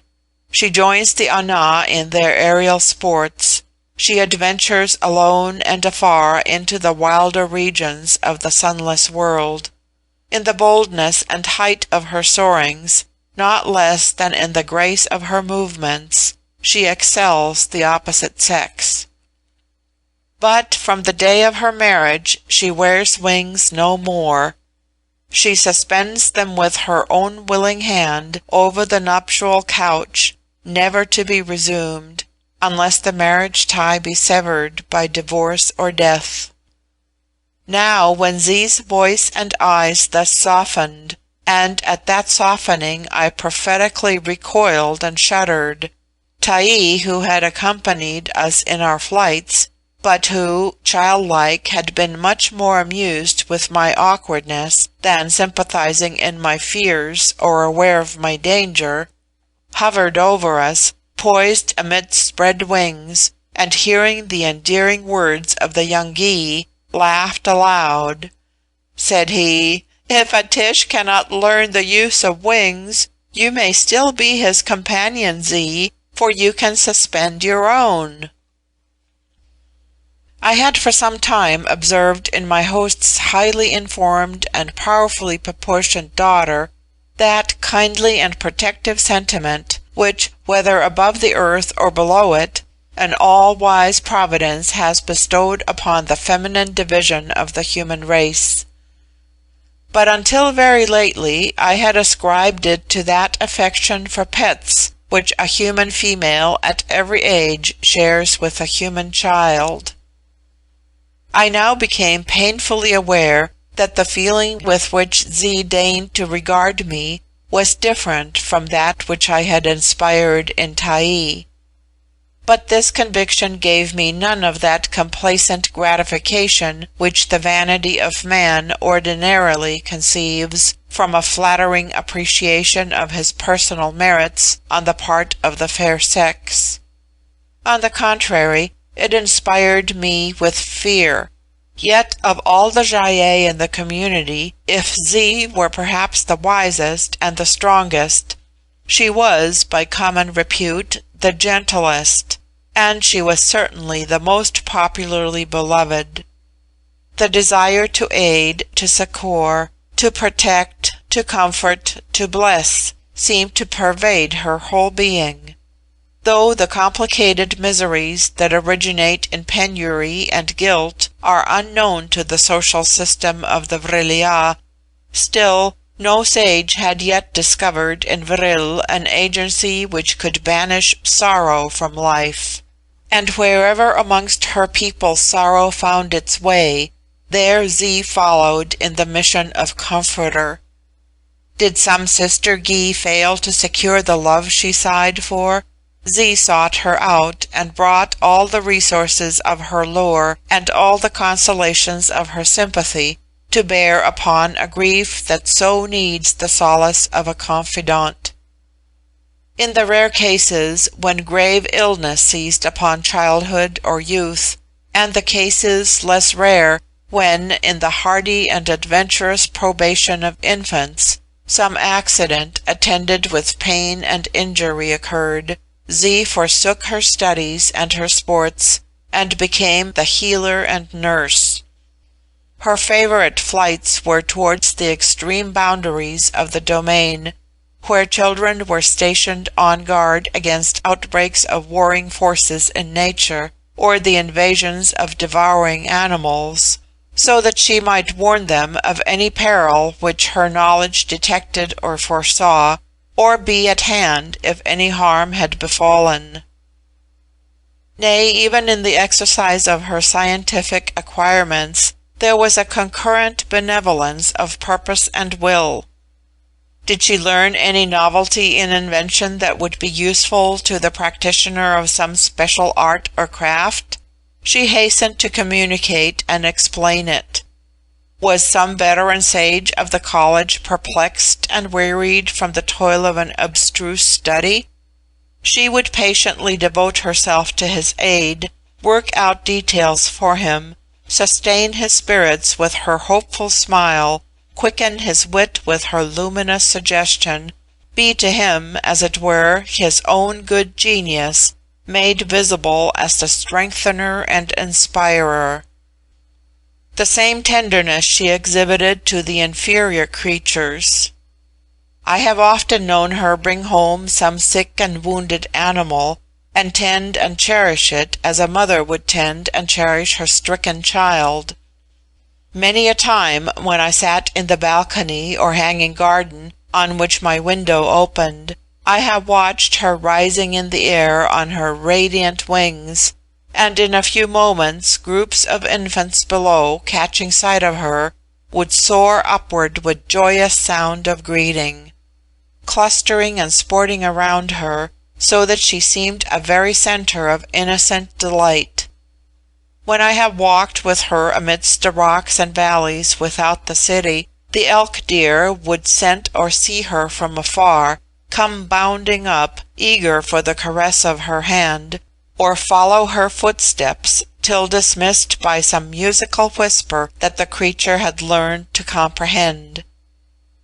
It is the fashion among the virgin Gy-ei to wear on their foreheads a circlet, a coronet, with gems resembling opals, arranged in 4 points, or rays like stars. These are lustreless in ordinary use, but if touched by the Vril wand, they take a clear lambent flame, which illuminates, yet not burns. This serves as an ornament in their festivities, and as a lamp, if in their wanderings beyond their artificial lights they have to traverse the dark.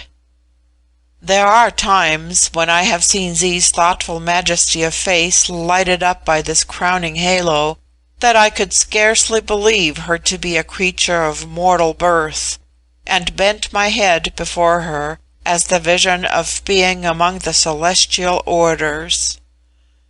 But never once did my heart feel for this lofty type of the noblest womanhood a sentiment of human love.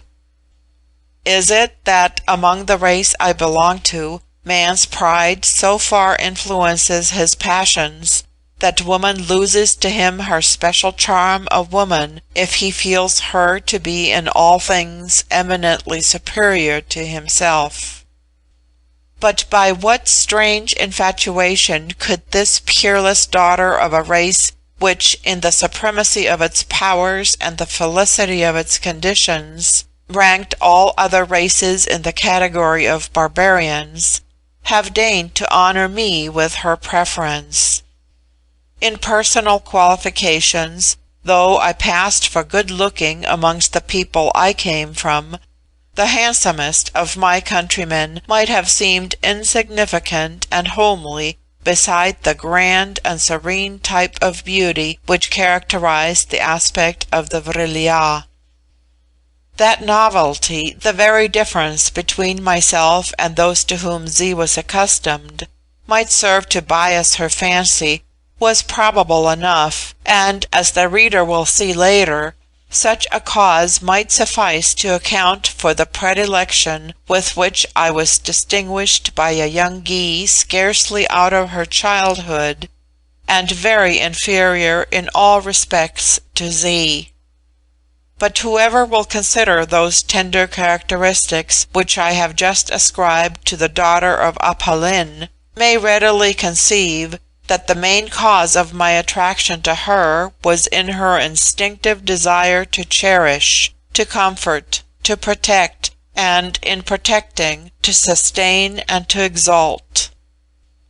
Thus, when I look back, I account for the only weakness unworthy of her lofty nature, which bowed the daughter of the Vril-ya to a woman's affection for one so inferior to herself as was her father's guest. But be the cause what it may, the consciousness that I had inspired such affection thrilled me with awe, a moral awe of her very imperfections, of her mysterious powers, of the inseparable distinctions between her race and my own, and with that awe, I must confess to my shame, there combined the moral material and ignoble dread of the perils to which her preference would expose me. Under these anxious circumstances, fortunately, my conscience and sense of honour were free from reproach. It became clearly my duty, if Z's preference continued manifest, to intimate it to my host, with, of course, all the delicacy which is ever to be preserved by a well-bred man in confiding to another any degree of favour by which one of the fair sex may condescend to distinguish him. Thus, at all events, I should be freed from responsibility or suspicion of voluntary participation in the sentiments of Z. And the superior wisdom of my host might probably suggest some sage extrication from my perilous dilemma. In this resolve I obeyed the ordinary instinct of civilized and moral man, who, erring though he be, still generally prefers the right course in those cases where it is obviously against his inclinations, his interests, and his safety to elect the wrong one. As the reader has seen, Appa Lin had not favoured my general and unrestricted intercourse with his countrywomen. Though relying on my promise to abstain from giving any information as to the world I had left, and still more on the promise of those to whom had been put the same request not to question me which Z had exacted from Taee, yet he did not feel sure that if I were allowed to mix with the strangers whose curiosity the sight of me had aroused, I could sufficiently guard myself against their inquiries. When I went out, therefore, it was never alone. I was always accompanied either by one of my host's family or my child friend Taee. Bra, Appa Lin's wife, seldom stirred beyond the gardens which surrounded the house, and was fond of reading the ancient literature, which contained something of romance and adventure not to be found in the writings of recent ages, and presented pictures of a life unfamiliar to her experience and interesting to her imagination. Pictures, indeed, of a life more resembling that which we lead every day above ground, coloured by our sorrows, sins, passions, and much to her what the tales of the Genii or the Arabian Nights are to us.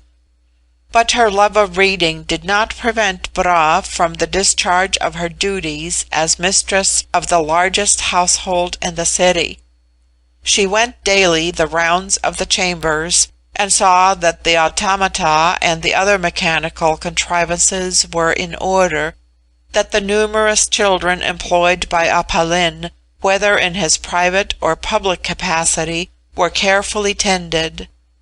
Bra also inspected the accounts of the whole estate, and it was her great delight to assist her husband in the business connected with his office as chief administrator of the lighting department, so that her avocations necessarily kept her much within doors.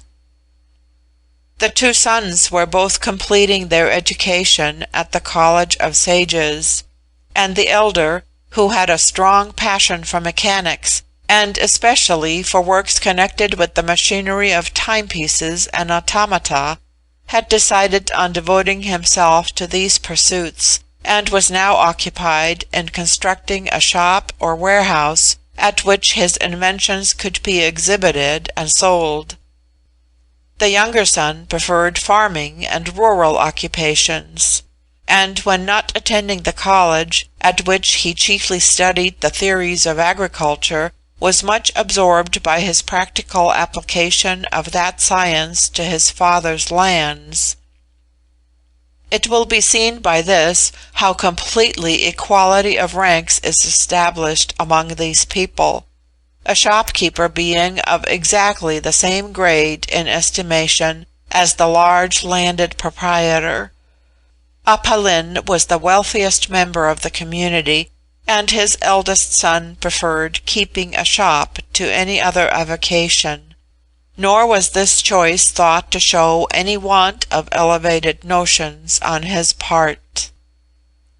This young man had been much interested in examining my watch, the works of which were new to him, and was greatly pleased when I made him a present of it.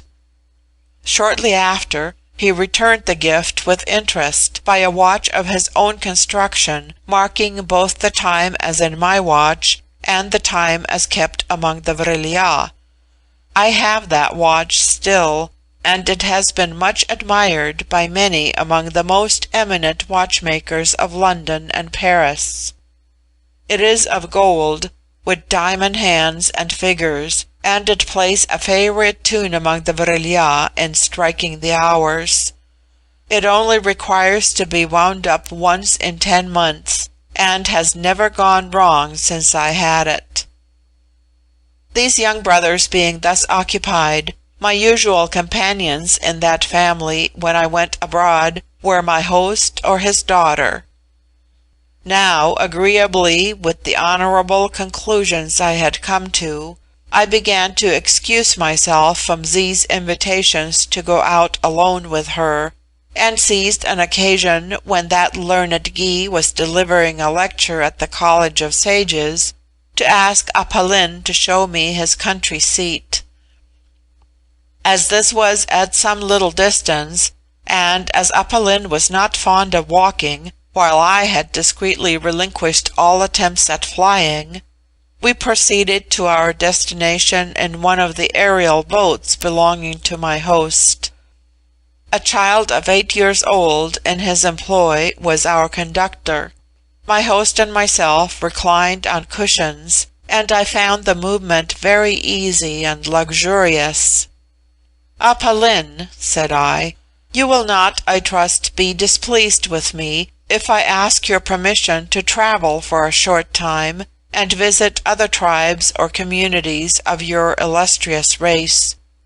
I have also a strong desire to see those nations which do not adopt your institutions, and which you consider as savages. It would interest me greatly to notice what are the distinctions between them and the races whom we consider civilized in the world I have left." "It is utterly impossible that you should go hence alone," said Apalin. "Even among the Vril-ya you would be exposed to great dangers. Certain peculiarities of formation and colour, and the extraordinary phenomenon of hirsute bushes upon your cheeks and chin, denoting in you a species of awn distinct alike from our own race and any known race of barbarians yet extant, would attract, of course, the special attention of the College of Sages in whatever community of Vril-ya you visited, and it would depend upon the individual temper of some individual sage whether you would be received, as you have been here, hospitably, or whether you would not be at once dissected for scientific purposes. Know that when the Tur first took you to his house, and while you were there put to sleep by Tayi, in order to recover from your previous pain or fatigue, the sages summoned by the Tur were divided in opinion whether you were a harmless or an obnoxious animal. During your unconscious state, your teeth were examined, and they clearly showed that you were not only graminivorous but carnivorous. Carnivorous animals of your size are always destroyed as being of savage and dangerous nature. Our teeth, as you have doubtless observed, are not those of the creatures who devour flesh. Note: I never had observed it, and if I had, am not physiologist enough to have distinguished the difference. End note. It is indeed maintained by Z and other philosophers that as, in remote ages, the Ana did prey upon living beings of the brute species, their teeth must have been fitted for that purpose. But even if so, They have been modified by hereditary transmission and suited to the food on which we now exist. Nor are even the barbarians who adopt the turbulent and ferocious institutions of Gleknas devourers of flesh like beasts of prey. In the course of this dispute it was proposed to dissect you, but Taï begged you off, and the Tur being by office averse to all novel experiments, at variance with our custom of sparing life, except where it is clearly proved to be for the good of the community to take it, sent to me, whose business it is, as the richest man of the state, to afford hospitality to strangers from a distance. It was at my option to decide whether or not you were a stranger whom I could safely admit. Had I declined to receive you, you would have been handed over to the College of Sages, and what might there have befallen you I do not like to conjecture.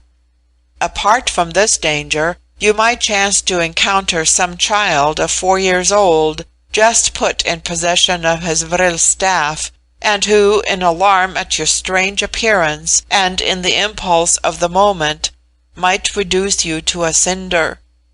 Taï himself was about to do so when he first saw you, had his father not checked his hand.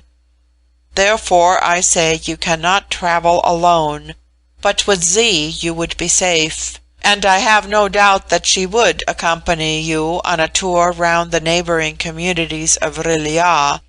To the savage states, no. I will ask her. Now, as my main object in proposing to travel was to escape from Z, I hastily exclaimed, "Nay, pray do not. I relinquish my design. You have said enough as to its dangers to deter me from it, and I can scarcely think it right that a young Gy of the personal attractions of your lovely daughter should travel into other regions without a better protector than a Tish of my insignificant strength and stature." Apolline emitted the soft, sibilant sound which is the nearest approach to laughter that a full-grown An permits to himself, ere he replied, "Pardon my discourteous but momentary indulgence of mirth at any observation seriously made by my guest. I could not but be amused at the idea of Z, who is so fond of protecting others that the children call her the guardian, needing a protector herself against any dangers arising from the audacious admiration of males. Know that our Gy ei, while unmarried, are accustomed to travel alone among other tribes, to see if they find there some An who may please them more than the Ana they find at home.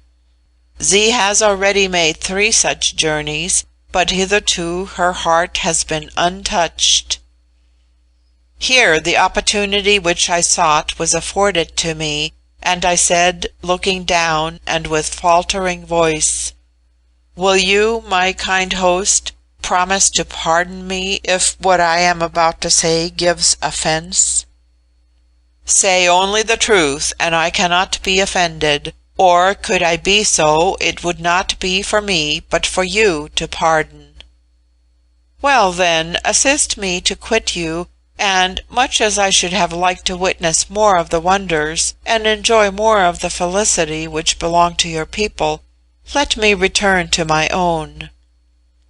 "I fear there are reasons why I cannot do that.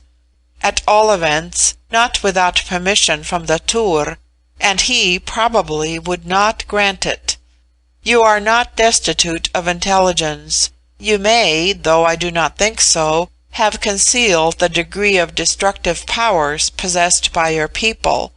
You might, in short, bring upon us some danger, and if the Tur entertains that idea, it would clearly be his duty either to put an end to you, or enclose you in a cage for the rest of your existence. But why should you wish to leave a state of society which you so politely allow to be more felicitous than your own?" "Oh, Apolline, my answer is plain. lest in naught and unwittingly I should betray your hospitality, lest in the caprice of will which in our world is proverbial among the other sex, and from which even a Gy is not free, your adorable daughter should deign to regard me, though a Tish, as if I were a civilized An, and court you as her spouse?" put in Apolline gravely, and without any visible sign of surprise or displeasure. "You have said it." "That would be a misfortune," resumed my host after a pause, "and I feel you have acted as you ought in warning me. It is, as you imply, not uncommon for an unwedded Gy to conceive tastes as to the object she covets which appear whimsical to others. But there is no power to compel a young Gy to any course opposed to that which she chooses to pursue. All we can do is to reason with her, and experience tells us that the whole college of sages would find it vain to reason with a Gy in a matter that concerns her choice in love. I grieve for you, because such a marriage would be against the Aglauran, or good of the community, for the children of such a marriage would adulterate the race. They might even come into the world with the teeth of carnivorous animals. This could not be allowed. Z, as a Gy, cannot be controlled, but you, as a Tish, can be destroyed. I advise you, then, to resist her addresses, to tell her plainly that you can never return her love. This happens constantly. Many an An, however ardently wooed by one Gy, rejects her and puts an end to her persecution by wedding another. The same course is open to you." "No, for I cannot wed another Gy without equally injuring the community, and exposing it to the chance of rearing carnivorous children." "That is true. All I can say, and I say it with the tenderness due to a Tish and the respect due to a guest, is frankly this: if you yield, you will become a cinder. I must leave it to you to take the best way you can to defend yourself. Perhaps you better tell Z that she is ugly. That assurance on the lips of him she woos generally suffices to chill the most ardent Gy. Here we are at my country house." I confess that my conversation with Apolline, and the extreme coolness with which he stated his inability to control the dangerous caprice of his daughter, and treated the idea of the reduction into a cinder to which her amorous flame might expose my too seductive person, took away the pleasure I should otherwise have had in the contemplation of my host's country seat, and the astonishing perfection of the machinery by which his farming operations were conducted. The house differed in appearance from the massive and sombre building which Apolline inhabited in the city, and which seemed akin to the rocks out of which the city itself had been hewn into shape. The walls of the country seat were composed by trees placed a few feet apart from each other, the interstices being filled in with the transparent metallic substance which serves the purpose of glass among the Ana. These trees were all in flower, and the effect was very pleasing, if not in the best taste. We were received at the porch by lifelike automata, who conducted us into a chamber, the like to which I never saw before, but have often on summer days dreamily imagined. It was a bower, half room, half garden. The walls were one mass of climbing flowers. The open spaces, which we call windows, and in which here the metallic surfaces were slided back, commanded various views: some of the wide landscape with its lakes and rocks, some of small limited expanses answering to our conservatories, filled with tiers of flowers. Along the sides of the room were flower beds, interspersed with cushions for repose. In the center of the floor was a cistern and a fountain of that liquid light which I have presumed to be naphtha. It was luminous and of a roseate hue. It sufficed without lamps to light up the room with a subdued radiance. All around the fountain was carpeted with a soft, deep lichen, not green.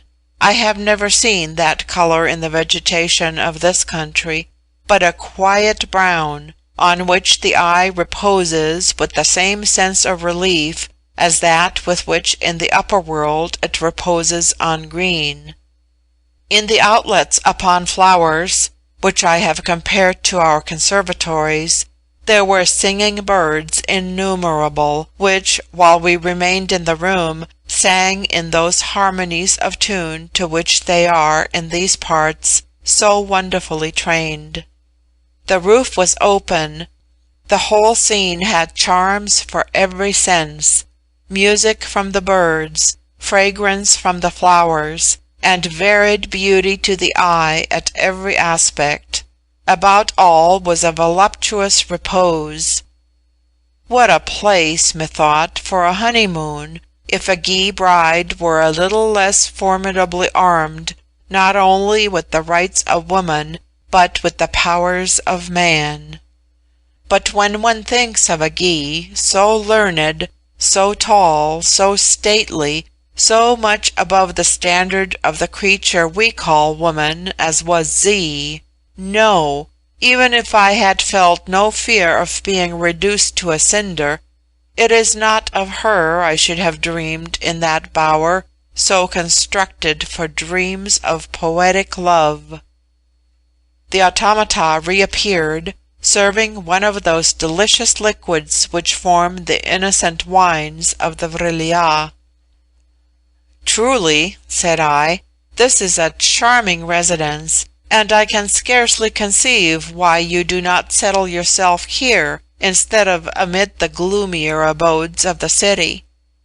As responsible to the community for the administration of light, I am compelled to reside chiefly in the city, and can only come hither for short intervals. But since I understand from you that no honors are attached to your office, and it involves some trouble, why do you accept it?" "Each of us obeys without question the command of the Tur. He said, 'Be it requested that Appa Lin shall be the commissioner of light,' so I had no choice. But having held the office now for a long time, the cares, which were at first unwelcome, have become, if not pleasing, at least endurable. We are all formed by custom. Even the difference of our race from the savage is but the transmitted continuance of custom, which becomes, through hereditary descent, part and parcel of our nature. You see, there are Ana who even reconcile themselves to the responsibilities of chief magistrate, but no one would do so if his duties had not been rendered so light, or if there were any questions as to compliance with his requests. Not even if you thought the requests unwise or unjust? We do not allow ourselves to think so, and indeed everything goes on as if each and all governed themselves according to immemorial custom. When the chief magistrate dies or retires, how do you provide for his successor? The An who has discharged the duties of chief magistrate for many years is the best person to choose one by whom those duties may be understood, and he generally names his successor. His son, perhaps? Seldom that, for it is not an office any one desires or seeks, and a father naturally hesitates to constrain his son. But if the Tur himself declined to make a choice, for fear it might be supposed that he owed some grudge to the person on whom his choice would settle, then there are 3 of the College of Sages who draw lots among themselves which shall have the power to elect the chief. We consider that the judgment of one on of ordinary capacity is better than the judgment of three or more, however wise they may be. For among three there would probably be disputes, and where there are disputes, passion clouds judgment. The worst choice made by one who has no motive in choosing wrong is better than the best choice made by many who have many motives for not choosing right. You reverse in your policy the maxims adopted in my country. Are you all in your country satisfied with your governors? All? Certainly not. The governors that most please some are sure to be the most displeasing to others. Then our system is better than yours.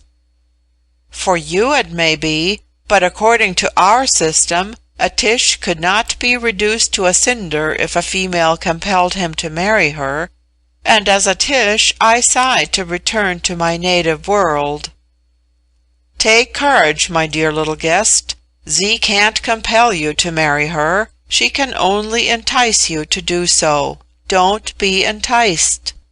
Come and look round my domain. We went forth into a close bordered with sheds, for though the Ana keep no stock for food, there are some animals which they rear for milking and others for shearing. The former have no resemblance to our cows, nor the latter to our sheep, nor do I believe such species exist amongst them. They use the milk of three varieties of animal. One resembles the antelope, but is much larger, being as tall as a camel. The other two are smaller, and, though differing somewhat from each other, resemble no creature I ever saw on earth. They are very sleek, and of rounded proportions. Their colour that of dappled deer, with very mild countenances and beautiful dark eyes. The milk of these three creatures differs in richness and taste. It is usually diluted with water, and flavoured with the juice of a peculiar and perfumed fruit, and in itself is very nutritious and palatable. The animal whose fleece serves them for clothing and many other purposes is more like the Italian she-goat than any other creature, but is considerably larger, has no horns, and is free from the displeasing odour of our goats. Its fleece is not thick, but very long and fine. It varies in colour, but is never white, more generally of a slate-like or lavender hue. For clothing it is usually worn dyed to suit the taste of the wearer.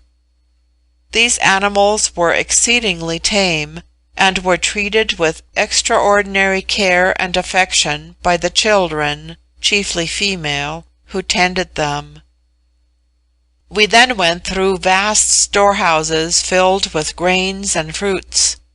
I may here observe that the main staple of food among these people consists, firstly, of a kind of corn much larger in ear than our wheat, and which by culture is perpetually being brought into new varieties of flavour; and secondly, of a fruit of about the size of a small orange, which, when gathered, is hard and bitter. It is stowed away for many months in their warehouses, and then becomes succulent and tender.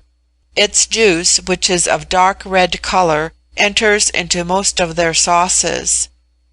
They have many kinds of fruit of the nature of the olive, from which delicious oils are extracted. They have a plant somewhat resembling the sugar cane, but its juices are less sweet and of a delicate perfume. They have no bees nor honey-making insects, but they make much use of a sweet gum that oozes from a coniferous plant, not unlike the araucaria.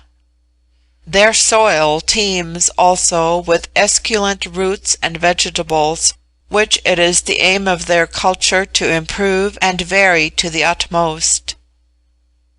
And I never remember any meal among this people, however it might be confined to the family household, in which some delicate novelty in such articles of food was not introduced.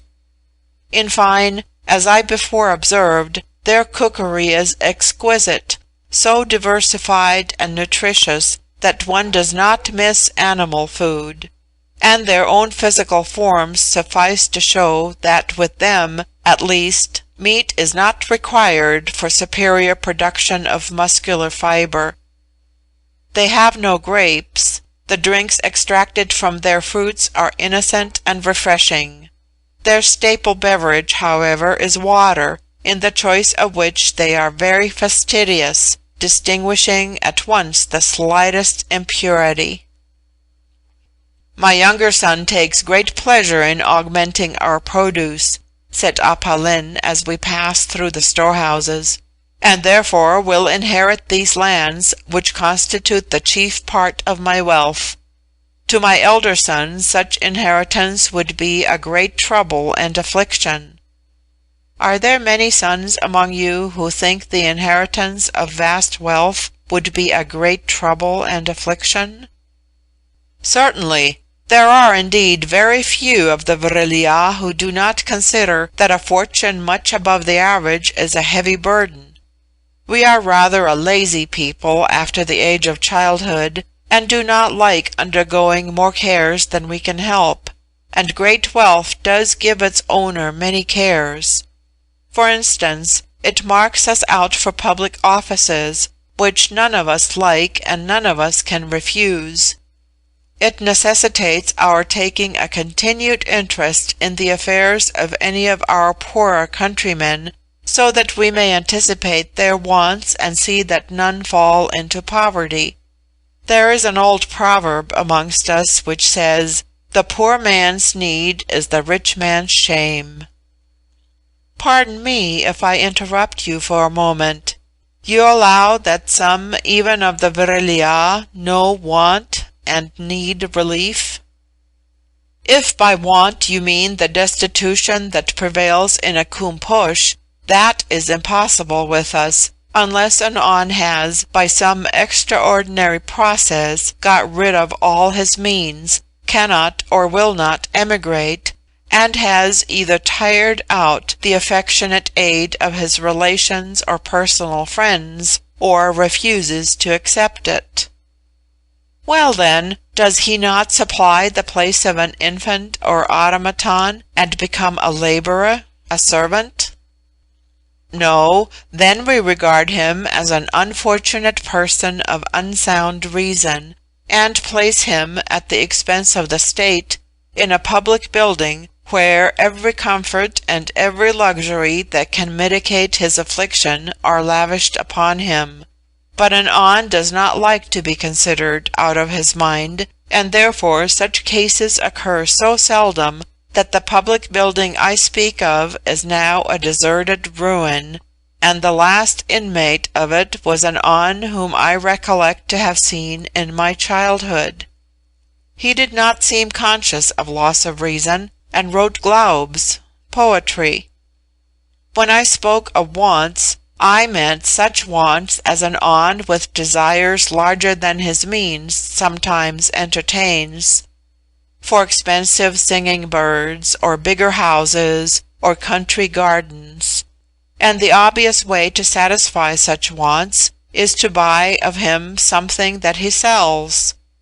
Hence Ana like myself, who are very rich, are obliged to buy a great many things they do not require, and live on a very large scale where they might prefer to live on a small one.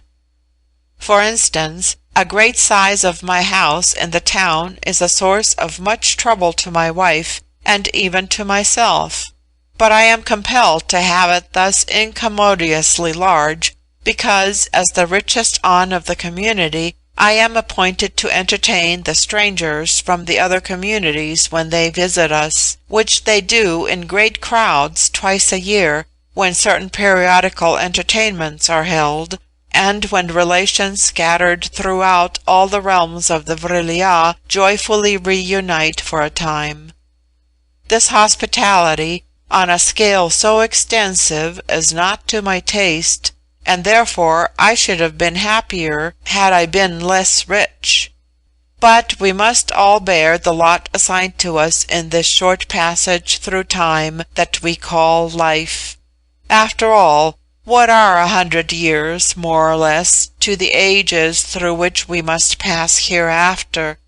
Luckily, I have one son who likes great wealth. It is a rare exception to the general rule, and I own I cannot myself understand it. After this conversation I sought to return to the subject which continued to weigh on my heart, namely the chances of escape from Z. But my host politely declined to renew that topic, and summoned our airboat. On our way back we were met by Z, who, having found us gone on her return from the College of Sages, had unfurled her wings and flown in search of us. Her grand, but to me unalluring, countenance brightened as she beheld me, and poising herself beside the boat on her large outspread plumes, she said reproachfully to Apolline, "Oh, father, was it right in you to hazard the life of your guest in a vehicle to which he is so unaccustomed? He might, by an incautious movement, fall over the side. And alas, he is not like us. He has no wings. It were death to him to fall, dear one," she added, accosting my shrinking self in a softer voice. "Have you no thought of me, that you should thus hazard a life which has become almost a part of mine? Never again be thus rash, unless I am thy companion. What terror thou hast stricken into me." I glanced furtively at Apolline, expecting at least that he would indignantly reprove his daughter for expressions of anxiety and affection, which, under all the circumstances, would, in the world above ground, be considered immodest in the lips of a young female, addressed to a male not affianced to her, even if of the same rank as herself. But so confirmed are the rights of females in that region, and so absolutely foremost among those rights do females claim the privilege of courtship, that Apolline would no more have thought of reproving his virgin daughter than he would have thought of disobeying the orders of the Tur.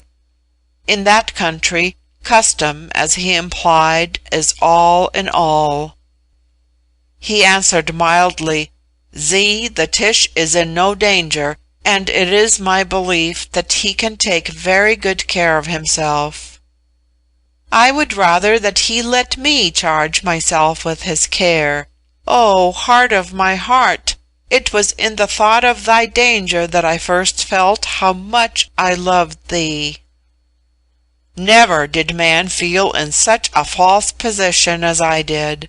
These words were spoken loud in the hearing of Z's father, in the hearing of the child who steered. I blushed with shame for them, and for her, and could not help replying angrily, "Z, either you mock me, which, as your father's guest, misbecomes you, or the words you utter are improper for a maiden Gy to address even to an An of her own race, if he has not wooed her with the consent of her parents. How much more improper to address them to a Tish, who has never presumed to solicit your affections, and who can never regard you with other sentiments than those of reverence and awe." Apolline made me a covert sign of approbation, but said nothing. "Be not so cruel," exclaimed Z, still in sonorous accents. "Can love command itself where it is truly felt? Do you suppose that a maiden Gy will conceal a sentiment that it elevates her to feel? What a country you must have come from!" Here Apolline gently interposed, saying, "Among the Tisha the rights of your sex do not appear to be established, and at all events my guest may converse with you more freely if unchecked by the presence of others." To this remark Z made no reply, but darting on me a tender reproachful glance, agitated her wings and fled homeward. I had counted at least on some aid from my host, I said bitterly, in the perils to which his own daughter exposes me. I gave you the best aid I could. To contradict a Gy in her love affairs is to confirm her purpose. She allows no counsel to come between her and her affections. On alighting from the airboat, a child accosted Apolline in the hall with a request that he would be present at the funeral obsequies of a relation who had recently departed from that nether world. Now, I had never seen a burial place or cemetery amongst this people, and, glad to seize even so melancholy an occasion to defer an encounter with Z, I asked Apolline if I might be permitted to witness with him the interment of his relation. Unless, indeed, it were regarded as one of those sacred ceremonies to which a stranger to their race might not be admitted. "The departure of an An to a happier world," answered my host, "when, as in the case of my kinsman, he has lived so long in this as to have lost pleasure in it, is rather a cheerful though quiet festival than a sacred ceremony, and you may accompany me if you will."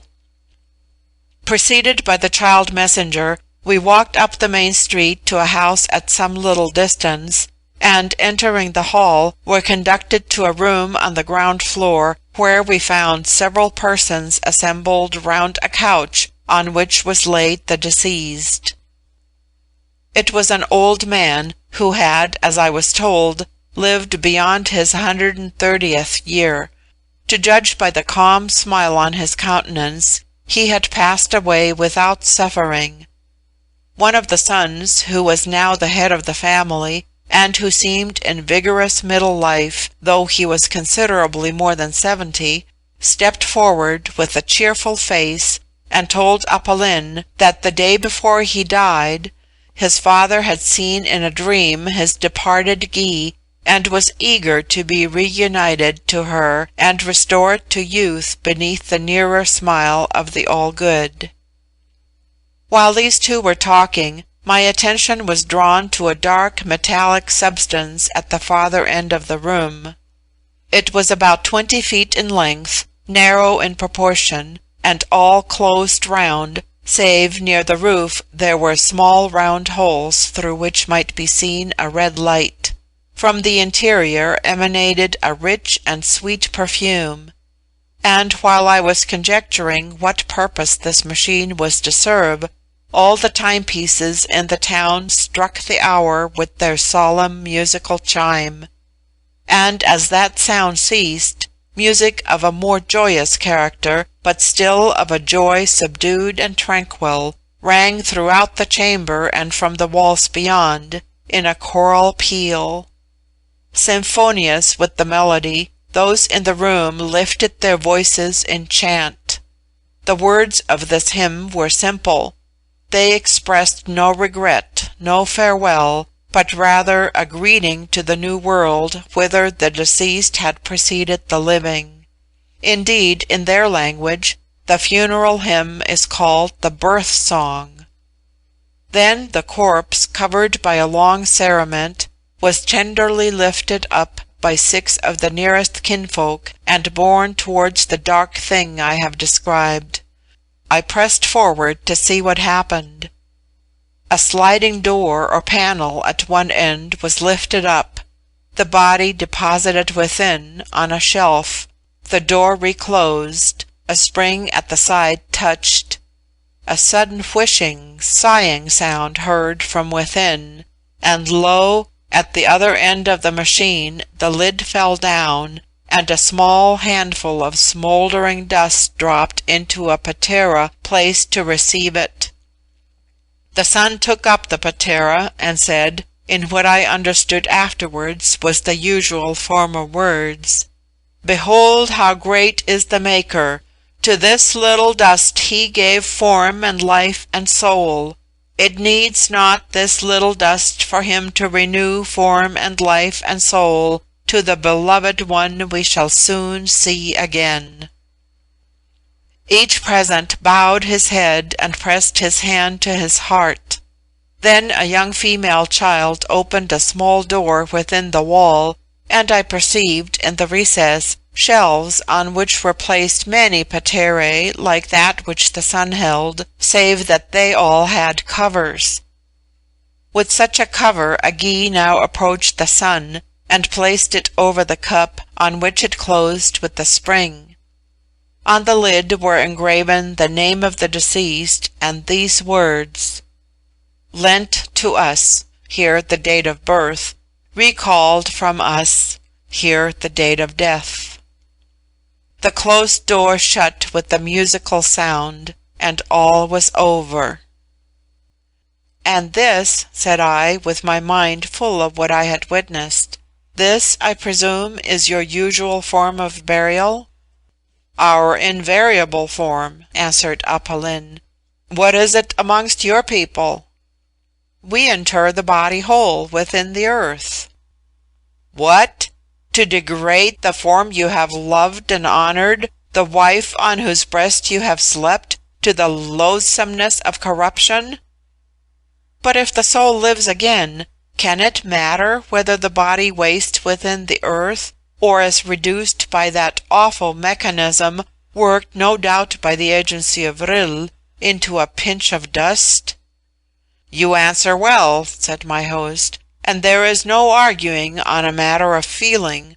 But to me your custom is horrible and repulsive, and would serve to invest death with gloomy and hideous associations. It is something, too, to my mind, to be able to preserve the token of what has been our kinsman or friend within the abode in which we live. We thus feel more sensibly that he still lives, though not visibly so to us. But our sentiments in this, as in all things, are created by custom. Custom is not to be changed by a wise An, any more than it is changed by a wise community, without the greatest deliberation, followed by the most earnest conviction. It is only thus that change ceases to be changeability, and once made is made for good." When we regained the house, Aph Lin summoned some of the children in his service, and sent them round to several of his friends, requesting their attendance that day, during the easy hours, to a festival in honour of his kinsman's recall to the all good. This was the largest and gayest assembly I ever witnessed during my stay among the Ana, and was prolonged far into the silent hours. The banquet was spread in a vast chamber reserved especially for grand occasions. This differed from our entertainments, and was not without a certain resemblance to those we read of in the luxurious age of the Roman Empire. There was not one great table set out, but numerous small tables, each appropriated to 8 guests. It is considered that beyond that number conversation languishes and friendship cools. The Ana never laugh loud, as I have before observed, but the cheerful ring of their voices at the various tables betokened gaiety of intercourse. As they have no stimulant drinks, and are temperate in food, though so choice and dainty, the banquet itself did not last long. The table sank through the floor, and then came musical entertainments for those who liked them. Many, however, wandered away. Some of the younger ascended in their wings, for the hall was roofless, forming aerial dances. Others strolled through the various apartments, examining the curiosities with which they were stored, or formed themselves into groups for various games, the favourite of which is a complicated kind of chess played by 8 persons. I mixed with the crowd, but was prevented joining in the conversation by the constant companionship of one or the other of my host's sons, appointed to keep me from obtrusive questionings. The guests, however, noticed me but slightly. They had grown accustomed to my appearance, seeing me so often in the streets, and I had ceased to excite much curiosity. To my great delight Z avoided me, and evidently sought to excite my jealousy by marked attentions to a very handsome young An, who, though, as is the modest custom of the males when addressed by females, he answered with downcast eyes and blushing cheeks, and was demure and shy as young ladies new to the world are in most civilized countries except England and America, was evidently much charmed by the tall Gy, and ready to falter a bashful yes if she had actually proposed. Fervently hoping that she would, and more averse to the idea of reduction to a cinder after I had seen the rapidity with which a human body can be hurried into a pinch of dust, I amused myself by watching the manners of the other young people. I had the satisfaction of observing that Z was no singular assertor of a female's most valued rights. Wherever I turned my eyes or lent my ears, it seemed to me that the Gy was the wooing party, and the An the coy and reluctant one. The pretty innocent airs which an An gave himself on being thus courted, the dexterity with which he evaded direct answers to professions of attachment, or turned into jest the flattering compliments addressed to him, would have done honour to the most accomplished coquette. Both my male chaperons were subjected greatly to these seductive influences, and both acquitted themselves with wonderful honour to their tact and self-control. I said to the elder son, who preferred mechanical employments to the management of a great property, and who was of an eminently philosophical temperament, I find it difficult to conceive how at your age, and with all the intoxicating effects on the senses of music and lights and perfumes, you can be so cold to that impassioned young Gy who has just left you with tears in her eyes at your cruelty. The young An replied with a sigh, "Gentle Tish, the greatest misfortune in life is to marry one Gy if you are in love with another." "Oh, you are in love with another?" "Alas, yes." "And she does not return your love?" "I don't know. Sometimes a look, a tone makes me hope so, but she has never plainly told me that she loves me." "Have you not whispered in her own ear that you love her?" "Fie! What are you thinking of? What world do you come from? Could I so betray the dignity of my sex? Could I be so un-Anly, so lost to shame, as to own love to a Gy who has not first owned hers to me?" "Pardon, I was not quite aware that you pushed the modesty of your sex so far. But does no An ever say to a Gy, 'I love you,' till she says it first to him?" "I can't say that no An has ever done so, but if he ever does, he is disgraced in the eyes of the Ana, and secretly despised by the Gy ei. No Gy, well brought up, would listen to him. She would consider that he audaciously infringed on the rights of her sex, while outraging the modesty which dignifies his own. It is very provoking," continued the An, "for she whom I love has certainly courted no one else, and I cannot but think she likes me. Sometimes I suspect that she does not court me because she fears I would ask some unreasonable settlement as to the surrender of her rights. But if so, she cannot really love me, for where a Gy really loves, she forgoes all rights." "Is this young Gy present?" "Oh yes, she sits yonder talking to my mother."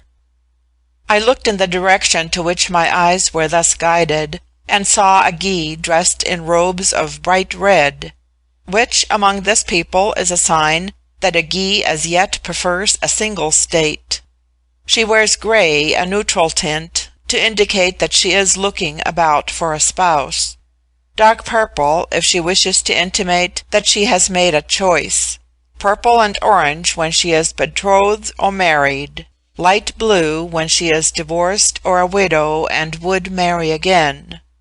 Light blue is of course seldom seen. Among a people where all are of so high a type of beauty, it is difficult to single out one as peculiarly handsome. My young friend's choice seemed to me to possess the average of good looks, but there was an expression in her face that pleased me more than did the faces of the young Jaillet generally, because it looked less bold, less conscious of female rights. I observed that, while she talked to Bras, she glanced from time to time sidelong at my young friend. "Courage," said I, "that young Guy loves you." "Ay, but if she shall not say so, how am I the better for her love?" "Your mother is aware of your attachment?" "Perhaps so. I never owned it to her. It would be unonly to confide such weakness to a mother. I have told my father. He may have told it again to his wife." "Will you permit me to quit you for a moment and glide behind your mother and your beloved? I am sure they are talking about you. Do not hesitate. I promise that I will not allow myself to be questioned till I rejoin you." The young An pressed his hand on his heart, touched me lightly on the head, and allowed me to quit his side. I stole unobserved behind his mother and his beloved. I overheard their talk. Bras was speaking.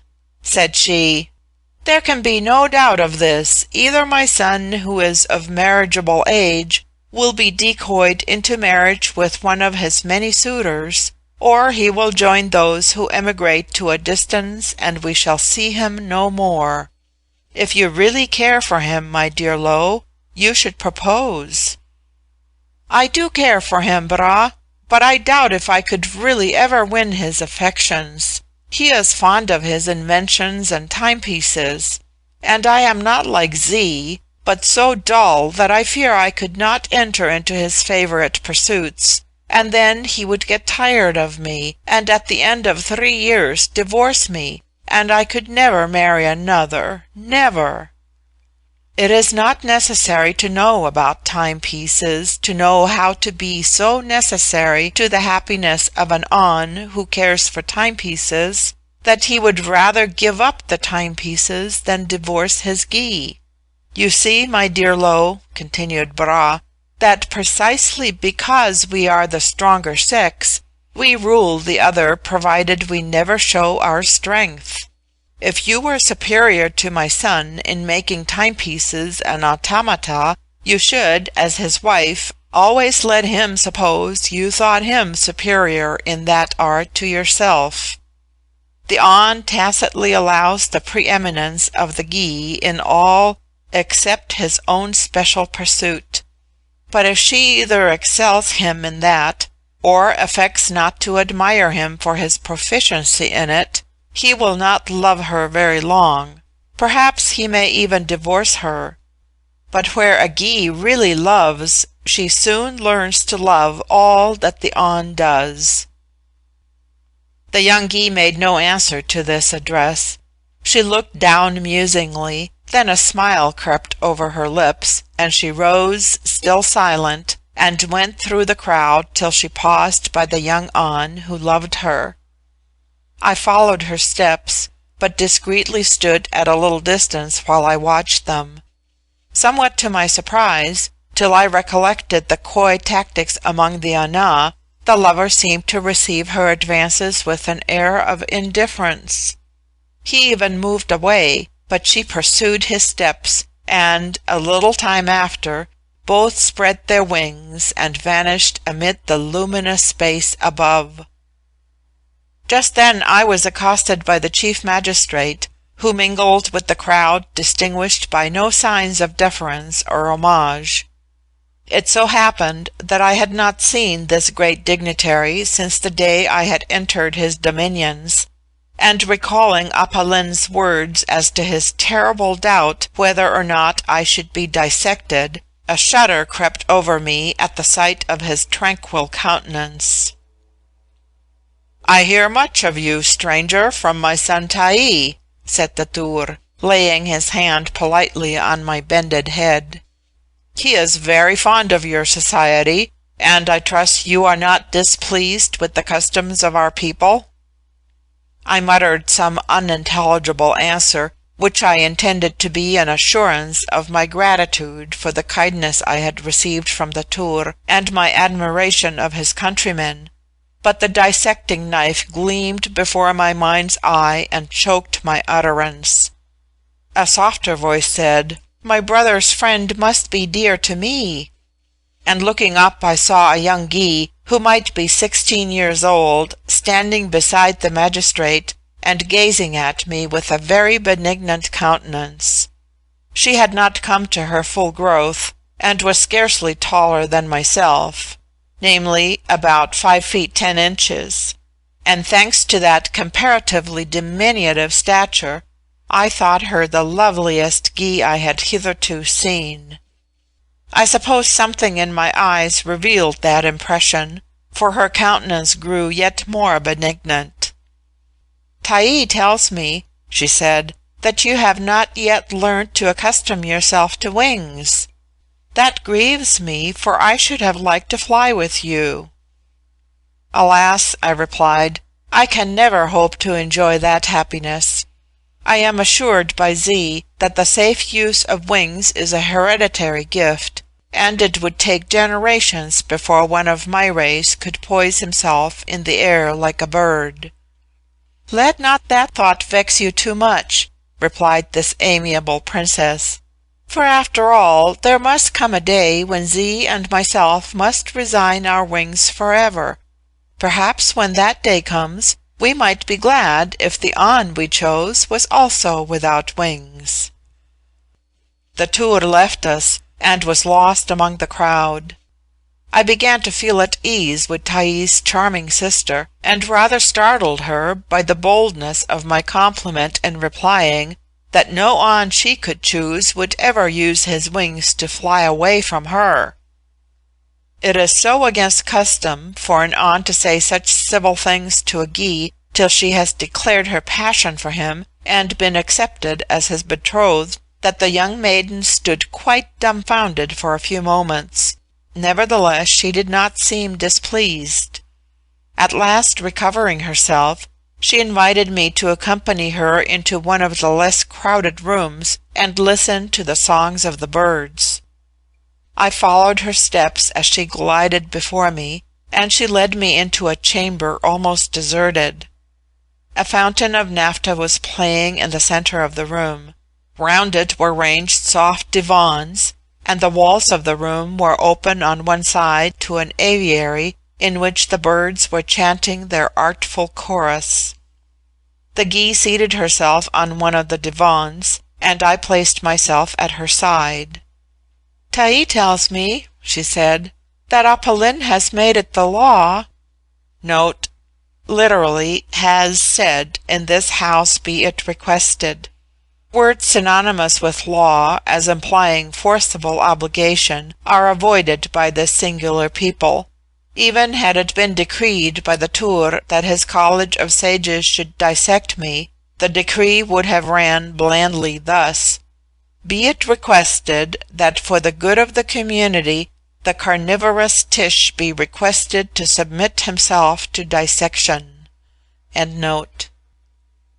That Apollin has made it the law of his house that you are not to be questioned as to the country you come from, or the reason why you visit us. Is it so?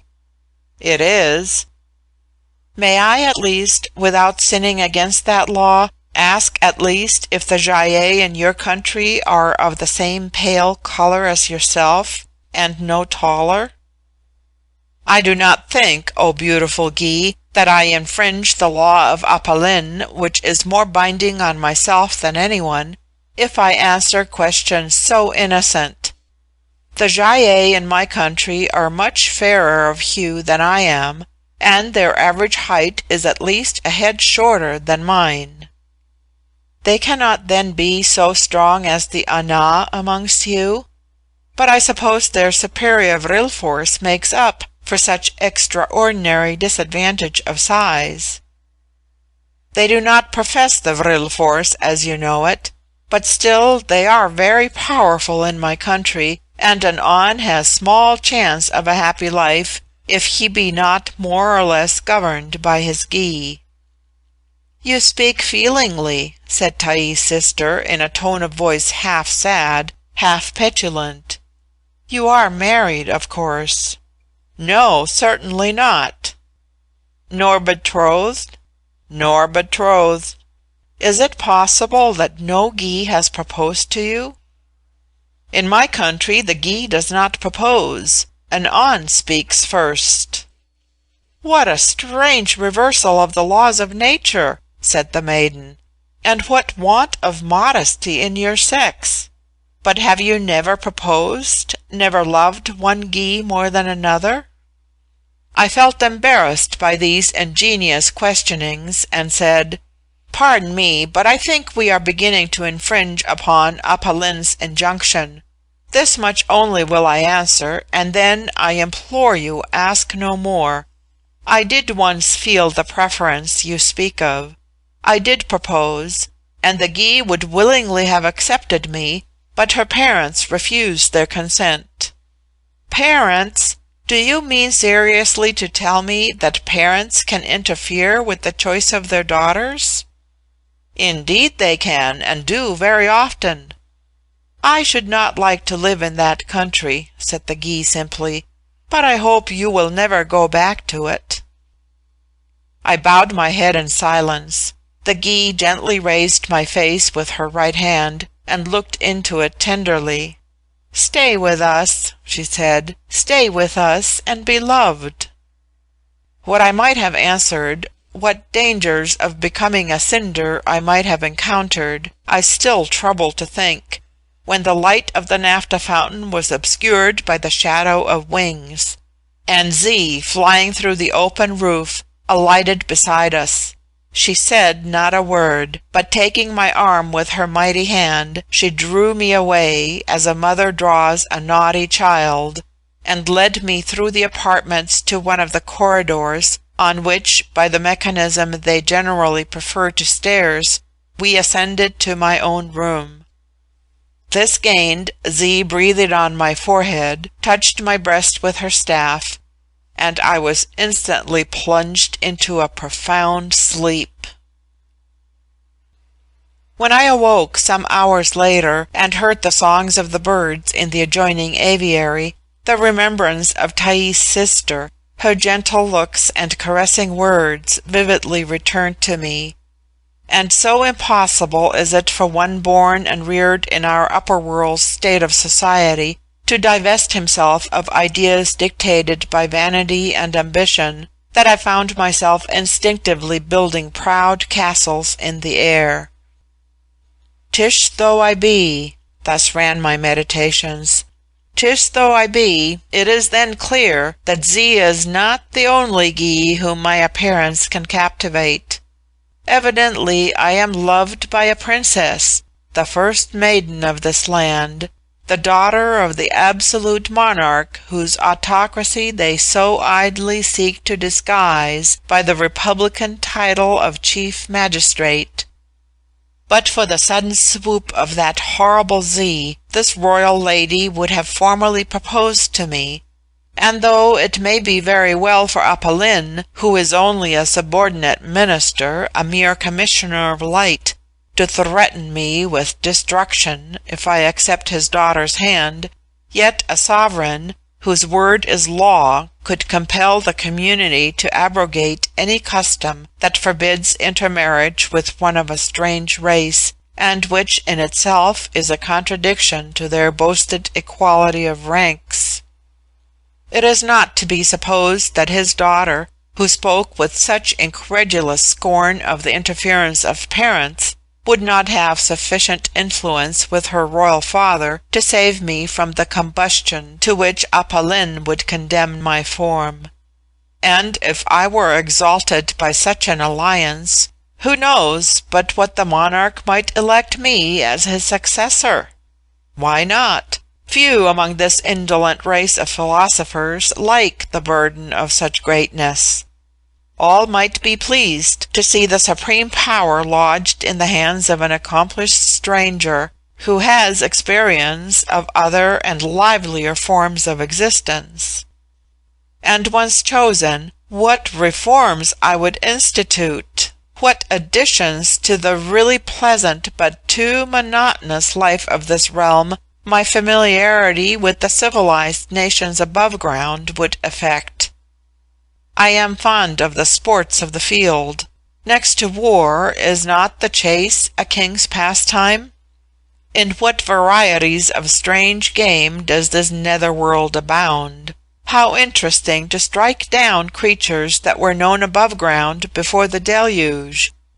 But how? By what terrible vril, in which, from want of hereditary transmission, I could never be a proficient?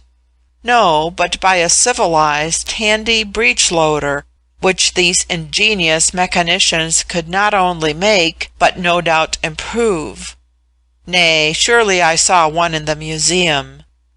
Indeed, as absolute king, I should discountenance vril altogether, except in cases of war. Apropos of war, it is perfectly absurd to stint a people so intelligent, so rich, so well armed, to a petty limit of territory sufficing for 10,000 or 12,000 families. Is not this restriction a mere philosophical crotchet, at variance with the aspiring element in human nature, such as has been partially, and with complete failure, tried in the upper world by the late Mr. Robert Owen? Of course one would not go to war with the neighbouring nations as well armed as one's own subjects. But then, what of those regions inhabited by races unacquainted with vril, and apparently resembling, in their democratic institutions, my American countrymen? One might invade them without offence to the vril nations, our allies, appropriate their territories, extending perhaps to the most distant regions of the nether earth, and thus rule over an empire in which the sun never sets.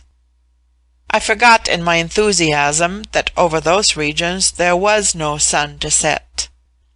As for the fantastical notion against conceding fame or renown to an eminent individual, because, forsooth, bestowal of honours ensures contest in the pursuit of them, stimulates angry passions, and mars the felicity of peace, it is opposed to the very elements, not only of the human, but of the brute creation, which are all, if tameable, participators in the sentiment of praise and emulation.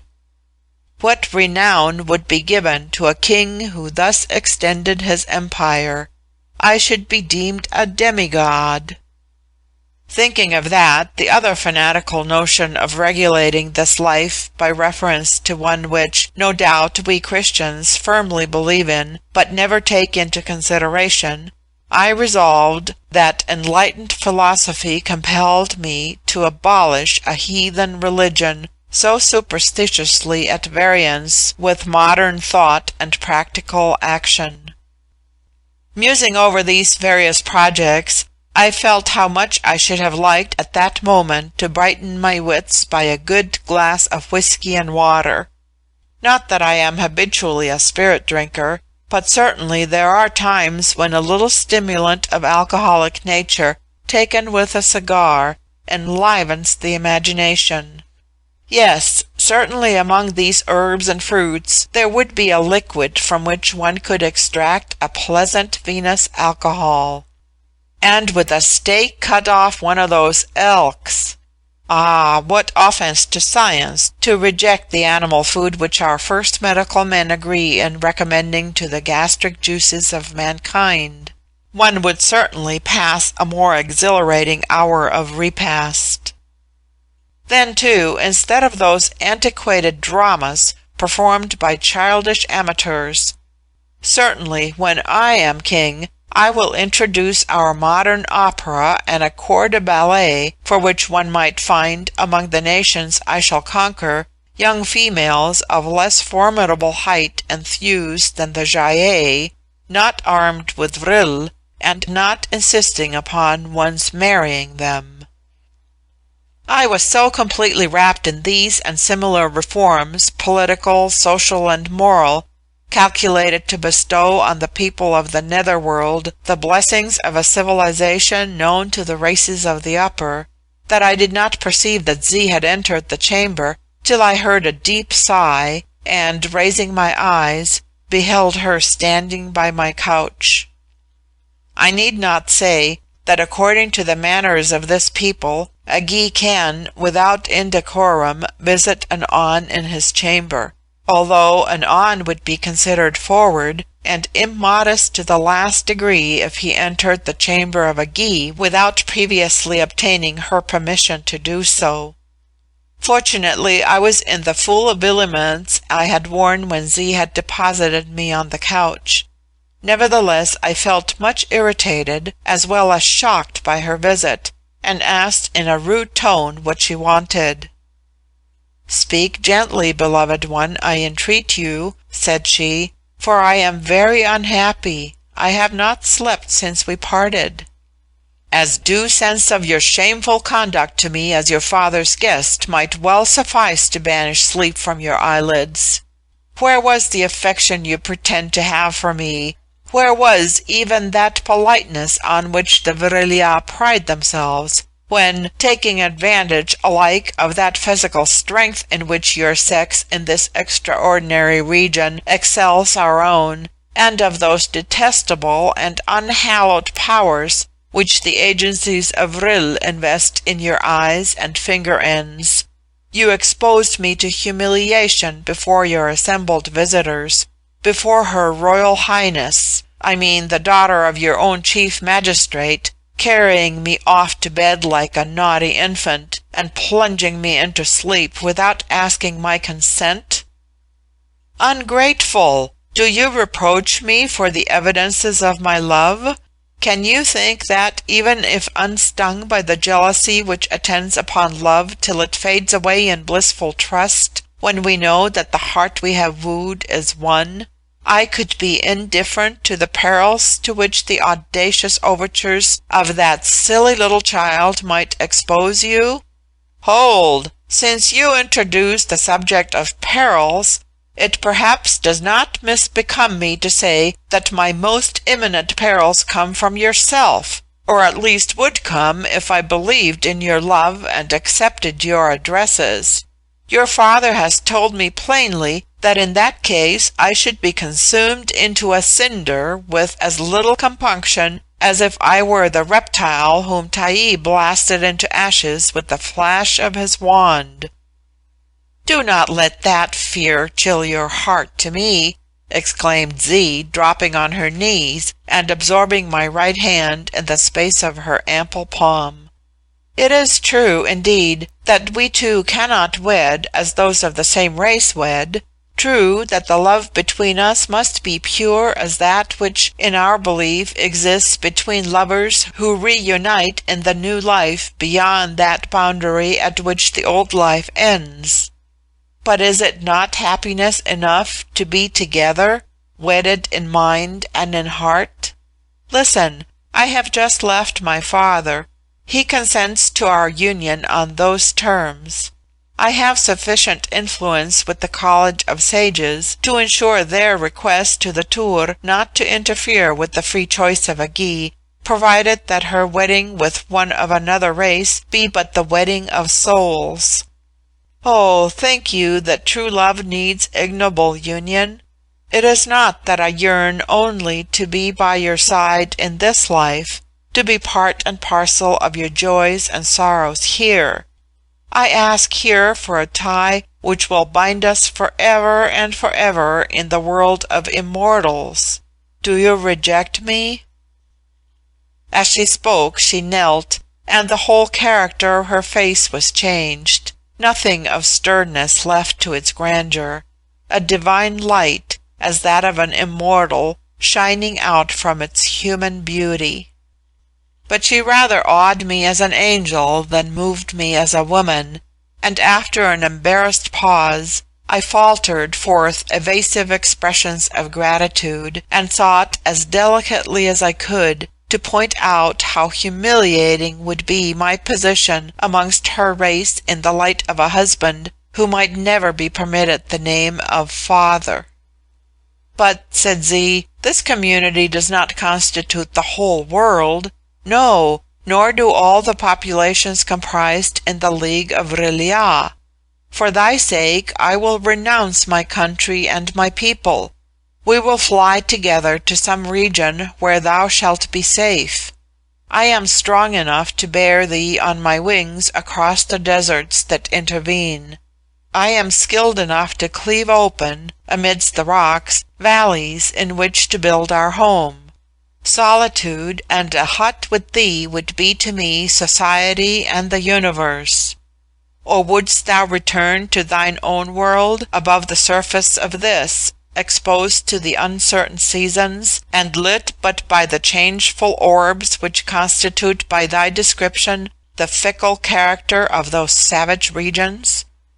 I so speak the word, and I will force the way for thy return, so that I am thy companion there, though there as here, but partner of thy soul, and fellow traveller with thee to the world in which there is no parting and no death." I could not but be deeply affected by the tenderness, at once so pure and so impassioned, with which these words were uttered, and in a voice that would have rendered musical the roughest sounds in the rudest tongue; and for a moment it did not occur to me that I might avail myself of Z's agency to effect a safe and speedy return to the upper world. But a very brief space for reflection sufficed to show me how dishonourable and base a return for such devotion it would be to allure thus away from her own people and a home in which I had been so hospitably treated, a creature to whom our world would be so abhorrent, and for whose barren, if spiritual love, I could not reconcile myself to renounce the more human affection of mates less exalted above my erring self. With this sentiment of duty towards the Gy combined another of the duty towards the whole race I belonged to. Could I venture to introduce into the upper world a being so formidably gifted, a being that with a movement of her staff could in less than an hour reduce New York and its glorious Kumposh into a pinch of snuff? Rob her of her staff? With her science she could easily construct another, and with the deadly lightnings that armed the slender engine her whole frame was charged. If thus dangerous to the cities and populations of the whole upper earth, could she be a safe companion to myself, in case her affection should be subjected to change or embittered by jealousy? These thoughts, which it takes so many words to express, passed rapidly through my brain and decided my answer. "Z," I said, in the softest tones I could command, and pressing respectful lips on the hand into whose clasp mine vanished. "Z, I can find no words to say how deeply I am touched, and how highly I am honoured, by a love so disinterested and self-immolating. My best return to it is perfect frankness. Each nation has its customs. The customs of yours do not allow you to wed me. The customs of mine are equally opposed to such a union between those of races so widely differing. On the other hand, though not deficient in courage among my own people, or amid dangers with which I am familiar, I cannot, without a shudder of horror, think of constructing a bridal home in the heart of some dismal chaos, with all the elements of nature, fire and water and mephitic gases, at war with each other, and with the probability that at some moment while you were busied in cleaving rocks or conveying vril into lamps, I should be devoured by a crek which your operations disturbed from its hiding place. I, a mere Tish, do not deserve the love of a Gy so brilliant, so learned, so potent as yourself. Yes, I do not deserve that love, for I cannot return it." Z released my hand, rose to her feet, and turned her face away to hide her emotions. Then she glided noiselessly along the room and paused at the threshold. Suddenly, impelled as by a new thought, she returned to my side and said in a whispered tone, "You told me you would speak with perfect frankness. With perfect frankness, then, answer me this question. If you cannot love me, do you love another?" "Certainly I do not." "You do not love Thais' sister?" "I never saw her before last night." "That is no answer. Love is swifter than vril. You hesitate to tell me. Do not think it is only jealousy that prompts me to caution you. If the Tur's daughter should declare love to you, if in her ignorance she confides to her father any preference that may justify his belief that she will woo you, he will have no option but to request your immediate destruction, as he is specially charged with the duty of consulting the good of the community, which could not allow the daughter of the Vril-ya to wed a son of the Tisha, in that sense of marriage which does not confine itself to union of the souls. Alas, there would then be for you no escape. She has no strength of wing to uphold you through the air. She has no science wherewith to make a home in the wilderness. Believe that here my friendship speaks, and that my jealousy is silent." With these words Z left me, and recalling those words, I thought no more of succeeding to the throne of the Vril-ya, or of the political, social, and moral reforms I should institute in the capacity of absolute sovereign. After the conversation with Z just recorded, I fell into a profound melancholy. The curious interest with which I had hitherto examined the life and habits of this marvellous community was at an end. I could not banish from my mind the consciousness that I was among a people who, however kind and courteous, could destroy me at any moment without scruple or compunction. The virtuous and peaceful life of the people, which, while new to me, had seemed so wholly a contrast to the contentions, the passions, the vices of the upper world, now began to oppress me with a sense of dullness and monotony. Even the serene tranquillity of the lustrous air preyed on my spirits. I longed for a change, even to winter, or storm, or darkness. I began to feel that whatever our dreams of perfectibility, our restless aspirations towards a better and higher and calmer sphere of being, we, the mortals of the upper world, are not trained or fitted to enjoy for long the very happiness of which we dream or to which we aspire. Now, in this social state of the Vril-ya, it was singular to mark how it contrived to unite and to harmonize into one system nearly all the objects which the various philosophers of the upper world have placed before human hopes as the ideals of a utopian future. It was a state in which war, with all its calamities, was deemed impossible, a state in which the freedom of all and each was secured to the uttermost degree, without one of those animosities which make freedom in the upper world depend on the perpetual strife of hostile parties. Here the corruption which debases democracies was as unknown as the discontents which undermine the thrones of monarchies.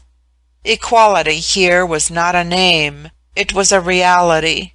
Riches were not persecuted because they were not envied.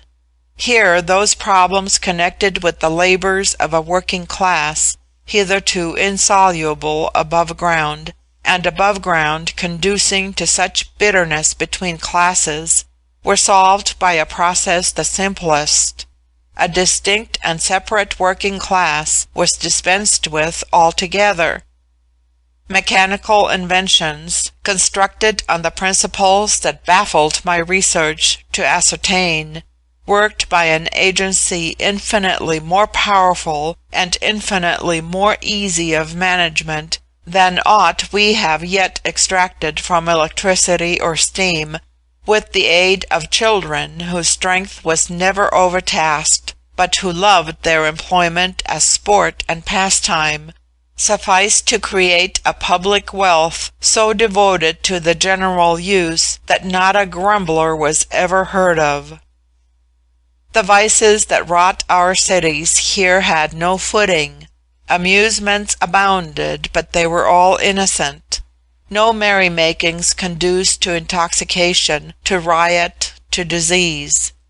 Love existed, and was ardent in pursuit, but its object, once secured, was faithful.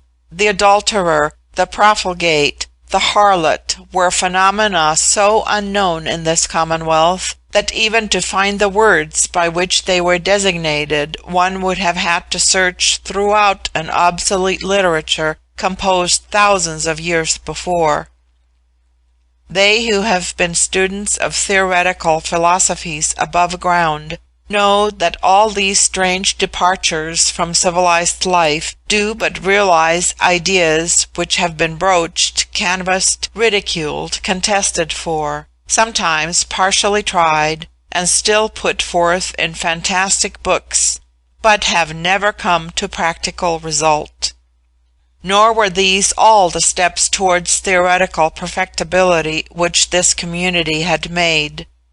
It had been the sober belief of Descartes that the life of man could be prolonged, not indeed on this earth to eternal duration, but to what he called the age of the patriarchs, and modestly defined to be from 100 to 150 years average length. Well, even this dream of sages was here fulfilled, nay, more than fulfilled, for the vigor of middle life was preserved even after the term of a century was past. With this longevity was combined a greater blessing than itself, that of continuous health. Such diseases as befell the race were removed with ease by scientific applications of that agency, life-giving as life-destroying, which is inherent in Vril. Even this idea is not unknown above ground, though it has generally been confined to enthusiasts or charlatans, and emanates from confused notions about mesmerism, odic forces, etc.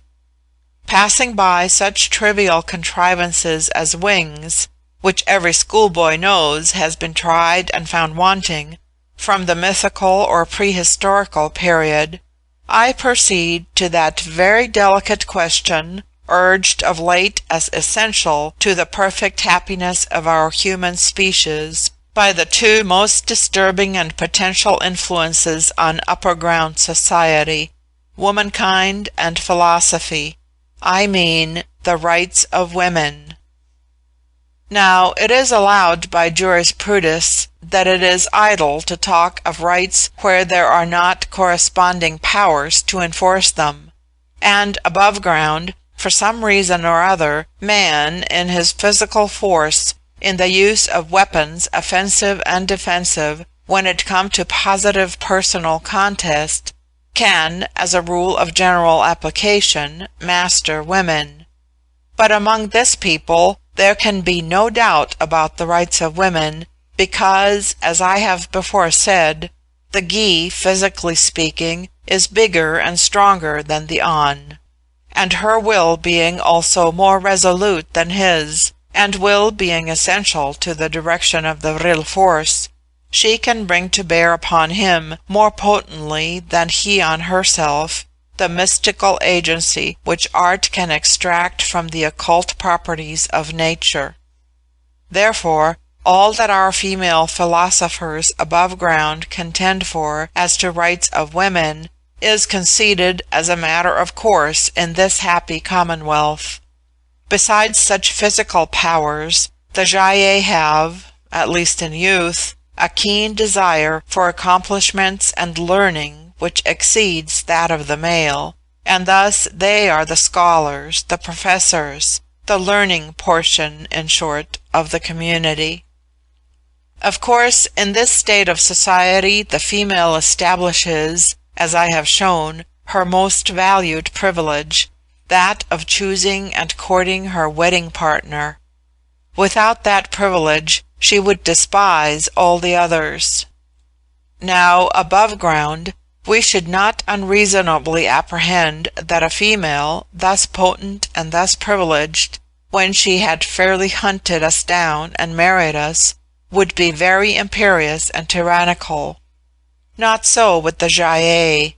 Once married, the wings once suspended, and more amiable, complacent, docile mates, more sympathetic, more sinking their loftier capacities into the study of their husbands' comparatively frivolous tastes and whims, no poet could conceive in his visions of conjugal bliss.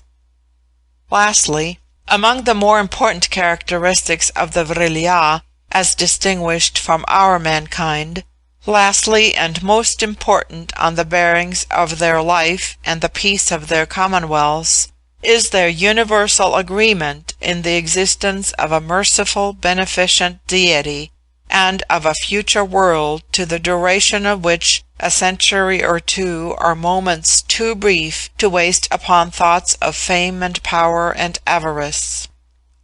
While with that agreement is combined another, namely, since they can know nothing as to the nature of that deity beyond the fact of his supreme goodness, nor of that future world beyond the fact of its felicitous existence, so their reason forbids all angry disputes on insoluble questions. Thus they secure for that state in the bowels of the earth what no community ever secured under the light of the stars, all the blessings and consolations of a religion, without any of the evils and calamities which are engendered by strife between one religion and another. It would be then utterly impossible to deny that the state of existence among the Vril-ya is thus as a whole immeasurably more felicitous than that of super-terrestrial races, and realizing the dreams of our most sanguine philanthropists, almost approaches to a poet's conception of some angelical order. And yet, if you would take 1,000 of the best and most philosophical human beings you could find in London, Paris, Berlin, New York, or even Boston, and place them as citizens in the beatified community, my belief is that in less than a year they would either die of ennui or attempt some revolution by which they would militate against the good of the community, and be burnt into cinders at the request of the Tur. Certainly I have no desire to insinuate, through the medium of this narrative, any ignorant disparagement of the race to which I belong. I have, on the contrary, endeavored to make it clear that the principles which regulate the social system of the Vril-ya forbid them to produce those individual examples of human greatness which adorn the annals of the upper world. Where there are no wars there can be no Hannibal, no Washington, no Jackson, no Sheridan. Where states are so happy that they fear no danger and desire no change, they cannot give birth to a Demosthenes, a Webster, a Sumner, a Wendell Holmes, or a Butler. And where a society attains to a moral standard in which there are no crimes and no sorrows from which tragedy can extract its aliment of pity and sorrow, no salient vices or follies on which comedy can lavish its mirthful satire, it has lost the chance of producing a Shakespeare or a Moliere, or a Mrs. Beecher Stowe. But if I have no desire to disparage my fellow men above ground, in showing how much the motives that impel the energies and ambition of individuals in a society of contest and struggle become dormant or annulled in a society which aims at securing for the aggregate the calm and innocent felicity which we presume to be the lot of beatified immortals. Neither, on the other hand, have I the wish to represent the commonwealths of the Vril-ya as an ideal form of political society, to the attainment of which our own efforts of reform should be directed.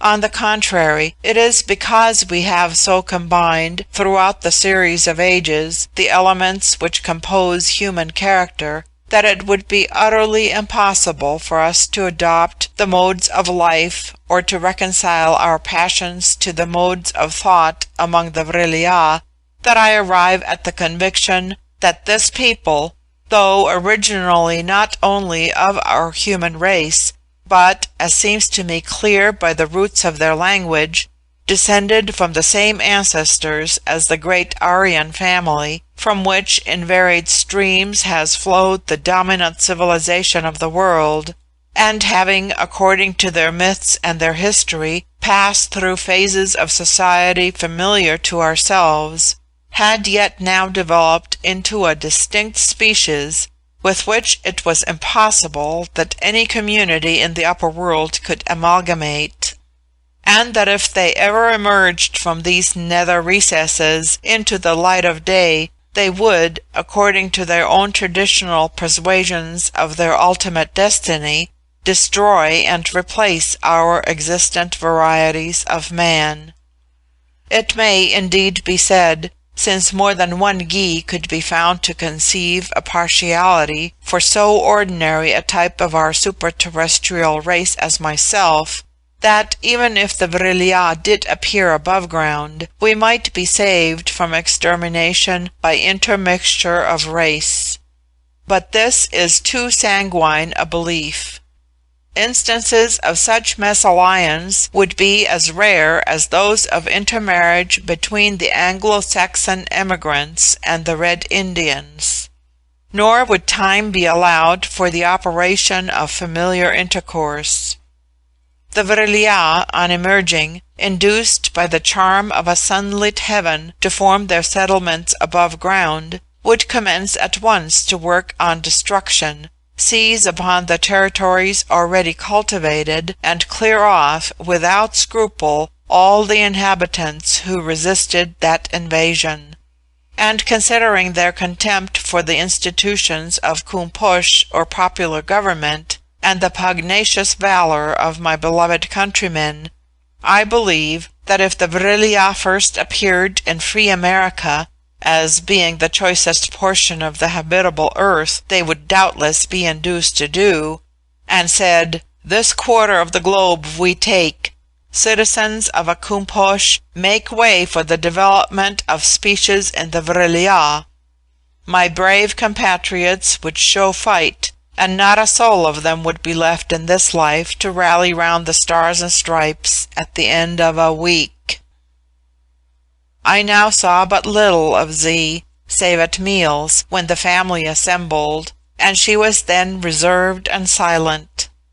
My apprehensions of danger from an affection I had so little encouraged or deserved, therefore now faded away, but my dejection continued to increase. I pined for escape to the upper world, but I racked my brains in vain for any means to effect it. I was never permitted to wander forth alone, so that I could not even visit the spot on which I had alighted, and see if it were possible to reascend to the mine. Nor even in the silent hours, when the household was locked in sleep, could I have let myself down from the lofty floor in which my apartment was placed. I knew not how to command the automata who stood mockingly at my beck beside the wall, nor could I ascertain the springs by which were set in movement the platforms that supplied the place of stairs. The knowledge how to avail myself of these contrivances had been purposely withheld from me. Oh, that I could but have learnt the use of wings, so freely here at the service of every infant! Then I might have escaped from the casement, regained the rocks, and buoyed myself aloft, through the chasm of which the perpendicular sides forbade place of human footing. One day, as I sat alone and brooding in my chamber, Taii flew in at the open window and alighted on the couch beside me. I was always pleased with the visits of a child, in whose society, if humbled, I was less eclipsed than in that of Ana, who had completed their education and matured their understanding. And as I was permitted to wander forth with him for my companion, and as I longed to revisit the spot in which I had descended into the nether world, I hastened to ask him if he were at leisure for a stroll beyond the streets of the city. His countenance seemed to me graver than usual as he replied, "I came hither on purpose to invite you forth." We soon found ourselves in the street, and had not got far from the house when we encountered 5 or 6 young Gy-ei, who were returning from the fields with baskets full of flowers, and chanting a song in chorus as they walked. A young Gy sings more often than she talks. They stopped on seeing us, accosting Taii with familiar kindness, and me with the courteous gallantry which distinguishes the Gy-ei in their manner toward our weaker sex. And here I may observe, that though a virgin Gy is so frank in her courtship to the individual she favours, there is nothing that approaches to that general breadth and loudness of manner which those young ladies of the Anglo-Saxon race, to whom the distinguished epithet of fast is accorded, exhibit towards young gentlemen whom they do not profess to love. No, the bearing of the Gy-ei towards males in ordinary is very much that of high-bred men in the gallant societies of the upper world towards ladies whom they respect but do not woo. Deferential, complimentary, exquisitely polished, what we should call chivalrous. Certainly I was a little put out by the number of civil things addressed to my amour propre, which were said to me by those courteous young Gy-ei. In the world I came from, a man would have thought himself aggrieved, treated with irony, chaffed, if so vulgar a slang word may be allowed, on the authority of the popular novelist who used it so freely, when one fair Gy complimented me on the freshness of my complexion, another on the choice of colours in my dress, a third, with a sly smile, on the conquests I had made at Apolline's entertainment. But I knew already that all such language was what the French call banal, and did but express in the female mouth below earth that sort of desire to pass for amiable with the opposite sex, which, above earth, arbitrary custom and hereditary transmission demonstrate by the mouth of the male. And just as a high-bred young lady, above earth, habituated to such compliments, feels that she cannot, without impropriety, return them, nor evince any great satisfaction at receiving them, so I, who had learnt polite manners at the house of so wealthy and dignified a minister of that nation, could but smile and try to look pretty in bashfully disclaiming the compliments showered upon me. While we were thus talking, Taï's sister, it seems, had seen us from the upper rooms of the royal palace at the entrance of the town, and precipitating herself on her wings, alighted in the midst of the group. Singling me out, she said, though still with the inimitable deference of manner which I have called chivalrous, yet not without a certain abruptness of tone, which, as addressed to the weaker sex, Sir Philip Sidney might have termed rustic, "Why do you never come to see us?" While I was deliberating on the right answer to give to this unlooked-for question, Tayi said quickly and sternly, "Sister, you forget the stranger is of my sex. It is not for persons of my sex, having due regard for reputation and modesty, to lower themselves by running after the society of yours." This speech was received with evident approval by the young Gy ei in general, but Tayi's sister looked greatly abashed. Poor thing! And a princess too! Just at this moment a shadow fell on the space between me and the group, and turning round, I beheld the chief magistrate coming close upon us, with the silent and stately pace peculiar to the Vril-ya. At the sight of his countenance, the same terror which had seized me when I first beheld it, returned. On that brow, in those eyes, there was that same indefinable something which marked the being of a race fatal to our own, that strange expression of serene exemption from our common cares and passions, of conscious superior power, compassionate and inflexible as that of a judge who pronounces doom.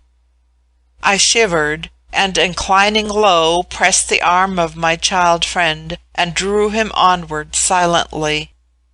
The Tur placed himself before our path, regarded me for a moment without speaking, then turned his eye quietly on his daughter's face, and, with a grave salutation to her and the other Gy ei, went through the midst of the group, still without a word.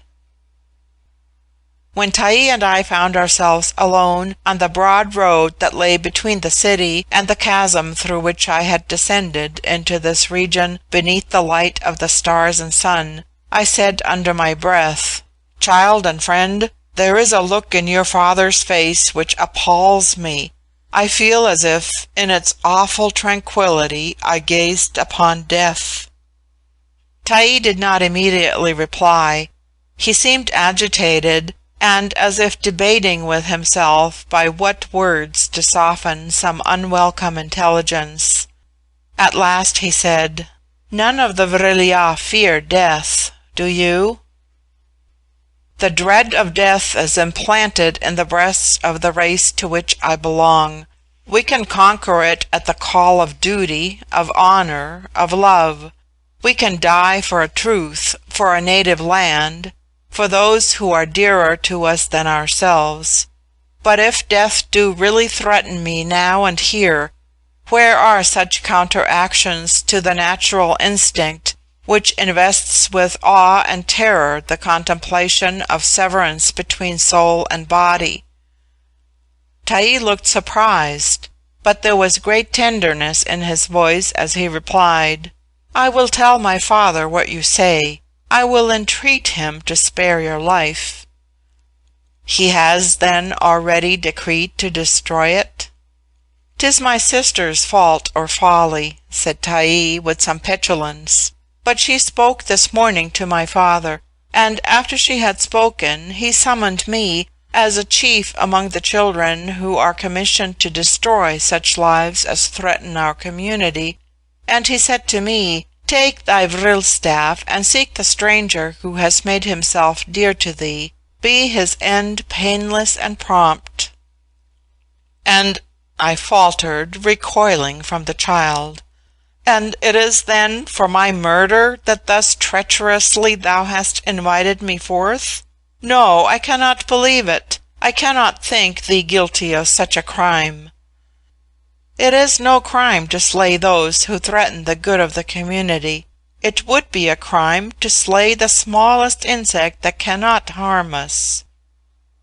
"If you mean that I threaten the good of the community because your sister honors me with the sort of preference which a child may feel for a strange plaything, it is not necessary to kill me. Let me return to the people I have left, and by the chasm through which I descended. With a slight help from you I might do so now. You, by the aid of your wings, could fasten to the rocky ledge within the chasm the cord that you found and have no doubt preserved. Do but that, assist me but to the spot from which I alighted, and I vanish from your world for ever, and as surely as if I were among the dead." The chasm through which you descended. Look round. We stand now on the very place where it yawned. What see you? Only solid rock. The chasm was closed by the orders of Appa Lin as soon as communication between him and yourself was established in your trance, and he learned from your own lips the nature of the world from which you came. Do you not remember when Z bade me not question you as to yourself or your race? On quitting you that day, Appa Lin accosted me and said, no path between the stranger's home and ours should be left unclosed, or the sorrow and evil of his home may descend to ours. Take with thee the children of thy band, smite the sides of the cavern with your vril staves till the fall of their fragments fills up every chink through which a gleam of our lamps could force its way. As the child spoke, I stared aghast at the blind rocks before me. Huge and irregular, the granite masses, showing by charred discoloration where they had been shuttered, rose from footing to rooftop, not a cranny. All hope, then, is gone, I murmured, sinking down on the craggy wayside, and I shall never more see the sun. I covered my face with my hands and prayed to him whose presence I had so often forgotten when the heavens had declared his handiwork. I felt his presence in the depths of the nether earth and amidst the world of the grave. I looked up, taking comfort and courage from my prayers, and gazing with a quiet smile into the face of the child, said, now if thou must slay me, strike. Ta'i shook his head gently. Nay, he said, my father's request is not so formally made as to leave me no choice. I will speak with him, and may prevail to save thee. Strange that thou shouldst have that fear of death, which we thought was only the instinct of the inferior creatures, to whom the convictions of another life has not been vouchsafed. With us, not an infant knows such a fear. Tell me, my dear Tish, he continued after a little pause, would it reconcile thee more to departure from this form of life to that form which lies on the other side of the moment called death, did I share thy journey? If so, I will ask my father whether it be allowable for me to go with thee. I am one of our generation destined to emigrate, when of age for it, to some regions unknown within this world. I would just as soon emigrate now to regions unknown in another world. The all-good is no less there than here. Where is he not? Child, said I, seeing by Ta'i's countenance that he spoke in serious earnest, it is crime in thee to slay me. It were a crime not less in me to say, slay thyself. The all-good chooses his own time to give us life, and his own time to take it away. Let us go back. If, on speaking with thy father, he decides on my death, give me the longest mourning in thy power, so that I may pass the interval in self-preparation. In the midst of those hours set apart for sleep, and constituting the night of the Vril-ya, I was awakened from the disturbed slumber into which I had not long fallen, by a hand on my shoulder. I started, and beheld Z standing beside me. Hush, she said in a whisper, let no one hear us. Dost thou think that I have ceased to watch over thy safety because I could not win thy love? I have seen Ta'i. He has not prevailed with his father, who had meanwhile conferred with the 3 sages, who in doubtful matters he takes into counsel, and by their advice he has ordained thee to perish when the world reawakens to life. I will save thee. Rise and dress. Z pointed to a table by the couch on which I saw the clothes I had worn on quitting the upper world, and which I had exchanged subsequently for the more picturesque garments of the Vril-ya. The young Gy then moved towards the casement and stepped into the balcony, while hastily and wonderingly I donned my own habiliments. When I joined her on the balcony, her face was pale and rigid. Taking me by the hand, she said softly, "See how brightly the art of the Vril-ya has lighted up the world in which they dwell. Tomorrow the world will be dark for me." She drew me back into the room without waiting for my answer, thence into the corridor, from which we descended into the hall. We passed into the deserted streets and along the broad upward road which wound beneath the rocks. Here, where there is neither day nor night, the silent hours are unutterably solemn. The vast space illumined by mortal skill is so wholly without the sight and stir of mortal life. Soft as were our footsteps, their sounds vexed the ear, as out of harmony with the universal repose. I was aware in my own mind, though Z said it not, that she had decided to assist my return to the upper world, and that we were bound towards the place from which I had descended. Her silence infected me and commanded mine. And now we approached the chasm. It had been reopened, not presenting indeed the same aspect as when I had emerged from it, but through that closed wall of rock before which I had last stood with Taï, a new cliff had been riven, and along its blackened sides still glimmered sparks and smouldered embers. My upward gaze could not, however, penetrate more than a few feet into the darkness of the hollow void, and I stood dismayed, and wondering how that grim ascent was to be made. Z divined my doubt. "Fear not," said she with a faint smile. "Your return is assured. I began this work when the silent hours commenced, and all else were asleep. Believe that I did not pause till the path back into thy world was clear. I shall be with thee a little while yet. We do not part until thou sayest, 'Go, for I need thee no more.'" My heart smote me with remorse at these words. "Ah," I exclaimed, "I would that thou wert of my race, or I of thine. Then I should never say, 'I need thee no more.'" "I bless thee for those words, and I shall remember them when thou art gone," answered the Gy tenderly. During this brief interchange of words, Z had turned away from me, her form bent and her head bowed over her breast. Now she rose to the full height of her grand stature and stood fronting me. While she had been thus averting my gaze, she had lighted up the circlet that she wore round her brow, so that it blazed as if it were a crown of stars.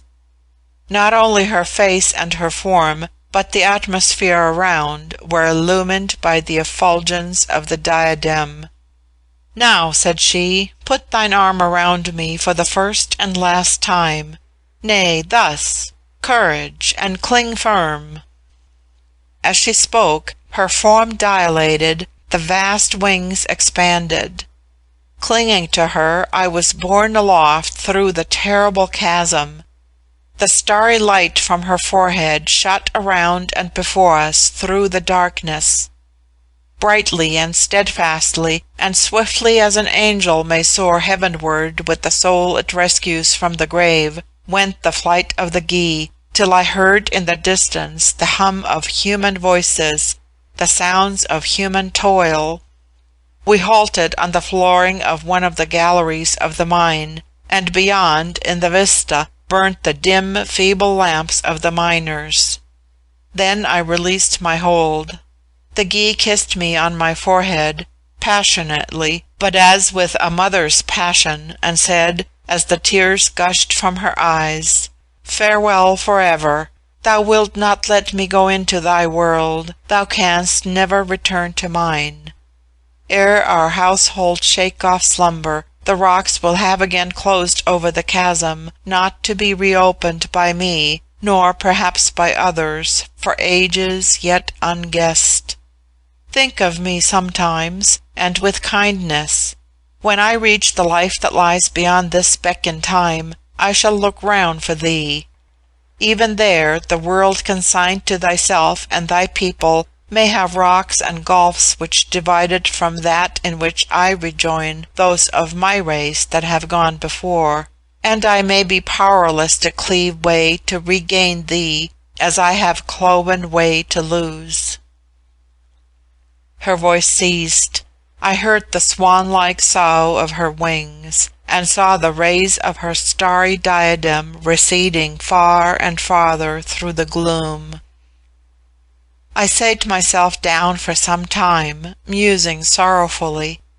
Then I rose and took my way with slow footsteps toward the place in which I heard the sounds of men. The miners I encountered were strange to me, of another nation than my own. They turned to look at me with some surprise, but finding that I could not answer their brief questions in their own language, they returned to their work and suffered me to pass on unmolested. In fine, I regained the mouth of the mine, little troubled by other interrogatories, save those of a friendly official to whom I was known, and luckily he was too busy to talk much with me. I took care not to return to my former lodgings, but hastened that very day to quit a neighborhood where I could not long have escaped inquiries to which I could have given no satisfactory answers.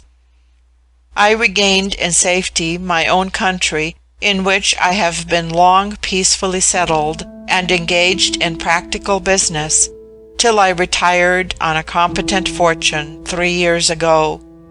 I have been little invited and little tempted to talk of the rovings and adventures of my youth.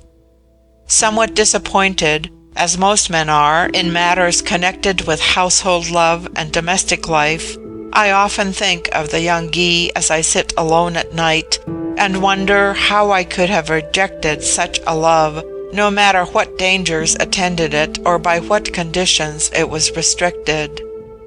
Only the more I think of a people calmly developing in regions excluded from our sight and deemed uninhabitable by our sages, powers surpassing our most disciplined modes of force, and virtues to which our life, social and political, becomes antagonistic in proportion as our civilisation advances, the more devoutly I pray that ages may yet elapse before there emerge into sunlight our inevitable destroyers. Being, however, frankly told by my physician that I am afflicted by a complaint which, though it gives little pain and no perceptible notice of its encroachments, may at any moment be fatal, I have thought it my duty to my fellow men to place on record these forewarnings of the coming race.